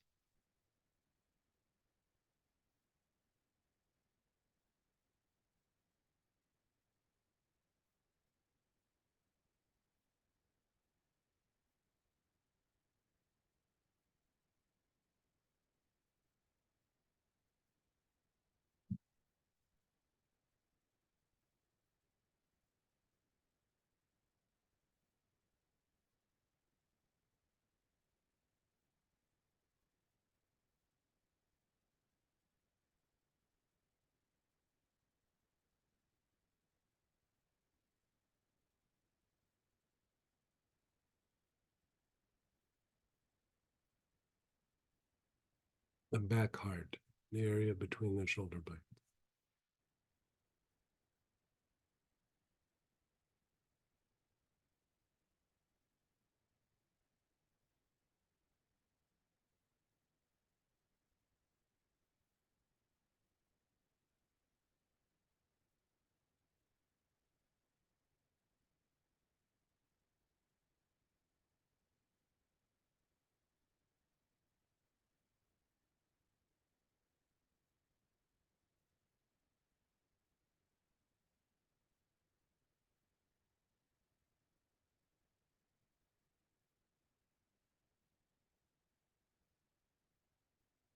and the sex chakra. Your awareness is on the sex chakra.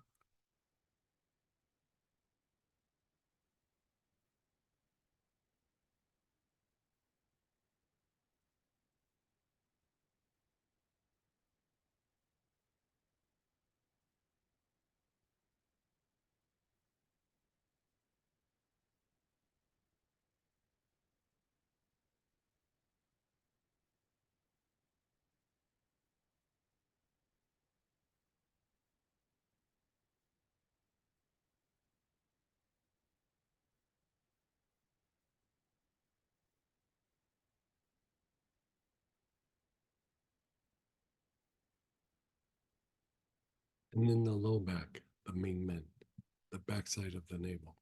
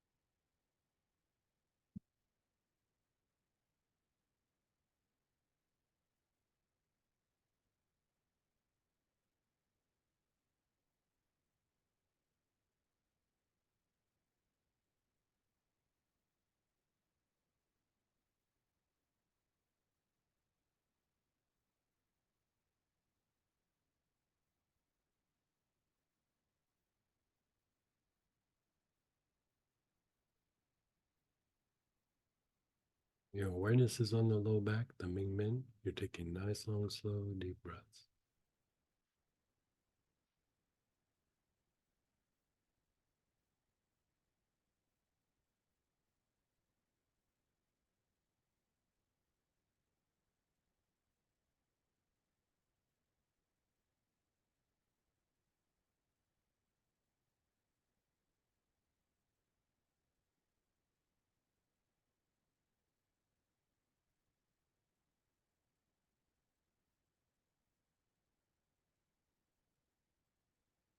And just be still. So to augment this, we've been checking in with active situations and past experiences. Here, we're going to include that in the process. So first thing, active situation, just anything going on. It could even be positive, right? You're wanting to impact the influences that external situations are having on you. This is building up to something that is coming in a month or two. So this practice is especially important. Long, slow, deep breaths with your awareness on active situation.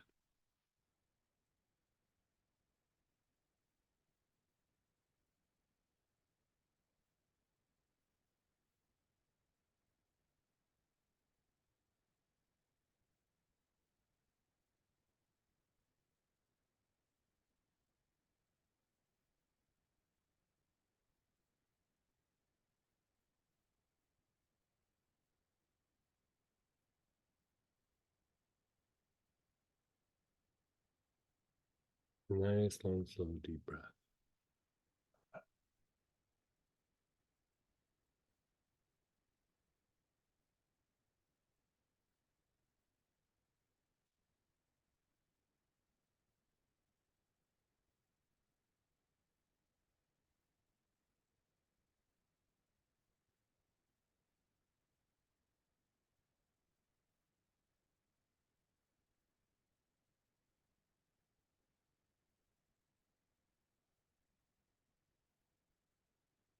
Now let that go. Go to past experiences. Just some big, impactful past experience. Does not necessarily have to be negative.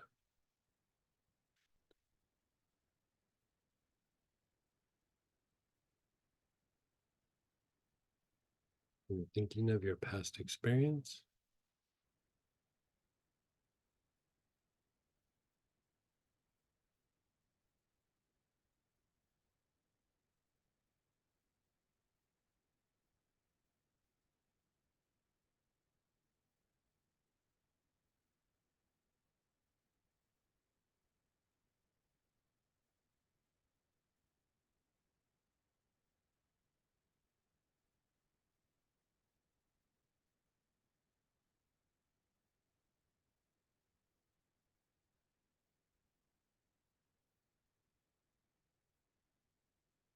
And then let that go for 'em.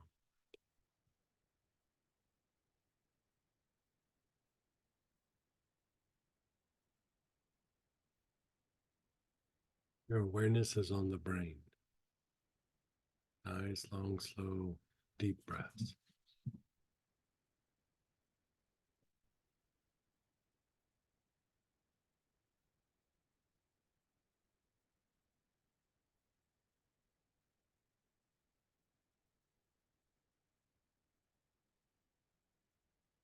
Your awareness is on the crown.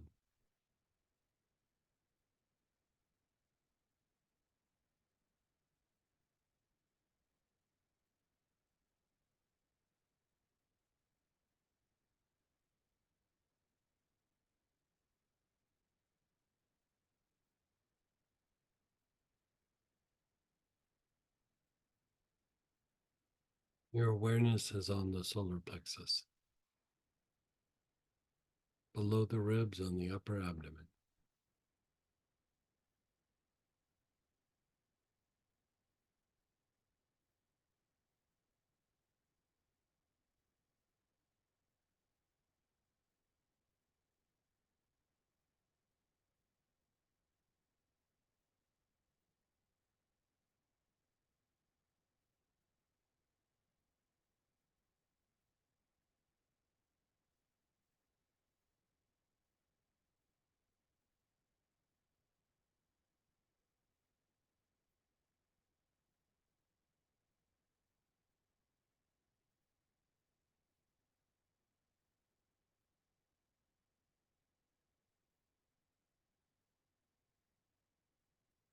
Your back heart, the area between your shoulder blades.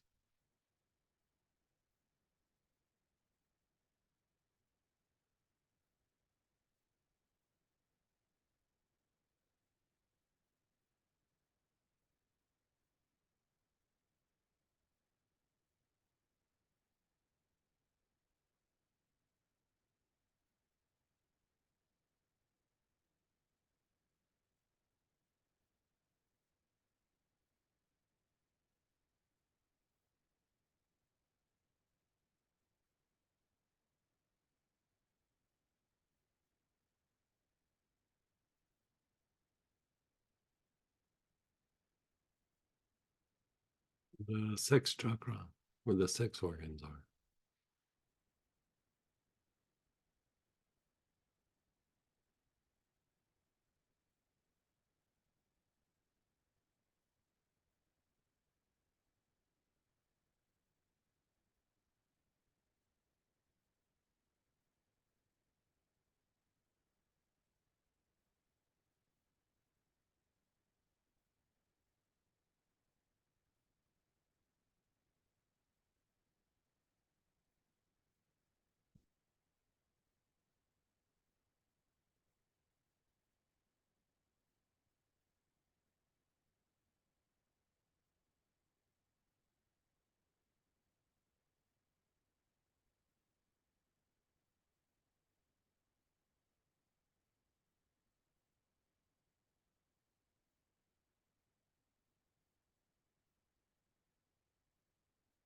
And then the Ming Men, the backside of the navel.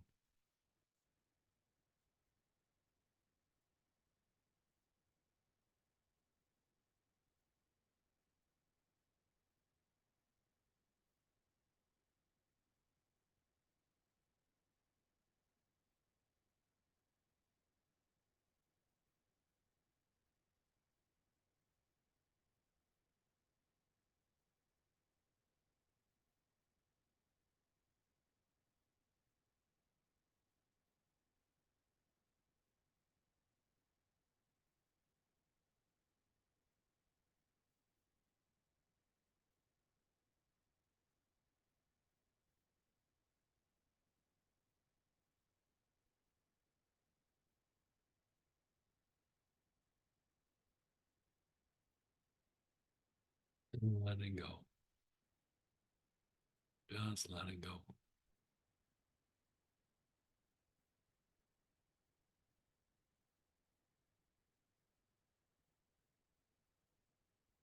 Active situation.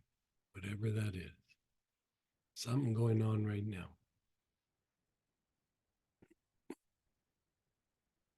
Nice, long, slow, deep breaths.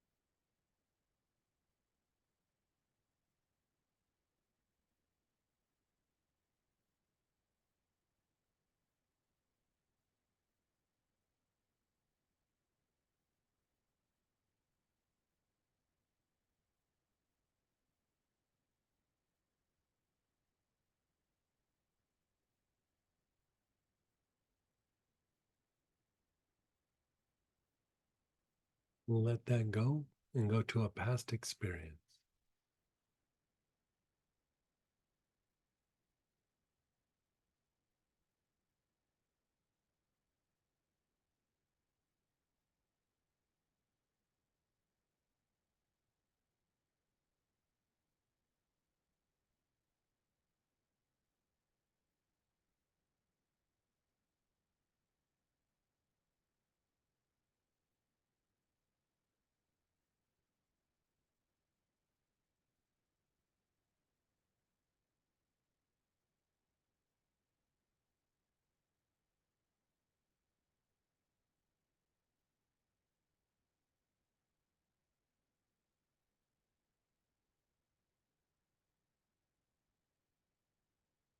And then let that go as well.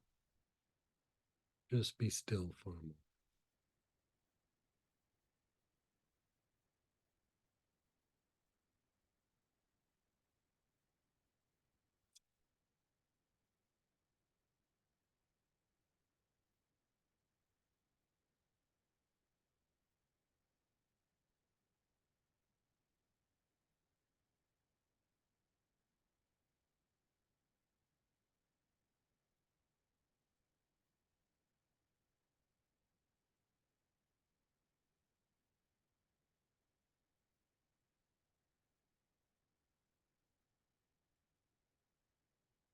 Again, your awareness is on your brain. You're taking nice, long, slow, deep breaths.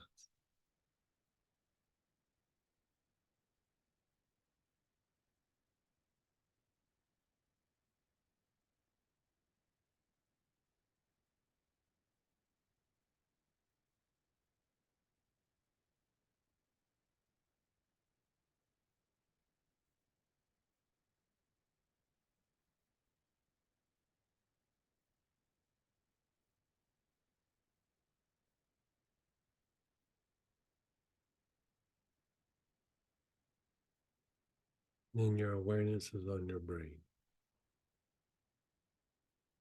Oh, I'm sorry. Your awareness is on your crown. The energetic brain. That's what I meant to say.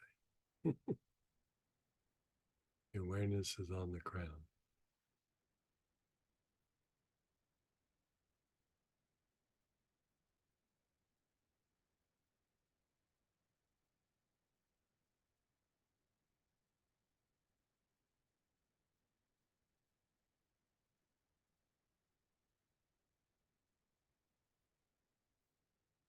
Your awareness is on the solar plexus.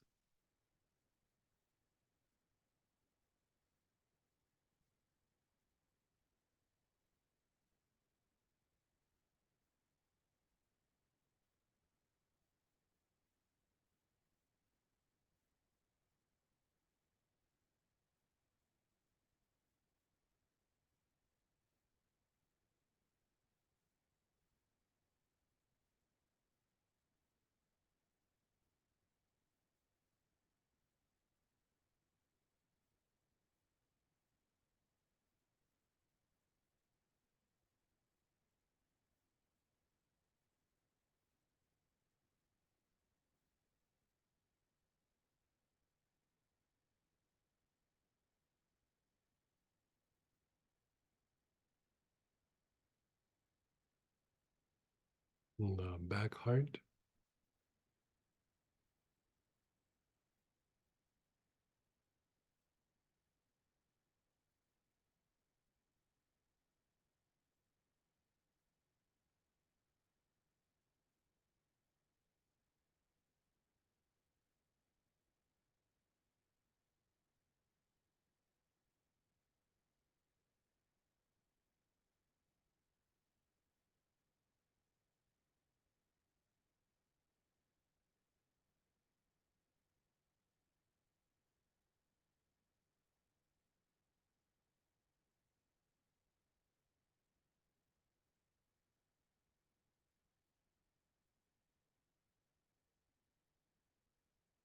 The sex chakra.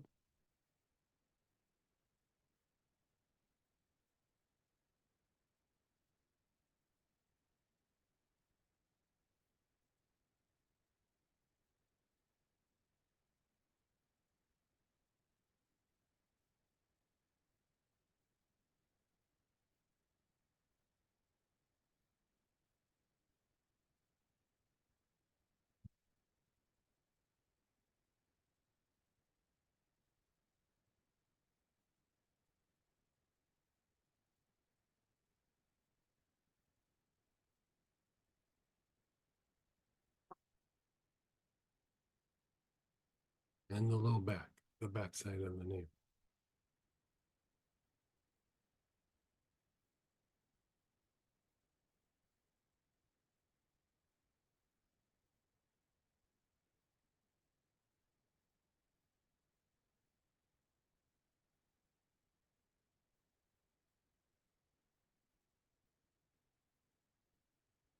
And then pause and let that go.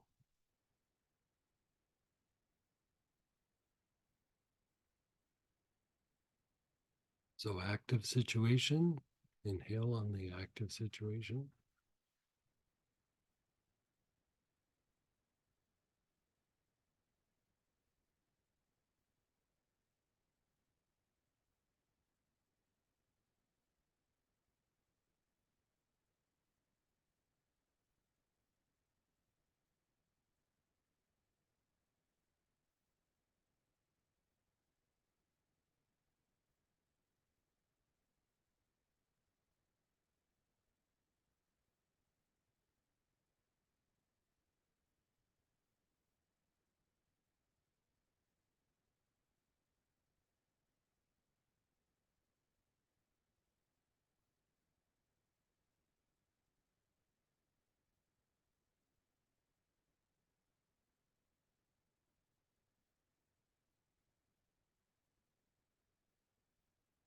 And then a past experience.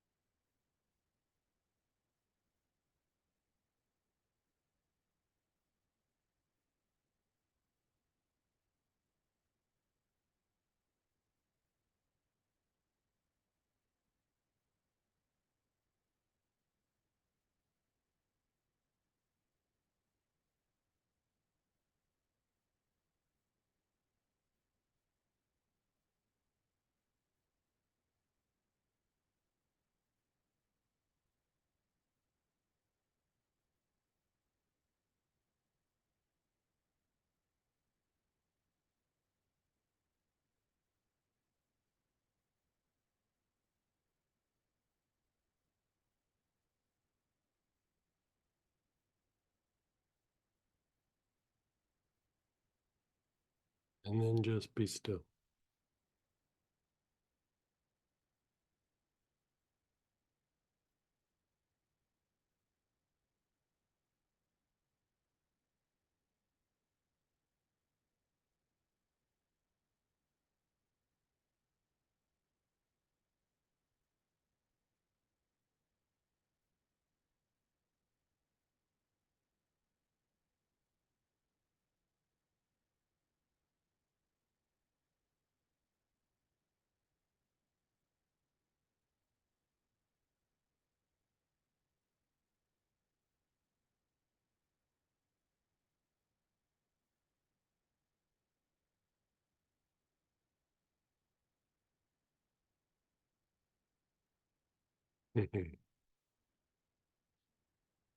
So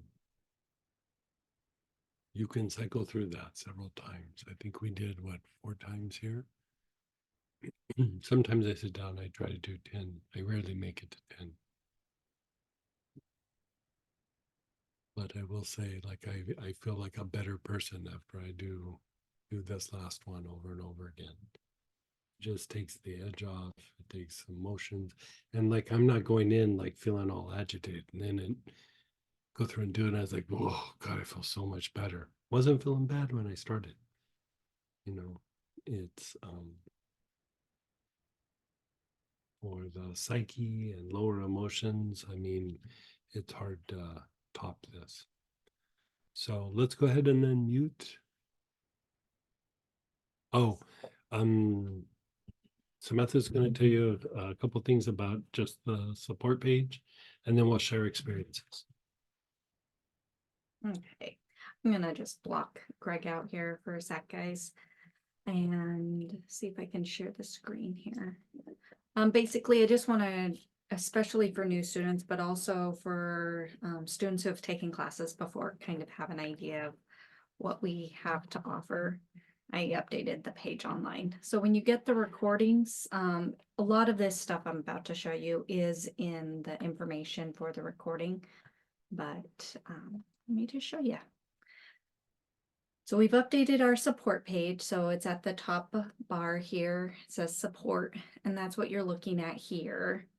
And if you haven't had a chance to go through, look at that. It's kind of great. You can even click here if you just want a fast link to our Tuesday Q&A sessions. Has a quick link over to our blog. It has a quick link over to our YouTube channel. This is the main page. We also added a specific student support. So I'm going to show you guys that here. A lot of the stuff is similar, but there are little added benefits for students.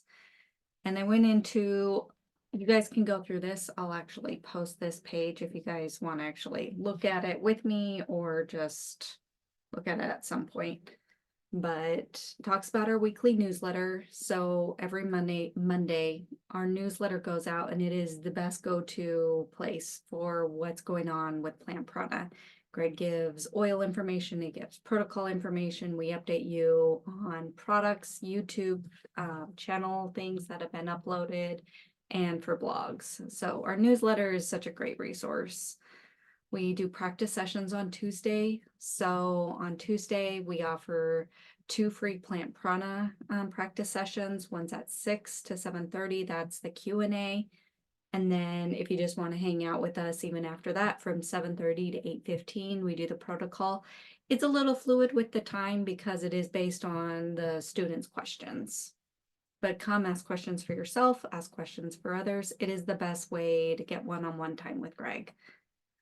And then Wednesday, Greg does 2 Astara practice sessions that are also available to anybody and everyone, and those are free. And again, 6 to 6:30 Central, and then 6:30 to 7 Central. And it's just a great place for additional healing, additional learning tools, and things like that. And then also on Wednesdays, and this is important for you guys, at 7 p.m., Greg does a special study group for whatever class is being taught. So for this class, this Wednesday at 7 p.m. Central, Greg's going to do a special study group. And I'll get the link out for that on Wednesday, so it's close to your email. The other thing is the social media. We're getting a little more active on it just because I don't want to bombard you guys with emails every week. And so we do send 2 regular emails a week, the Monday Plant Prana weekly newsletter, and then a Wednesday class update email. And so other than that, on this page, if you want, you can click here to follow or check out our YouTube channel, our Facebook page, and our Instagram. And specific just for students, we have a private Facebook group. And it is a place where you can type in questions. You can look at previous questions students have asked, and both Greg and other Plant Prana students answer those questions. And so it's a nice group forum way. And there's a link right here. Again, in your recording for this weekend, you'll get that as well. And then for Astara, Greg is the president of Astara, and so we did the Sunday session, and a lot of you have asked, oh, what is Astara? So I put a link in so you can just wander around the website, check things out. But the 2 Zooms Greg does every week as well are super great for healing and things like that that I've said. So check those out if you would like. And I put a link in for those previous Astara sessions as well. It goes right to their YouTube channel. And then the other option is one-on-one sessions with Greg. These are one-on-one healing sessions. You can just call this number here. The sessions are $90 and all proceeds go to Astara. So you can text your name and what you're wanting and things like that there. Now on the YouTube channel, I'll finish up here. If you go here, some of you know this, on our YouTube channel, there's a search box in general. So if you type something like cough, it'll have a handful of videos where Greg has already talked about coughs and what you can do and things like that. 3 Brains, there's going to be a lot of good videos for 3 Brains on here as well. And so just a really nice resource. And then our Facebook page, I'm going to get things more up to date on that. Just keep giving you guys more info. So just wanted to share those things with you guys. There's a lot more. You can check out our blog, type in things. I guess I'll show that really quick. Just on the blog, if there's a topic right that you're wondering about, again, let's say a cough.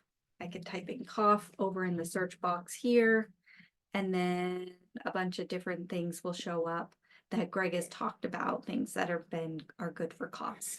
So fun resource, lots of good stuff. We're gonna keep making it easier for you, but I just wanted to give you that right now.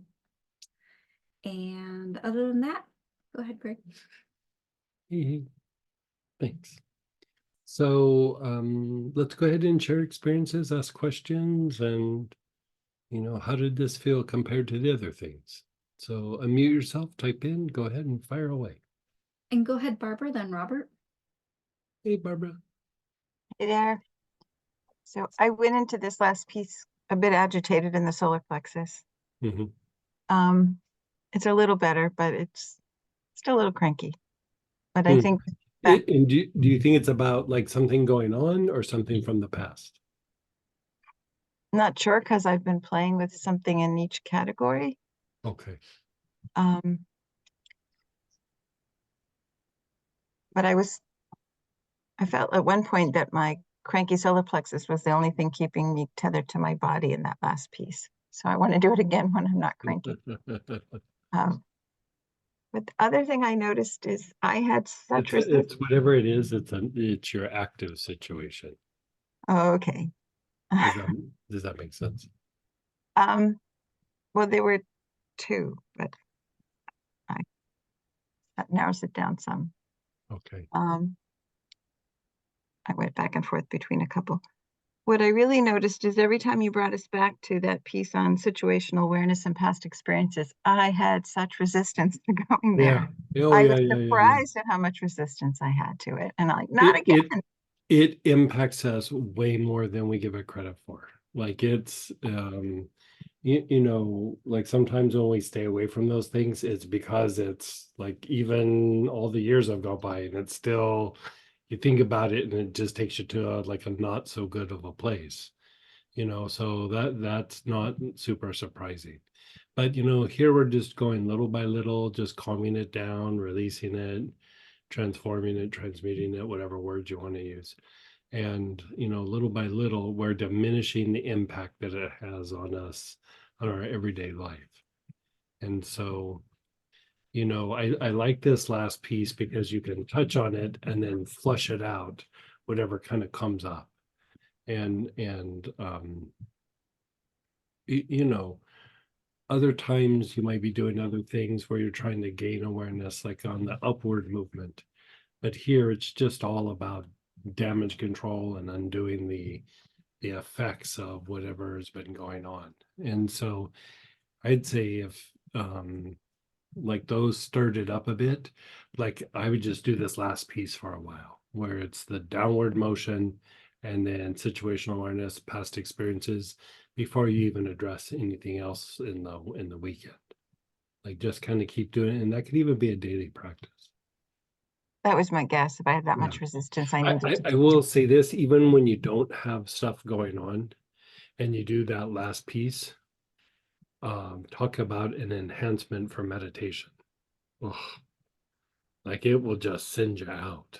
Like, you know, the more you kind of do it, you keep undoing the things that keep you from expanding in your daily practice.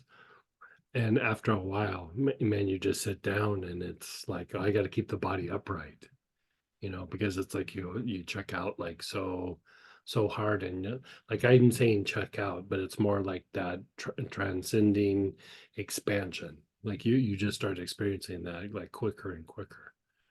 And so, yeah, I mean, you can use it to heal the things that are going on, but also for your practice, it will enhance your practice. Thank you. Yeah.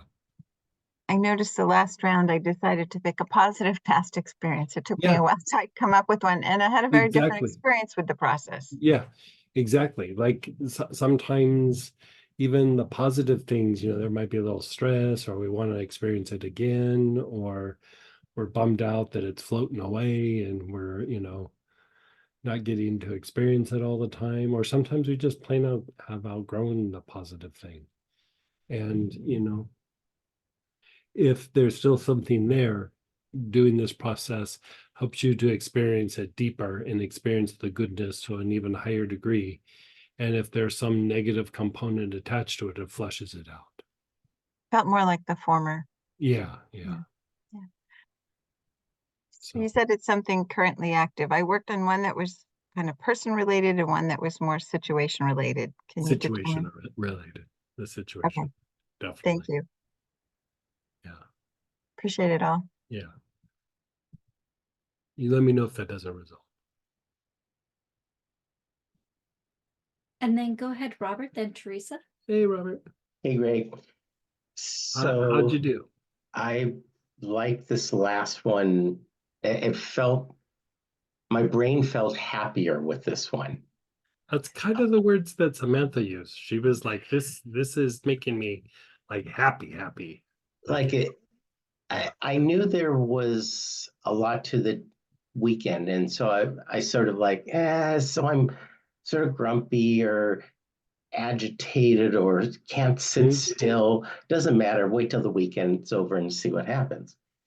But as we embark on this not the last segment, but the top down, my brain goes, so what would happen if we started at the solar plexus and went up, or the solar plexus and went down? And I don't know. My feelings are sort of hurt that they didn't get any, prime time.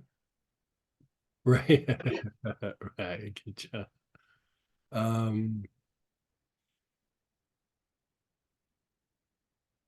mean, there is a practice that we'll be doing later in the year that focuses more on the solar plexus. Okay. But yeah. It would just be different. You know, a little bit hard to work into the 3 brain, but the thing that we'll be doing later in the year, it is 3 brain related. It's just not doing the 3 brain mechanism. It's like something you do in combination with the 3 brain. Okay. Yeah. Well, thank you very much. As the weekend comes to an end, it's like, okay, that was a good class. Good. Yeah. Especially to end on a very nice, very soothing note. Yes. And then go ahead, Teresa, then Denise. Hey, Teresa. Hey, Greg. Yeah, that last segment was really soothing. The last 2, actually. Yeah, like I know you were kind of working through something. Didn't that last thing just like, Yeah. It was really nice. I mean, so that could even be a thing that you do on a daily basis. If you're like trying to figure something out or work a project or something, I do the upward motion. But if you're just trying to shed the crap from the day, that last one just rocks it. I like that. Yeah. It could And be like, really, you can do it in 15 minutes. so you could You do don't that have- at Doesn't night. have to be a big ordeal. Like you can just Mhm. back through it a couple times. Okay. Yeah. I'm curious because I was working through something. Under the 3 brains upwards and 4, I think when we got to repeat number 4, I was out. Mhm. So what were we doing in that segment with the sage? Oh, we're just cleaning up the energy body, cleaning up the chakras, like how we did that before. We just kind of married the upward motion because it has such an impact on the aura. You know, when we think of cleaning the aura, we think like just cleaning it, but usually what happens is it allows things to come to the surface. And so we allowed things to come to the surface, and then we did the cord thing, and we did all that stuff. And then with things coming to the surface, we follow it back through with that advanced Moses technique, so that anything that came up in the chakras that's there in the surface, it just gets flushed out. Okay. So you're just trying to do this like rapid cleanse that's like kind of a deep cleanse, but a rapid cleanse on the aura and chakras that is non-specific because you're not following a pattern, but it's specific because it really kind of addresses things that have come to the surface. And so even if you're not aware of the things at the surface, it still flushes that out. But if you try to like engage something like, okay, there's that jerk at work, it comes to the surface and then it has a flushing effect. Okay. So if you had a challenging day, would you suggest doing the Challenging day, I would end with what we just ended with. what we just did? Yeah. We don't. I It wouldn't is need. so flippin' soothing on a regular basis. You'll Okay. notice, I haven't done it every day, but I do it kind of often, and sometimes I don't even do it that much. But what I notice over a period of time is things that would stress me out or would give me like a bit of a reaction, like ugh, and then I'd have to like sit and think about it, and like 10 minutes later I go, but it's okay. But there's that 10 minutes of like, I don't know about this. Okay. Now, like doing it on a regular basis, like I noticed that like, okay, something's happening. Like I used to get worked up, but like now I'm like, gotta put my attention on it. And it's like,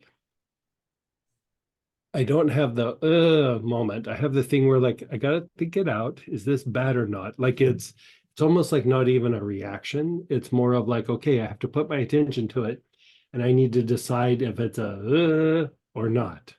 Where before I would just go, ugh, and then have to figure out, oh, it's not that. Okay. Right?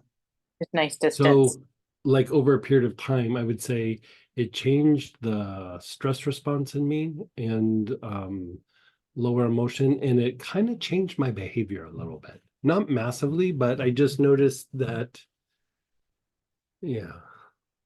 Yeah. Very cool. And like then there's times where I would say that like having addressed a bunch of things or been pushing for a while, just getting a bunch of things done, at some point I just feel like, I'm done. Like you've hit your threshold.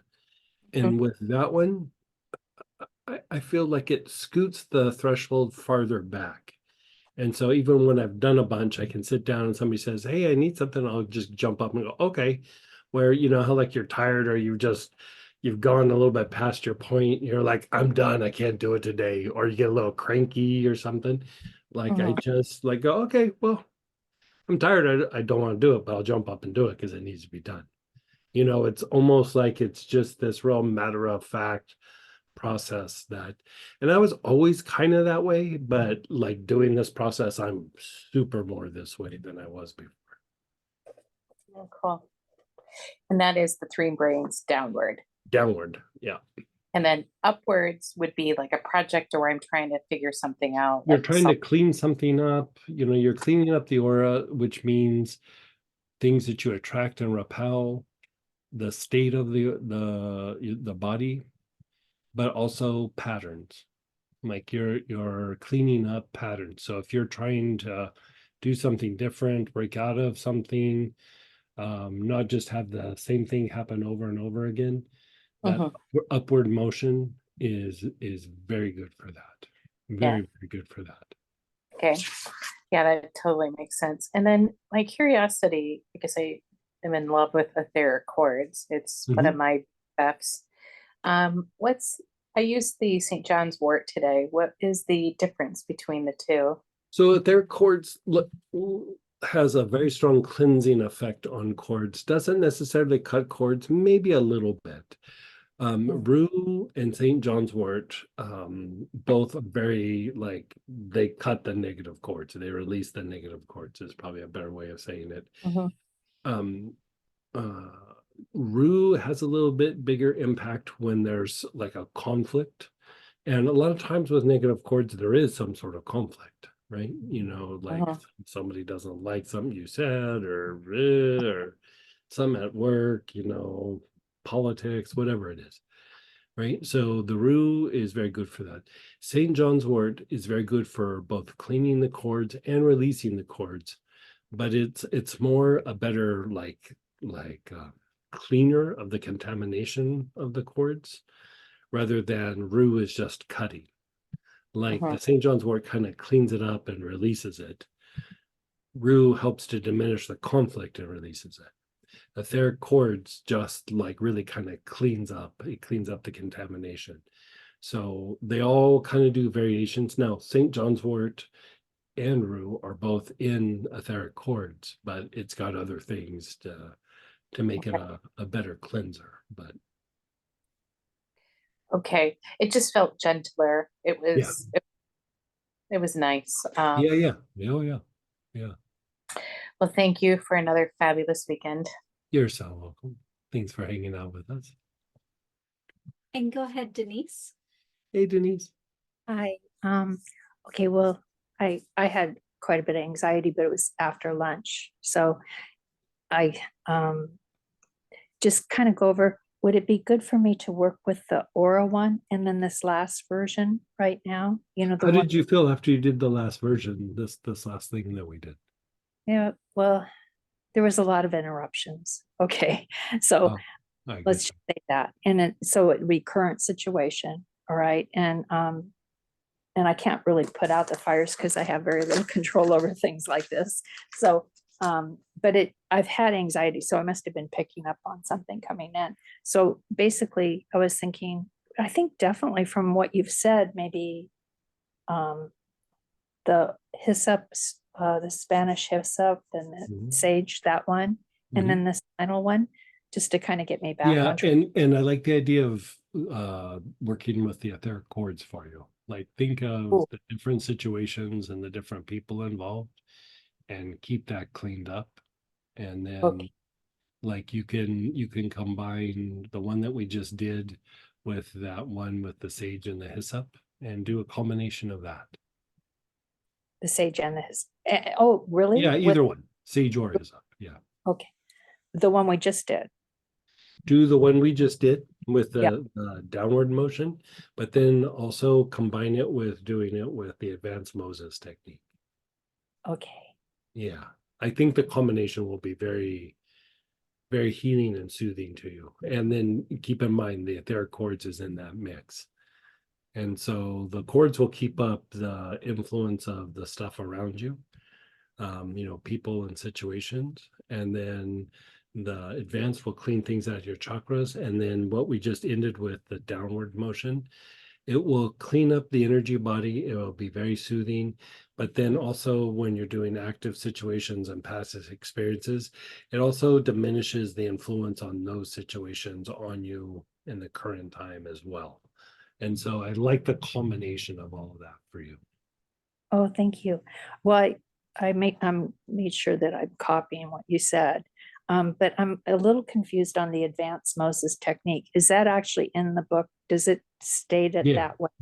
Okay. Yeah, I wasn't able to print it's C, and then it's also in the last part of E. C and E. Okay. Yeah. And my final question was, when we do the crown chakra, Are we doing it where we're actually like at the top of our head and I kind of can feel an opening, or am I slightly above my head with a bit of a funnel? I know it's a silly. Say that again. I'm sorry. Exactly where is the crown chakra? Just like right on the top of your head. Like you could go a little bit higher, but it's a little bit easier to keep your attention anchored if you just go right to the top of the head. If you start going up higher, it's Yeah. easy for the attention to float away. So even like when you go to the heart, you go to the center of the chest, not like out here.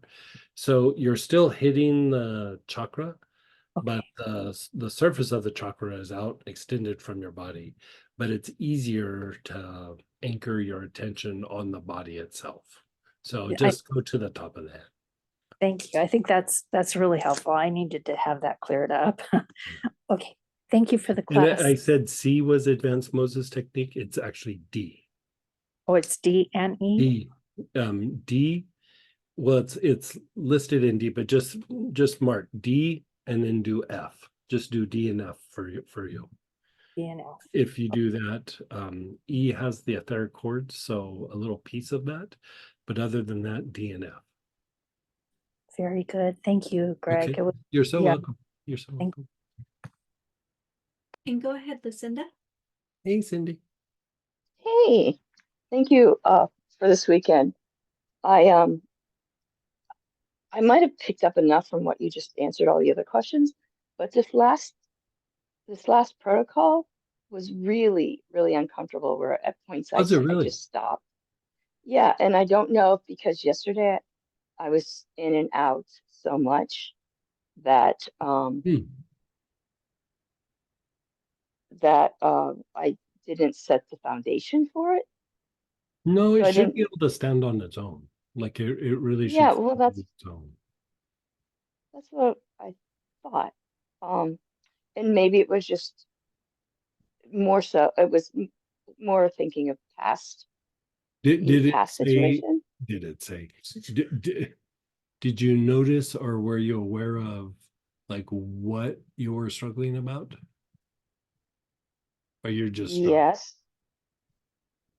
I think, yes, I would say I have pretty clear idea. And it was a person, a situation, or a past experience? Past experience, but it sort of was accumulation of them.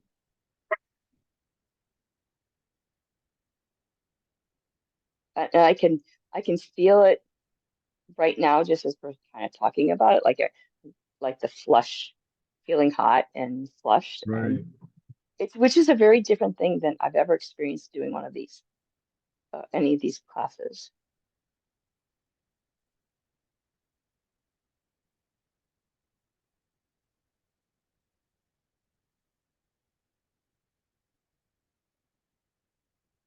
Wow.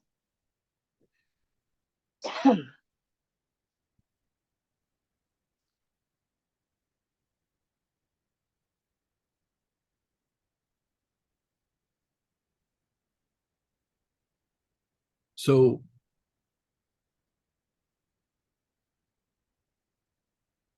your Mingman's a little bit overactivated, and that's not really what's causing what's going on. But you know, whenever I see something, like I'll go, okay, Mingman's overactivated, but why? Like it's not just that it's overactivated, like I want to know why, you know. And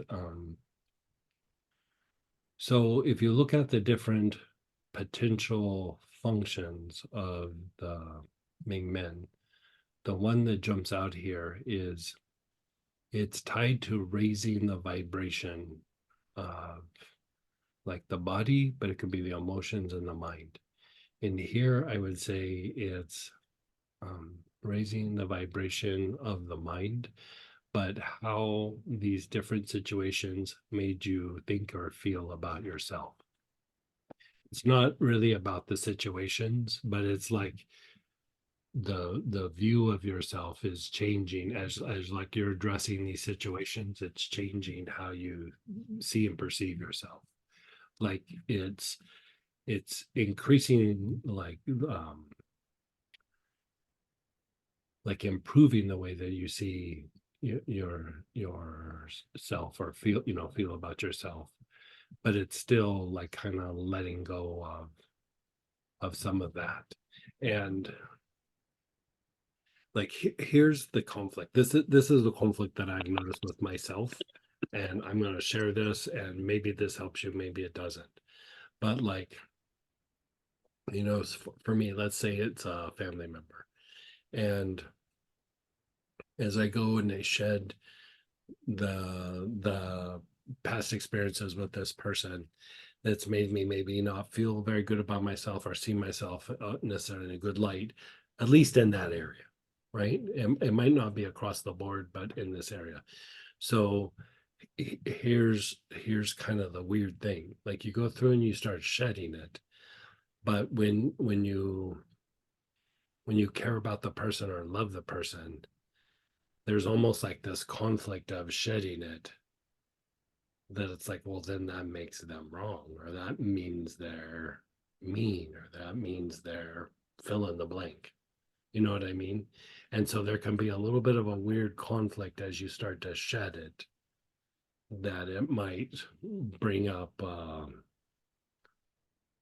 like their motivation or their intention or their whatever, or that you're, like, say if it's with a parent, it's like, well, I love them and I don't want them to be wrong or something like that. Because like, if you think about like from a little kid point of view, like under the age of 8, if anything happens with like the parent and the child just assumes it's their problem, because for one, they don't have a developmental body yet, but two, if the child realized like, the parent's not doing XYZ, then their ability to feel safe and protected in the world just goes out the window, and it's almost like annihilating to the ego, right? And so there's a certain point where we grow out of that, right? But especially if it's something that might have happened in that age, or sometimes we carry a little bit of that over, there's part of that is like, if they're wrong, then that might mean that I'm not safe, I'm not protected, I'm whatever. And so it can get a little bit messy or complicated. It doesn't necessarily need to be figured out with logic, but intuition will clean that up. You just have to kind of keep at it for a little bit. Did any of that help at all? Yes, it's almost like you were kind of in my situational awareness. Yeah. But it does bring up the other question that I had about intuition, which is either the development of it or the awareness of it as a young child. Like, does it develop kind of like the same in the way cognitive abilities develop? Or, and the reason I'm asking is I would say intuition is actually more active when you're young than intellect. The intellect really doesn't start kicking in until like around 8-ish. And then that's when, the child starts, asking lots of questions and having opinions and trying to figure things out and making these like statements about like da da da da, all things are and they start to have like a thought process. And so until then, they're really running on intuition. They're mimicking things that they see around in their environment. They're constantly being exposed to new experiences because it's their first experience. And so a lot of that is all in the more intuitive state.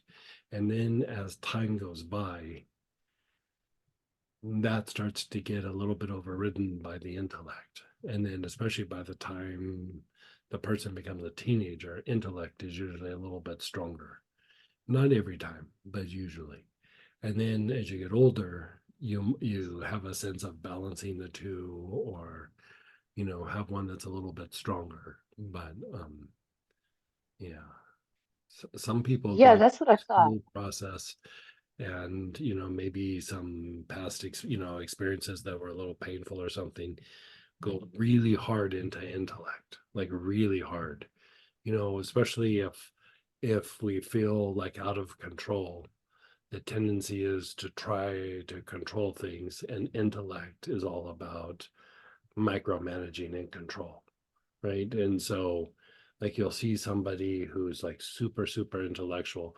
So for one, they could just be educated, like they spend a bunch of time in school, and that will stimulate the intellect. But also that felt good for a reason. You know what I mean? Like even their pursuit of that still feels good for a reason, and it usually is tied to the intuition. Feels uncomfortable, intuition makes them feel out of control, or they're still managing something from their past, or they they have something. Doesn't mean educated people are all, it's just I've known very educated people who are incredibly intuitive at the same time. So education doesn't mean that it goes away, but for some people it does. Yeah. Like, I never worked with Colin Powell, but I worked for somebody who I consulted for somebody who worked directly with Colin Powell. Very educated man, very educated, had a substantial background of experience and everything, but he was also super, super, super intuitive. And you wouldn't think that with like how you watch him talk and everything, and back when he was alive. But the guy said like he could be in a room and he could extract the information out of that room, and it wasn't usually from the high-end experts. It was from people who were just in the room, and he would know who to talk to and ask the right questions. And a lot of times he was getting the answers that he was looking for from people who should barely be in the room, where you think like all the people who are like the high-end people in the room are going to be the ones divulging the information. And he just had this knack of being able to look around the room and go, you have something to tell me, don't hold back. Like he would say that to people, don't hold back.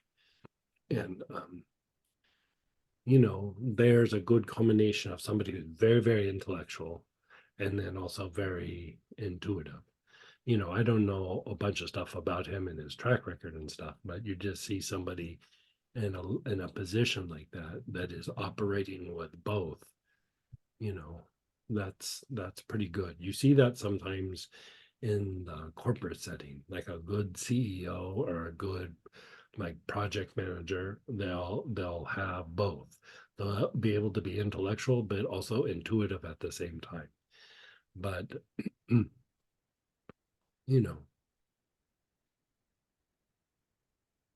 people get really attached to doing things that they learned, and not like when they've gone to school, and not being intuitive about like the application of it.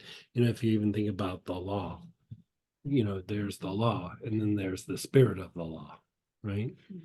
And two can be two very different things, and one's a bit more logical and one's a little bit more intuitive. And so yeah. I think this class is really helpful because I struggle with recognizing the intuition, because when as a young child, going by intuition got me in trouble. It was better to outthink what was going to happen. I believe you. So it's curious. This might be part of the struggle that I'm having this weekend, opening that up. So yeah. And we'll if see you where it think goes. about it, like that's why we kind of have been including like protective practices over the last few months. It's hard to be intuitive if you don't feel protected, like if you don't feel like you have a safe space. Really easy to go out of intuition and into intellect and even instinct. And so, you know, that was the thing, like going back to Coleman Powell, which I really don't know that much about. I just know the stories that this guy told me is like, he would say that like in meetings, you know, he'd be in a meeting with these people and, you know, it's all these politicians or whatever. And he knew he was to keep his mouth shut. Like, for whatever reason, do not talk, right? But he would get into that meeting with Colin Powell, and anybody that was in the room had a chance to talk. And it's like he made it a safe space for anybody to express their opinion, not just, you know, the higher ups in the room. And if you don't have that like higher space and you're in a little bit of, I got to be a little bit more protective of myself or whatever, that protective mechanism throws you into intellect. Like it, you know, intuition is tied more to parasympathetic activity or rest and repair. Your intellect is tied more to fight flight. And so anytime that you're intellectual, you have a greater potential for going into fight flight. And then if you're in fight flight, you go to intellect. Like it's just what you do. It takes training to be able to go into a fight flight situation and then be able to stay intuitive in it. Like I say training, but it's usually training with a bunch of experience to like know that like, okay, I can depend on my intuition in these things. Because if you don't have that experience, you go to what you know, and you go to your intellect, you go to the thing that's going to micromanage and look at all the details. And fight flight kind of almost doesn't trust intuition. Like you're not going to get the job done. You're not going to do the details. You're not going to pay attention. But Oh, I totally understand what you're saying. Yeah. Because it automatically shuts down. Yeah. What when we were talking, intuitively that's why I was pushing you to do improv. It's like a safe place for you to be intuitive. Yes, and I am doing it. Yeah. So I did. I Maybe took a something class comes out of it, next but Saturday. even if it's just you getting to be intuitive and feeling safe and feeling whatever, sensitive people usually have had a period, if not long periods of their life, where they didn't feel safe or it was not okay for them to express what they saw. That's very, very normal. And that was Not saying the it's first right. 50 years. I'm just saying it's normal. Well, thank you. And I should just keep doing this last part of it. The last part especially. Yeah. Okay. The last part, and I thank do like the portion with the chords. Oh, okay. Yeah, just keep cleaning up chords. Thank you. And then go ahead, Uwe. Hey, Uwe. Hi, Greg. So this last part, amazing. My mind very still. Good. Just like Barbara, I had some awareness of my solar that felt like it's tying up like a knot. So I've heard you say to Barbara that it's an active situation. Yeah. situation, but I was lingering, no, not lingering, but I grabbed something from the early past, like 4 or 5 years ago. Okay. So is I was wondering, is it always or is it mostly like an active No, it can be like a past thing like that. I would say like I like that past thing for you, but I would also do the Moses technique, letter D. Okay. When we use the hyssop or the sage. Yes. I would do that several times until this resolves. So like it might take you a few days, it might take you a week. Keep doing it until this resolves, because it looks like some kind of big thing is coming out, or resolving, shifting, whatever you want to call it. All right. Okay. Thank you for the clarity. And Thank if something feels weird, you just let us know. Send us an email. All right. Thank you, Greg. Okay. Thank you. And go ahead, Peggy. Hey, Peggy. Hi y'all. I just at the very end just felt so calm and peaceful. It was just lovely. Oh, What a good. wonderful way to end the weekend. So just as a collective, thank you so much for an You're amazing so class. welcome. And it just felt very personal. It was mine, all mine. So thank you. Good for you. Yeah. So question, along with situations, events, and persons, can we add healing? For which part?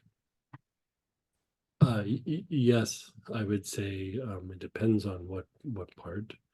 The Moses technique, very good for healing. The upward motion, very good for healing. The downward motion, very good for psychological healing. And go ahead, Teresa. Hey, Teresa.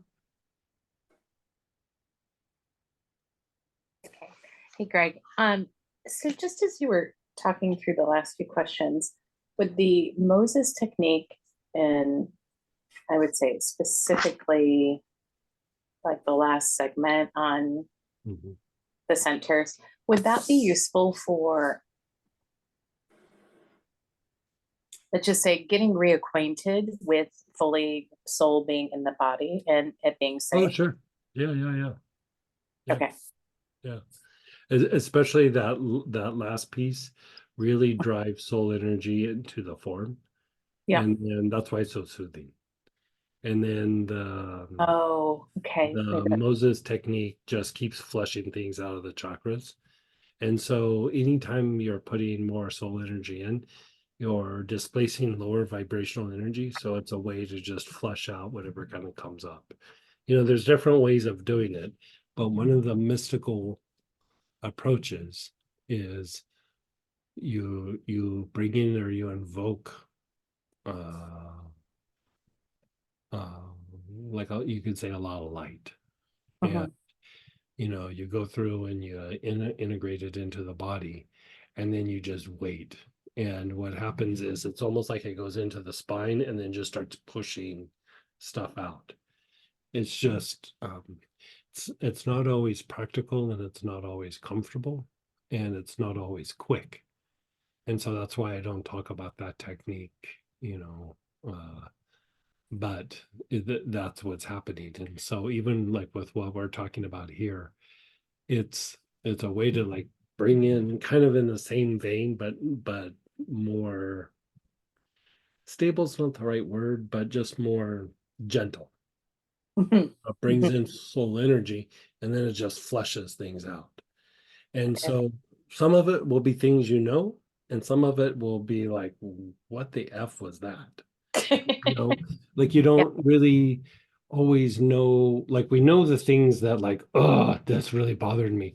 But there's times where it's just like you were in a state of chaos when all these things were happening at work 8 years ago. And, you can't go, oh, there was this one big thing. It was just a really bad, stressful time. You know what I mean? And like, yes, there's no big incident to go back to, but that time still had a big impact on you.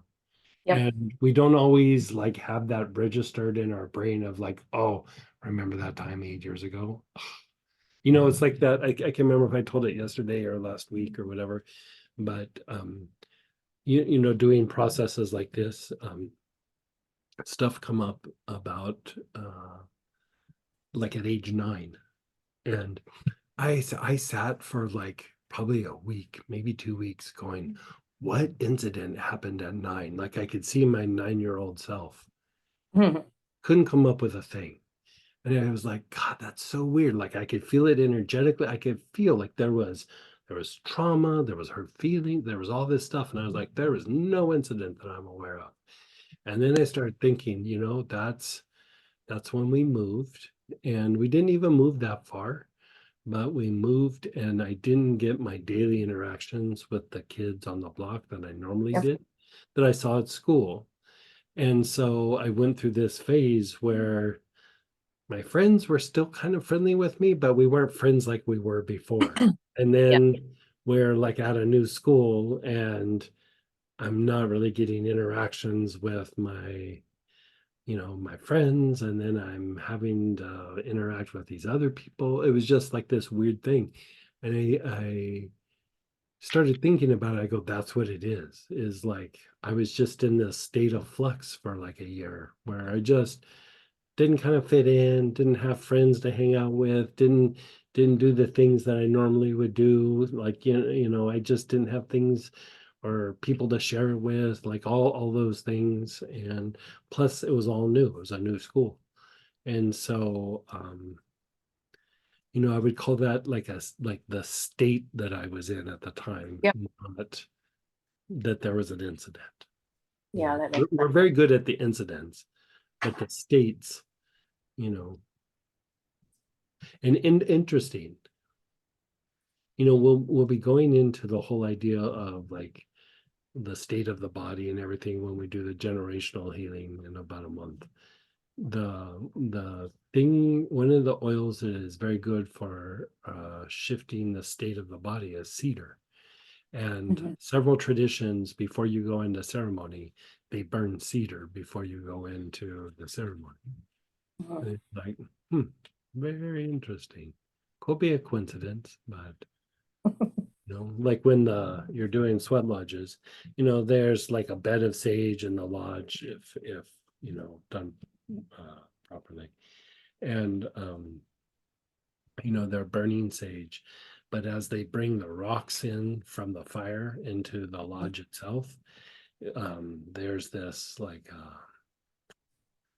cedar leaves that used to grind up into like a powder.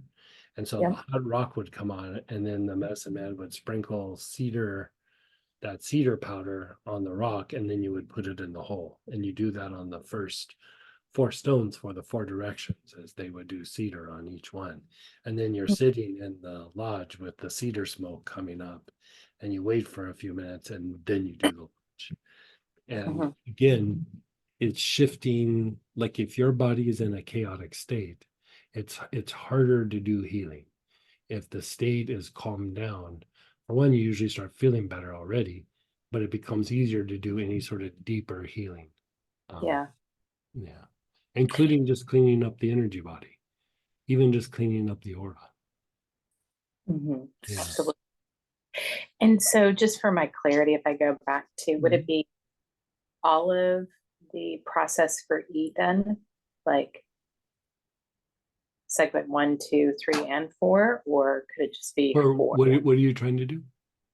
Well,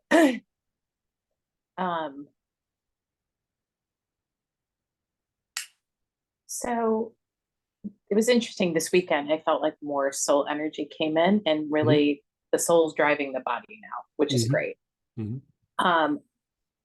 And just really getting comfortable with that, and also bringing more of that into be, and feeling safe. I think there's probably some stuff I can flesh out and be, the subconscious about not feeling safe in the body.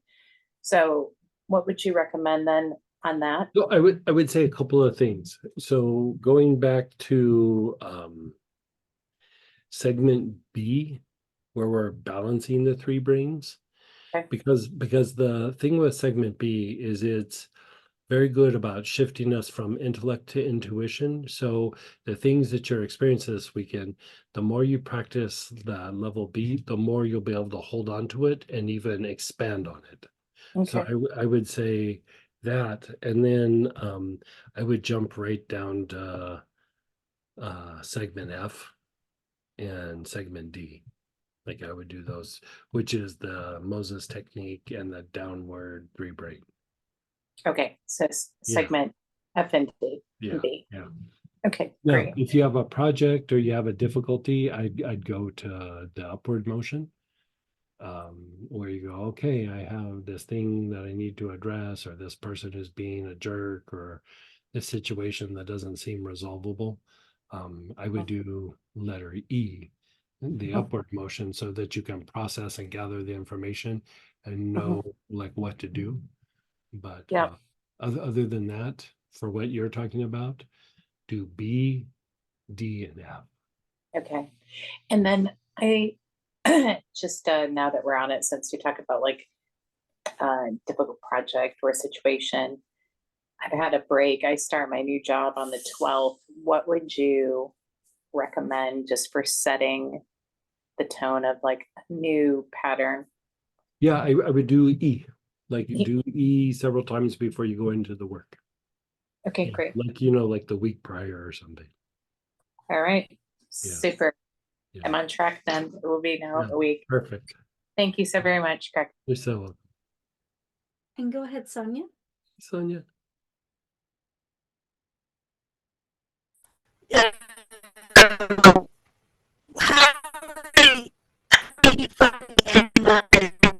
I can't hear you. Your mic is really like fractioned. We can't hear you. Yeah, it's really distorted.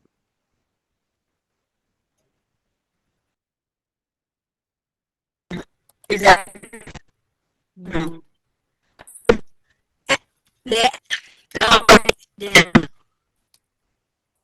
Sorry, still not any better.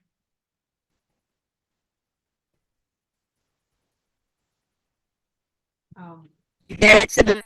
She has low bandwidth. Oh, I see.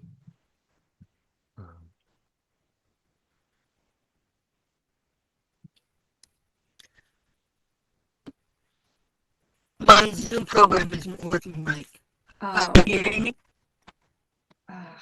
Try again. I'll turn your volume up on my end. Go ahead and try again.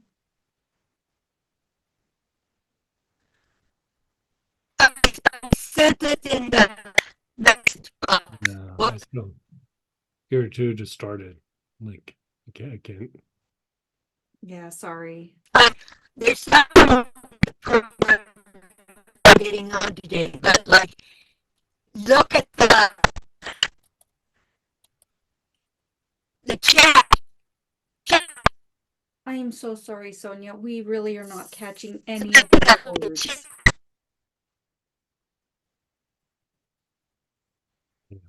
Yeah, we're not hearing. We're not making out anything you're saying. We have some more questions here we're going to go through, and then we'll try back to you. So we'll just do some of the chat and then we'll come back to you. Question on the 3 brains up. Can you focus on a person in the first 2 steps and a health issue in the Moses technique? Or do you need to focus on the same I would do the same issue all the way through it. I mean, the 3 brains upward motion stands on its own. Those other pieces are just ways to augment. But if you're going to do all the steps, stay focused on what it is. Yeah. In the workbook, the 3 brains down, part 2 has spine with situation, event, and active and past. Why didn't we do it?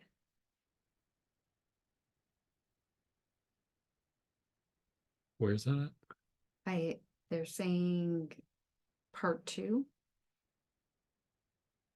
Are you talking about this class or talking about a different class? I'm talking about this class. I copied everything out. I copied the workbook out by hand before class, and section F has it has like spikenard, and it starts, and it says 3 brains downward, section F, and part 1 is spikenard, and it's the brain, crown, front solar, back heart, sex, Mingmen, and then section 2 has, you're still using spikenard, but it has spine, and it's like, maybe I misunderstood something. Never mind. Yeah, it's not on my booklet that way. Okay, I'll check again and maybe and see, and I'll check again on Tuesday. Okay. 3 brains down felt like it pulled frazzled pieces of myself back together. Oh, good. Phoenix rising from the ashes. One thing I have noticed is my spine. I can feel the damaged but healed area between the back solar and the Ming. Feels like 3 to 4 big bumps on an otherwise smooth road. Any thoughts? What happened? Like an injury or? Major car accident, flung off actually motorcycle. I got flung off a motorcycle and they didn't find it because I had so much else broken. I just never once got out of bed for 3-4 months. So, So you're having pain or you're having? no, I have no pain, but I've never really felt it before. And now it feels like there's this kind of weird ruffly part in the spinal column between the Ming Man and the solar plexus, right? Yeah. Do I just ignore it? I can do that. I would treat it. Do you happen to have nerve help? No, that one I do not have. Do you have helichrysum? You have helichrysum? Oh yeah, many kinds of helichrysum. Why don't you rotate application of helichrysum and then some form of sage on the area? Okay. You know, like do the helichrysum and then an hour or two later do a little bit of sage. Do that a couple of times a day for like the next week and see how that area handles. It'll reduce pain. It'll loosen up the fascia, calm down the nerves, and then it will re-educate the nerves. So it should be able to break that pattern. I mean, sometimes those things like that are more of a pattern from the past than like something going on right now. And so it's a way to unwind that and re-educate it so that you bring the nerves like up to date of this is what we're doing now, you know. Because that's one thing I did notice today was that just to the left of the spine, left of that, just above where the damage is, it felt like there was a little ice pick action, like stabbing in. Not really bad, but just it caught my attention, and it was a different. It's not like it wasn't like an ache or a throb or anything like that. It was like definitely an ice pick. Yeah. Try the combination of what we're talking about. And so sage, Spanish, yes, just straight sage. Spanish sage and the helichrysum, and rotate them back and forth. Okay, and rotate. Okay. All right, thank you. That sounds great. And also, may I ask about the person in my life? I have a person in my life who's got naturally very, very strong-willed and has a good bit of. Let me try to scan to see if I know who you're talking about. Oh, really? I 3 guesses, as they say. Right? The first 2 don't count. Right. Anyway, I'm her sweetheart is trying to encourage her to become more intuitive, and it scares me because with someone that powerful, I mean, I could see the dark side just over the horizon. Well, I would say that the things that like you're concerned about would not let a person become intuitive, or if they start to become intuitive, they'll start to diminish. Okay, good. Yeah. Okay, good. Because so she's going to stay on the light side and not the. I mean, you know, that whole thing about black magic and white magic. I mean, I could see her being angry and accidentally slipping into the dark side. Yeah. You know, I'll show you being mean to me, kind of a thing. Usually when people do stuff like that, all they really do is hurt themselves. Yeah, well, that's also part of my concern is I don't want. I mean, I keep suggesting that the poop throwing contest, you at least have poop in your hands, and she gets it, but I can see her response is, well, I'll just have a bunch of paper towels, and I'm a little. I love her and I want the best for her, and I don't want her very powerfulness to run her off the rails. So, what I'm hearing you tell me is that the very nature of the process and the act of intuition will save her from hurting herself. Or she won't become intuitive. Okay, good, excellent. All right, that's very reassuring. Wonderful, thank you. Bye. Great class, by the way. This deep diving is really cool, and I can't wait for the generational thing. Yay! And the tools and the Mystic Toolbox. Great title. Good job, Sam. That is coming next. Greg. That is Greg. But thank you. Oh, well, good job, Craig, then, but good job, Sam. You picked up on it and pushed it on through. But anyway, so thank you. I appreciate it. Great class. Bye, y'all. So does etheric chords cut chords or only clean chords? It's more clean chords. I'm not sure why, but this weekend's class is very different for me. I experienced physical sensations in the form of nausea and fatigue for a couple hours both days. After those sensations passed, I would feel like I just woke up from a deep sleep, although I only fell asleep for a few minutes. Thank you so much for giving this deeply healing class. Oh, good. Yeah, it sounds like some good processing. I'm feeling a lot of tightness or pressure in my neck, throat, and chest since the last section.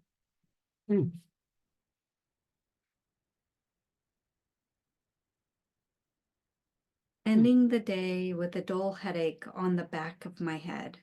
Should I keep doing the 3 brains downward portion again later today? Is that the same person or a different person? Different person.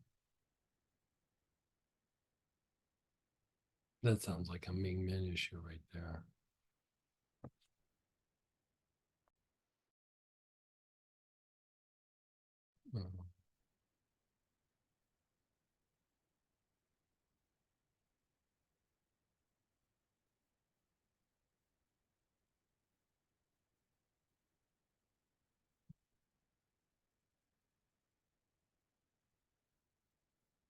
The last person with the back head,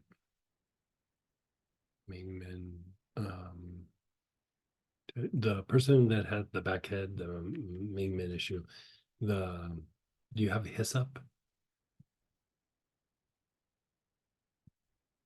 Yes. Inhale it with your awareness on the Ming Men, that low back area. I think you just get it like there's some stuff stuck there and it just needs to get flushed out a little bit. And then the other person With the neck, chest, and throat. Yes,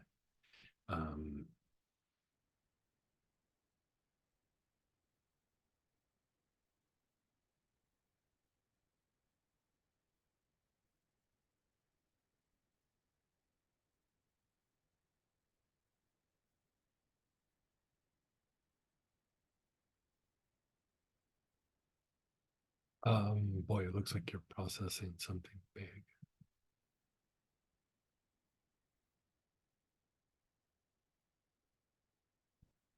That person with the neck, chest, it looks like you're processing something big, and it's almost like a little bit overwhelming to the emotional body.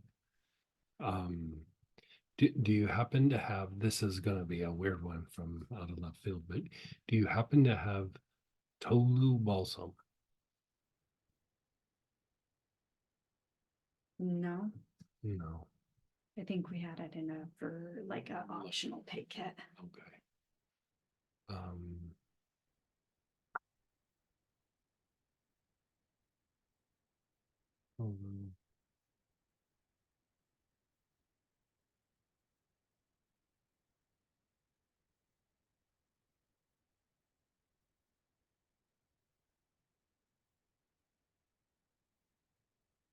Yeah, that diaphragm's so wound up.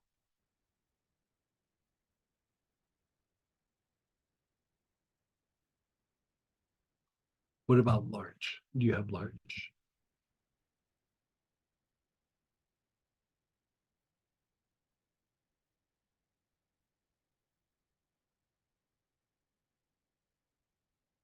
I think so. So inhale, front and back solar plexus, emphasis on the back, and then the back heart. If you can tap into your diaphragm, I know you're feeling chest and neck and shoulders, but it's because of how wound up the diaphragm is. Like everything's having to really pull the diaphragm up. So if we can loosen the diaphragm, the other stuff should unwind. So let's have you try the larch on those areas. Something balsamy too, like fir balsam, poplar balsam, you could try as well. Friar's balsam. I think that's enough choices, Yeah, right? okay. Yeah, yeah. So try some variations of that. The pattern being the same, but the issue is the diaphragm. They look like they're processing, whoever that is. They look like they're processing something big.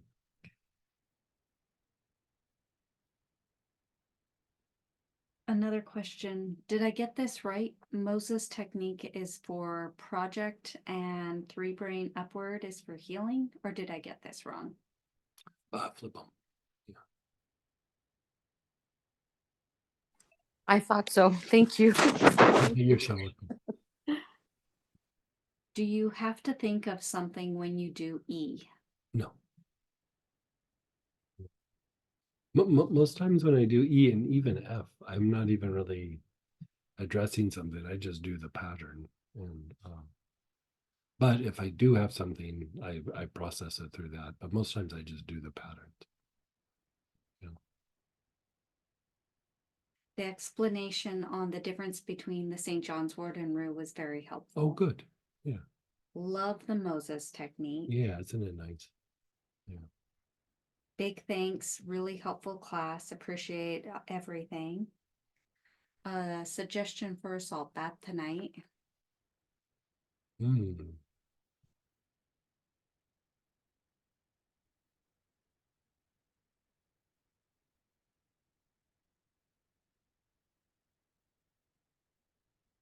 Well, helichrysum could be nice.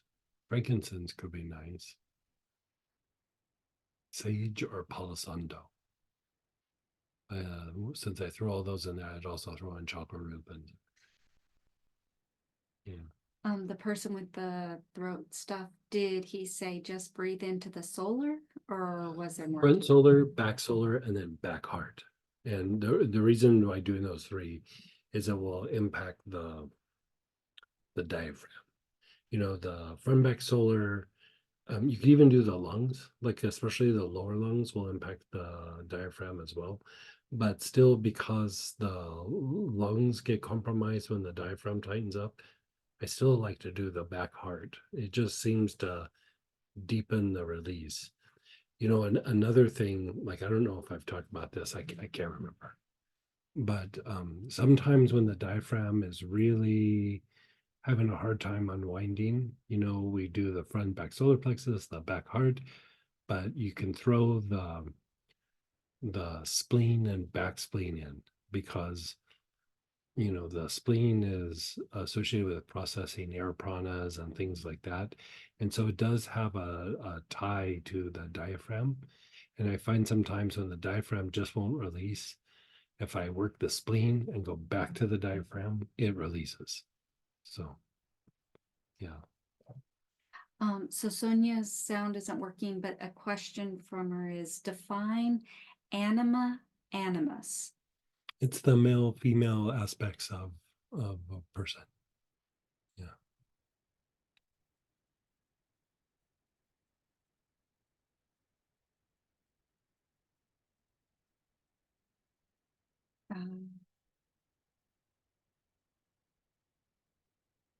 You're gonna have to type this maybe more clearly, but maybe Greg will understand. Moses -- project 3 brains up -- healing question mark.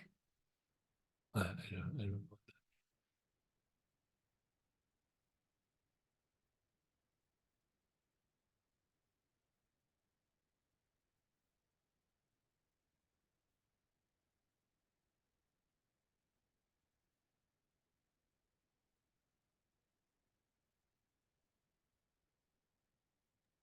Sorry, the lady who said she was trying to make clear was the Moses technique was for projects. What's that And again? about 2 questions ago, a lady asked whether about was the Moses project was the Moses technique for project, and the 3 brains upwards for healing, or did she have that wrong? And I couldn't quite tell from your, I couldn't hear what. Flip them. So it's Moses project is for Moses technique is for healing, and 3 brains up is for project. Yeah, I mean, it will do healing too, but it's more for Okay, figuring good. things out, like it's healing in a different way. You know, Okay. even with the idea of projects, but like sometimes we're stuck in a situation and we need to walk ourselves out of it is what the healing really is trying to address. And so the upward motion is much better for that. For just healing in general, the Moses technique just flushes things out of the chakras. So it's Okay. just like across the board, but the upward motion is about generating movement. And so it doesn't always apply for like a physical healing. It can, but not every time. Yeah.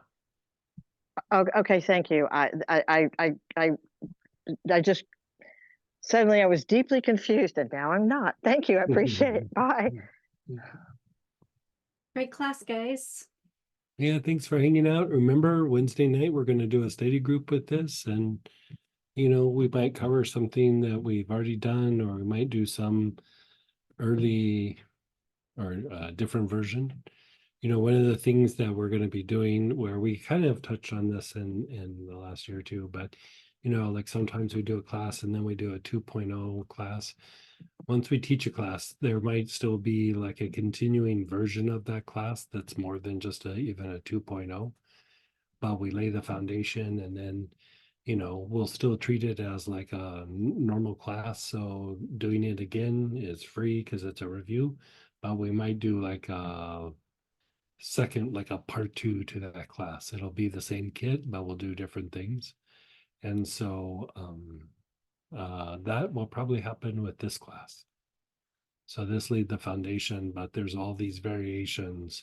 And what's going to start happening when we start talking about like how to treat things is we'll use some of the ideas out of like classes like this to then go, okay, you're treating this symptom, like say you're treating a cough or something. Let's have you do the cough, and then let's have you do 1 or 2 segments out of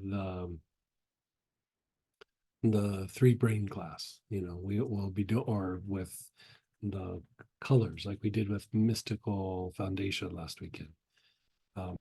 Our foundation for mystical healing. So we'll be pulling things together and putting them in like protocols and approaches for different things. So yeah.